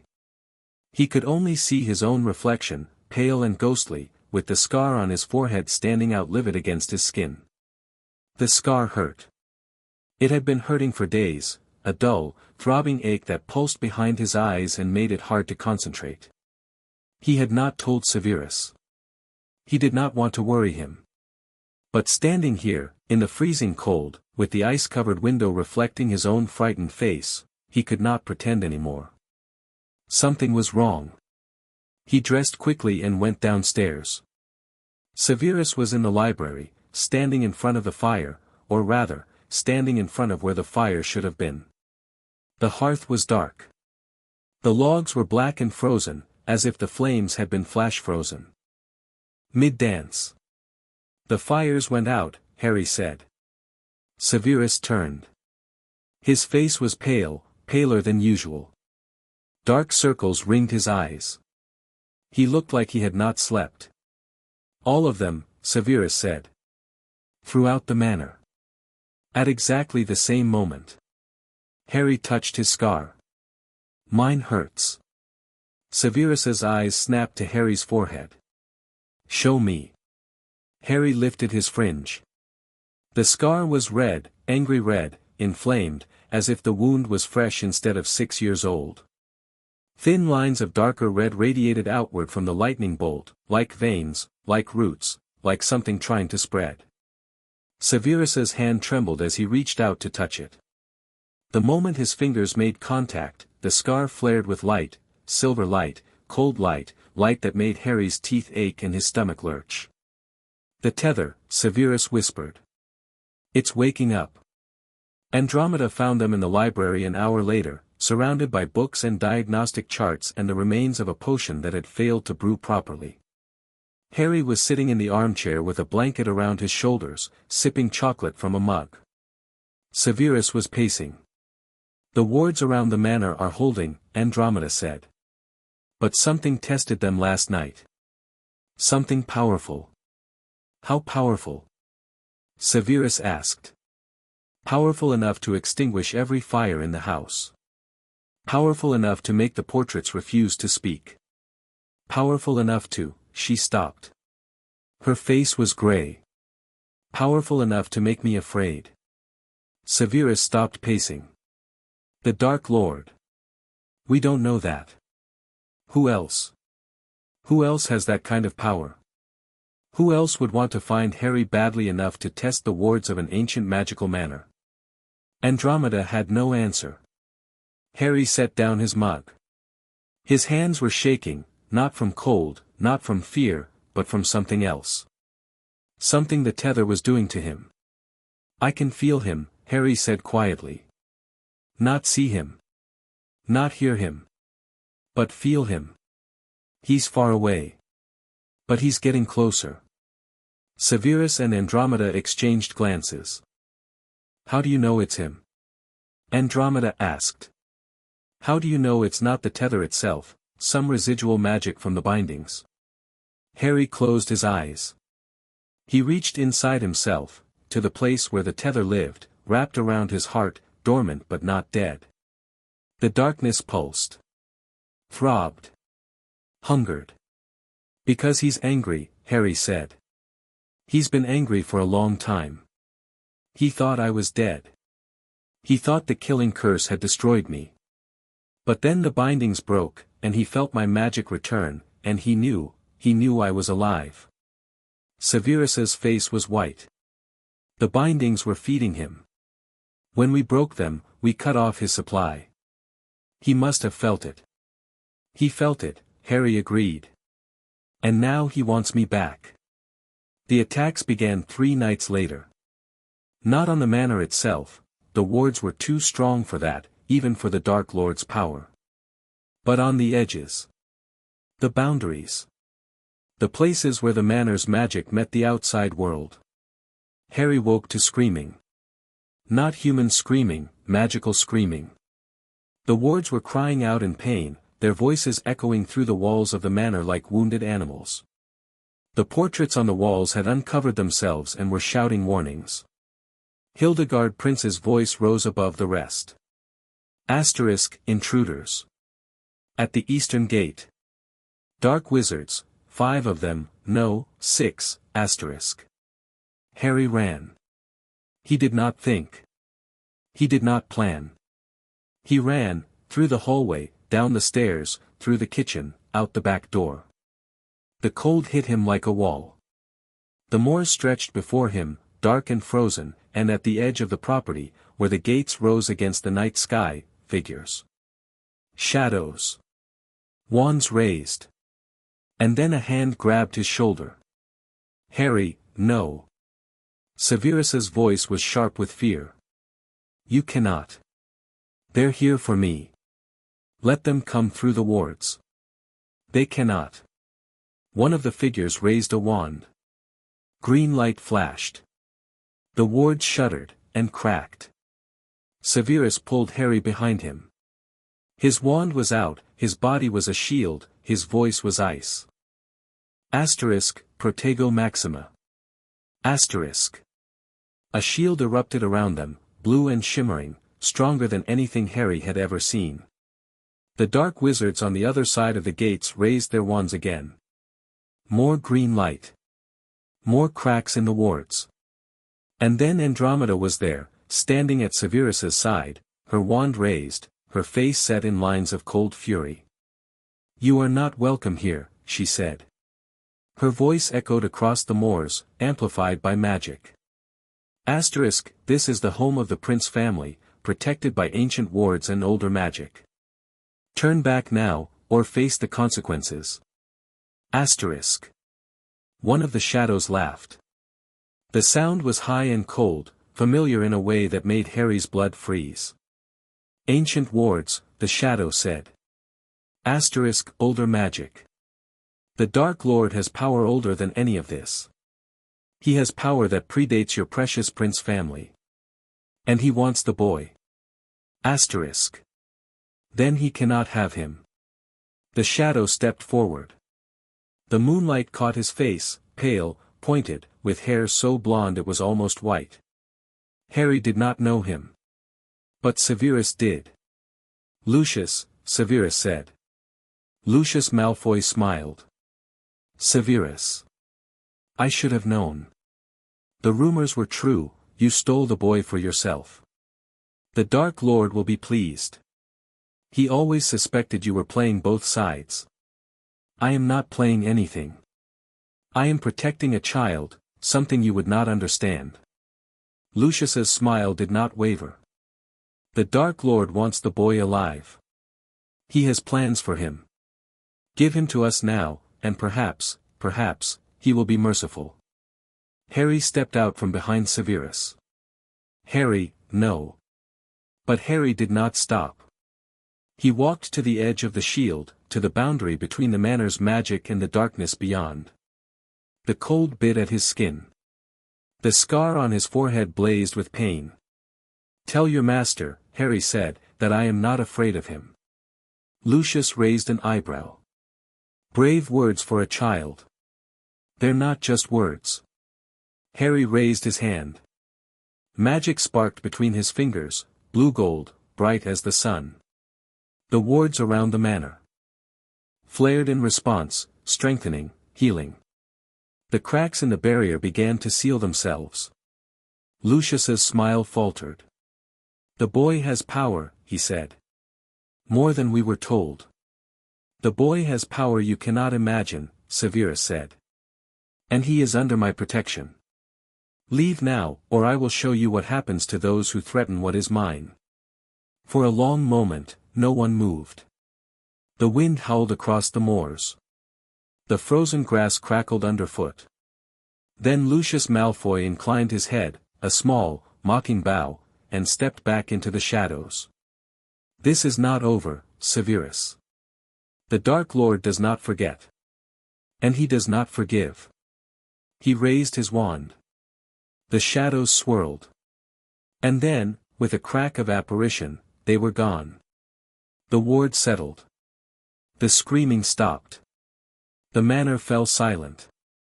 Harry stood at the edge of the shield, his hand still raised, his magic still sparking. His scar throbbed. His heart pounded. But he was not afraid. He was angry. Inside the manor, the fire in the library had relit itself. Severus sat in his chair, his head in his hands. Andromeda stood by the window, staring out at the dark moors. Harry sat on the floor in front of the fire, wrapped in a blanket, watching the flames dance. "They knew where to find us," Andromeda said. "The Death Eaters. They knew about the manor. They knew Harry was here. Lucius has always been well informed." Severus's voice was muffled by his hands. "He has spies everywhere. In the ministry. In Hogwarts. Perhaps even in the Order. Then we're not safe here.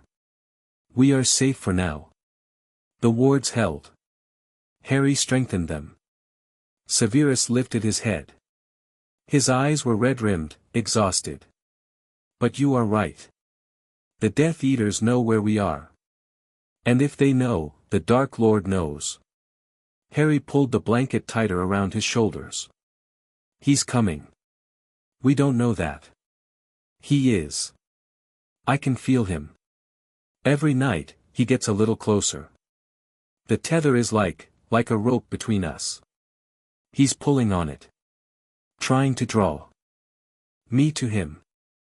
Severus and Andromeda exchanged glances, the kind of glances adults exchanged when they did not want a child to hear what they were about to say. I'm not a baby, Harry said. You can talk in front of me. Andromeda sighed.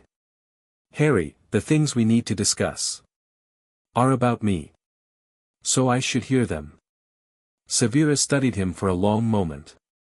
Then he nodded. He is right. He has earned the right to know. Andromeda hesitated.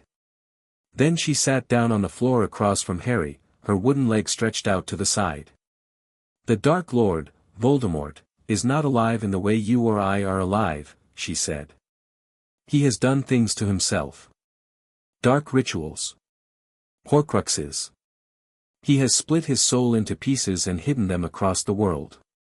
Harry frowned. What's a Horcrux? An object that contains a piece of a person's soul. As long as the Horcrux exists, the person cannot die. Harry thought about this. So Voldemort can't be killed. He can be killed. But first, all of his Horcruxes must be destroyed. Every single one. How many are there? We don't know. Severus's voice was grim. Dumbledore suspects 7. The most powerful magical number. But he has not found them all. Perhaps he has not found any. Harry looked down at his hands. The blue-gold sparks were still there, dancing between his fingers. His magic. His power. The tether, Harry said slowly. The bindings. They were feeding him. Making him stronger. Keeping me weak. Yes. And when we broke the bindings, we cut off his food supply. Yes. Harry looked up. His green eyes were bright, too bright, almost feverish. So he's hungry. And he knows where I am. And he's coming to eat. Andromeda reached out and took Harry's hand. We will not let him. You are not alone anymore, Harry. You have us. You have this house. You have magic that even Voldemort does not understand. But I am the one he wants. Yes. Harry pulled his hand away. He stood up. He walked to the window and looked out at the frozen moors. I need to get stronger, he said. Faster. I need to learn everything. Potions. Defense. The old magic, the prince magic, the Peverell magic. I need to be ready for when he comes. Severus stood. He walked to the window and stood beside Harry. Their reflections stared back at them, a tall man in black, a small boy with a scar. You will be, Severus said. I will make sure of it. Harry nodded. He did not look away from the window. He did not blink. Outside, the wind picked up. The frozen grass crackled. And somewhere in the distance, beyond the moors, beyond the mountains, beyond the edge of the world, something dark was stirring. The shadows from the past were reaching forward. And Harry Potter was standing in their path. That night, Harry dreamed of the veil again. But this time, he was not alone. The chamber was the same, stone benches, tiered seating, the archway in the center with its tattered black curtain. But standing in front of the archway, facing Harry, was a figure. A woman. She had red hair. Green eyes. A smile that made Harry's heart ache. Mum. Harry whispered. Lily Potter opened her arms. Hello, my love. I've been waiting for you. Harry ran. He threw himself into his mother's arms, and she held him, tight and warm and real. He could feel her heartbeat. He could smell her, flowers and something sweet, like honey.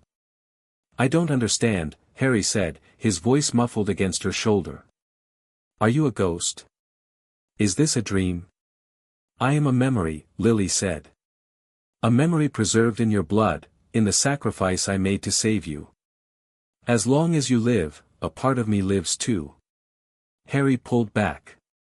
He looked at her face, really looked, memorizing every line, every freckle, every strand of red hair. The Dark Lord is coming, Harry said. He wants to hurt me. He wants to eat my magic. Lily's smile faded. I know. How do I stop him? Lily reached out and touched Harry's scar. Her fingers were warm, so warm, and the scar did not hurt. When she touched it, for the first time in days, it felt like nothing at all. The power the Dark Lord knows not, Lily said. That is what the prophecy called it. Not magic. Not strength. Something else. What? Lily leaned forward and kissed his forehead. You already have it, my love. You've always had it. You just haven't learned to use it yet. Harry wanted to ask more. He wanted to ask everything, about the Horcruxes, about the Hallows, about the tether and the bindings and all the secrets that adults kept from children. But the dream was fading. The chamber was dissolving. His mother's face was growing blurry. I love you, Harry, Lily said. I have always loved you. And I will always be with you. Mom. Wake up. Harry opened his eyes. He was in his bed at Prince Manor. The fire in the hearth was burning. The frost on the windows was melting. And on his chest, where his mother had kissed him, the scar was warm. Not painful. Warm. He pressed his hand to his forehead. The lightning bolt was cool under his fingers. Thank you, he whispered to the empty room. Thank you for not leaving me. The fire crackled. The wind howled outside. And somewhere, far away, something dark was still coming. But Harry was not afraid. He had his mother's love. He had Severus's protection. He had Andromeda's courage. He had Dora's friendship. And he had magic, more magic than anyone knew. Let Voldemort come. Harry would be ready. Chapter 14, The Manor Under Attack. The second attack came in February, and it was not a test. Harry woke to the sound of explosions. Not the distant crack of apparition or the sizzle of failed wards, real explosions, close enough to shake the walls of the manor and send dust raining from the ceiling. The windows rattled. The portraits screamed. The floor beneath his bed bucked like a living thing. He was out of bed before he could think, his feet carrying him to the door, his hand reaching for the wand Severus had given him, holly. And phoenix feather, 11 inches, surprisingly swishy. He had not known, when Severus placed it in his hand 3 weeks ago, that it was the twin of the wand that had killed his parents. He knew now. The knowledge sat in his chest like a stone. But the wand answered to him. It had chosen him. And tonight, he would use it. The hallway was chaos. Portraits were shouting over each other, their voices overlapping into meaningless noise. Hildegard Prince had climbed into the frame next to hers and was shaking another portrait by the shoulders. Wake up. Wake up, you old fool. We are under attack. Andromeda was already in the entrance hall, her wand raised, her hair, usually brown and ordinary, blazing a fierce, fiery red. She had cast a shield around the front door, but the door was splintering. Dark magic ate through the wood like acid, sizzling and popping, filling the air with the smell of burnt oak and something sweeter, something that reminded Harry of the shed. Harry, get back! Andromeda shouted. But Harry did not get back. He ran to the window, the tall window that overlooked the moors, the window that had shown him his mother's face in the remembrance glass. Through the frost and the darkness, he saw them. Dozens of them. Dark figures in black cloaks, their faces hidden behind silver masks, their wands raised. They stood in a semicircle around the gates that had been reinforced after the first attack, the gates that should have been unbreakable. The gates were not unbreakable. They were glowing red, hot, molten, melting under the force of the dark magic being thrown at them. The wards around the manor flickered and dimmed, like a candle in a hurricane. "They're breaching the perimeter," Harry said. His voice was calm. Too calm. He did not know where the calm came from, perhaps from the dreams, from the veil, from the memory of his mother's kiss on his forehead. "We have maybe 5 minutes." Andromeda stared at him. "How? Do you know?" Harry touched his scar. It was burning, not with pain, but with awareness. He could feel the Death Eaters outside. Could feel their hatred, their fear, their desperate need to prove themselves to a master who had returned from the dead. "Because he's with them," Harry said. "Not in person. But he's watching through their eyes.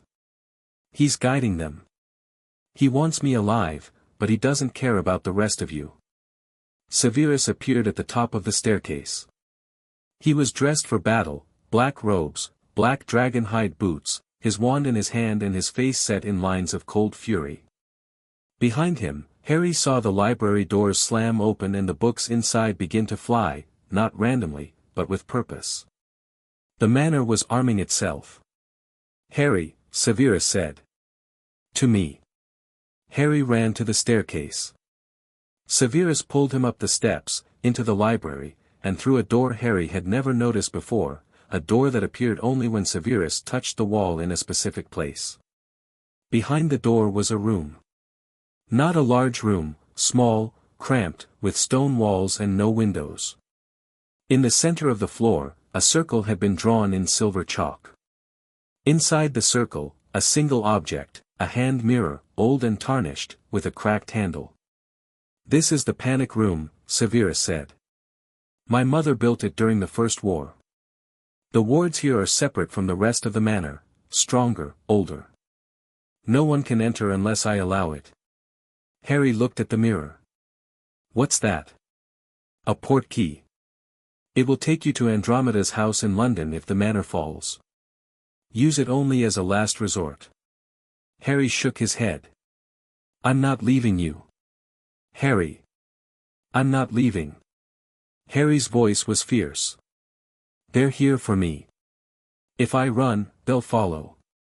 They'll burn this place to the ground and kill everyone inside. I won't let that happen." Severus grabbed his shoulders. His grip was hard, harder than Harry had ever felt. "You are 6 years old. You are not a soldier. You are not a weapon. You are a child, and I will not let you die. Then don't let me die. Fight with me." The manor shook. A tremendous crash echoed from downstairs, the front door giving way. Andromeda's voice rose in a spell, sharp and clear, followed by the crack of dark magic and the scream of something that was not human. Severus's jaw tightened. "Stay here. Do not leave this room. Do not open the door for anyone except me or Andromeda. Do you understand?" Harry wanted to argue. But the look in Severus's eyes, the fear, the desperation, the love that the man would never put into words, stopped him. "I understand," Harry said. Severus nodded. He turned and walked out of the room. The door closed behind him, and vanished, leaving nothing but a blank stone wall. Harry was alone. The sounds of battle filtered through the stone. Spells. Screams. The crash of falling furniture and breaking glass. Harry pressed his ear to the wall and listened, his wand clutched in his hand, his heart pounding so hard he could feel it in his throat. Severus's voice, sectum sempra. Andromeda's voice, reducto. A stranger's voice, crucio. Harry flinched. He knew that curse. The books in the prince's library had described it in graphic detail: the Cruciatus curse, the torture curse, one of the unforgivables. It caused pain beyond pain. Pain that could drive a person mad. Had it hit Severus? Andromeda? Someone else? He could not tell. He pressed harder against the wall. A crash, closer this time. Something heavy hitting the floor. Footsteps, heavy, deliberate, moving toward the staircase. Toward the library. Toward him. Harry stepped back from the wall. He raised his wand. His hands were shaking, not with fear, but with something else. Something that felt like fire in his veins, like lightning in his blood. His magic. It was rising. Responding to the danger. The bindings were gone, and his magic was free, free to protect him, free to fight for him. He just had to let it. The footsteps reached the library. Harry heard the door slam open. Heard books flying, furniture crashing. Heard a man laugh, a cold, cruel laugh that made Harry's scar burn. Severus. I know you're here. The Dark Lord sends his regards. The voice was familiar. Harry had heard it before, in his dreams, in his nightmares. The man who had stood at the gates in January. The man with the white blonde hair and the mocking smile. Lucius Malfoy. Come out, wherever you are, Lucius sang. The boy is here somewhere. I can feel him. His magic is intoxicating. Harry pressed his hand to his mouth. He could not make a sound. He could not breathe. The footsteps came closer. Closer. And then. Expelliarmus. Severus's voice. A flash of red light. A grunt of pain. The crash of a body hitting the floor. You should not have come here, Lucius. You cannot protect him forever, Severus. The Dark Lord is patient. He will wait. He will find a way. Then let him try. Another flash of light. The sound of someone operating, crack, and then silence. Harry sank to the floor. His legs would not hold him. His whole body was trembling. The battle was over. Severus found him an hour later, still sitting on the floor of the panic room, still clutching his wand, still shaking. The man looked terrible. His robes were torn. His face was bruised.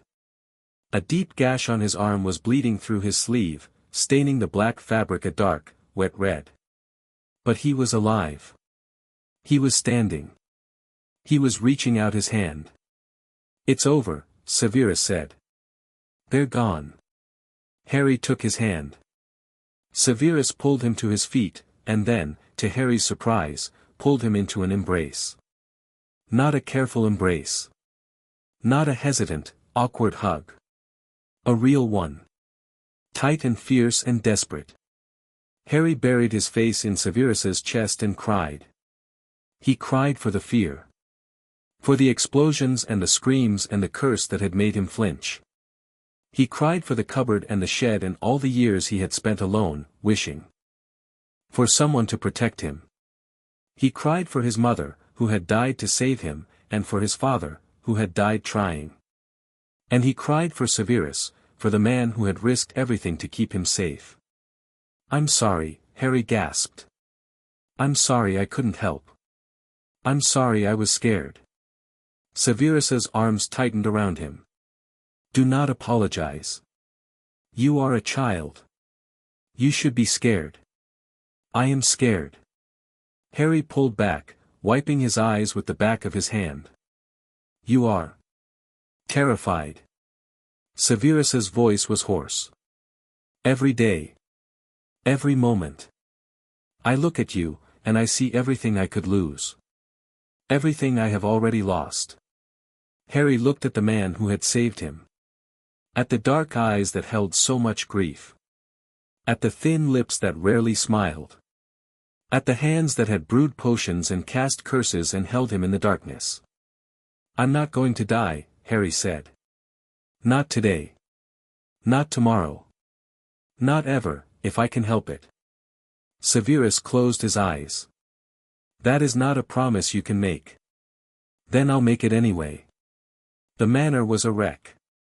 The entrance hall was unrecognizable, the floor was cracked, the walls were scorched, the beautiful staircase that had wound up to the second floor was now a pile of splintered wood and twisted iron. The kitchen had been spared, but the library had not. Books lay scattered across the floor, their pages torn, their bindings broken.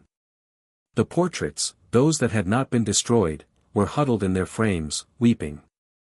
Andromeda sat on the bottom step of what remained of the staircase, a healer's kit open beside her. Her left arm was in a sling. Her face was bruised. But she was alive. "The wards are rebuilding themselves," she said. "Slowly. But they'll hold." "The Death Eaters who escaped," Severus said. "How many?" "3. The rest are dead or captured. Lucius got away." Severus's jaw tightened. "He always does." Harry looked around at the destruction. At the home that had welcomed him, that had opened its doors and its magic to a child who had never belonged anywhere. The manor had protected him. The manor had fought for him. And now the manor was bleeding. "We can't stay here," Harry said. Severus and Andromeda looked at him. "Harry," Severus said carefully, "this is the safest place." "It's not safe. They found us. They almost broke through. Next time, they might bring more. They might bring him." Harry's voice was steady. "We need somewhere else. Somewhere they don't know about." Andromeda exchanged a glance with Severus. "He's not wrong. The Prince family has other properties," Severus said slowly. "Smaller ones. Hidden ones. But they are not warded as strongly as this manor. Then we strengthen the wards." "With what?" "We barely held them off tonight. If the Dark Lord himself had come. But he didn't." Harry stepped forward. "Because he can't. Not yet. He's not strong enough. The bindings were feeding him, and we cut them off. He's weak. Hungry. Desperate." Severus stared at him. "How do you know this?" Harry touched his scar. "The tether. I can feel him. He's not ready to face us directly. That's why he sent his followers. He wanted to test our defenses. See how much we've grown." "And what did he learn?" Harry looked around at the destroyed entrance hall. At the cracked walls and the broken staircase and the portraits weeping in their frames. "He learned that we're stronger than he thought," Harry said. "And he learned that we're not afraid." Severus was silent for a long moment. Then, slowly, he nodded. "We will stay," he said. "For now. But we will reinforce the wards. We will prepare for the next attack. And we will not let fear dictate our choices." Harry nodded. "Agreed." Andromeda stood, wincing as her injured arm moved. "Then we have work to do." That night, after the wounded had been healed and the dead had been mourned and the manor had begun the slow process of repairing itself, Harry sat in the remains of the library with the grimoire open on his lap. The book had survived the attack. The chamber beneath the library, the hidden room with the pedestal and the ancient magic, had remained untouched. Harry had gone there after dinner, had sat in the darkness with the book, and had asked it a question. "How do I fight him?" The grimoire had answered. "Not in words, in images. Flashes of magic, old and powerful, the kind that had not been used in centuries. Runes that glowed with silver light. Potions that bubbled and smoked and transformed into something new. Spells that required not just a wand, but the caster's entire being, blood and breath and will. Harry closed the grimoire and set it on the floor beside him. He was not ready. Not yet. He was 6 years old, and his body was still weak from years of neglect, and he had only been learning magic for a few months. But he would be ready. He would learn. He would grow. He would become everything the Dark Lord feared. Because the alternative, losing, dying, letting Severus and Andromeda and Dora and everyone else he loved be destroyed, was not an option. He picked up his wand. He pointed it at a broken bookshelf across the room. Reparo. The bookshelf pieced itself back together, slowly, shakily, but whole. One spell at a time. One day at a time. Harry Potter would survive. And one day, he would win.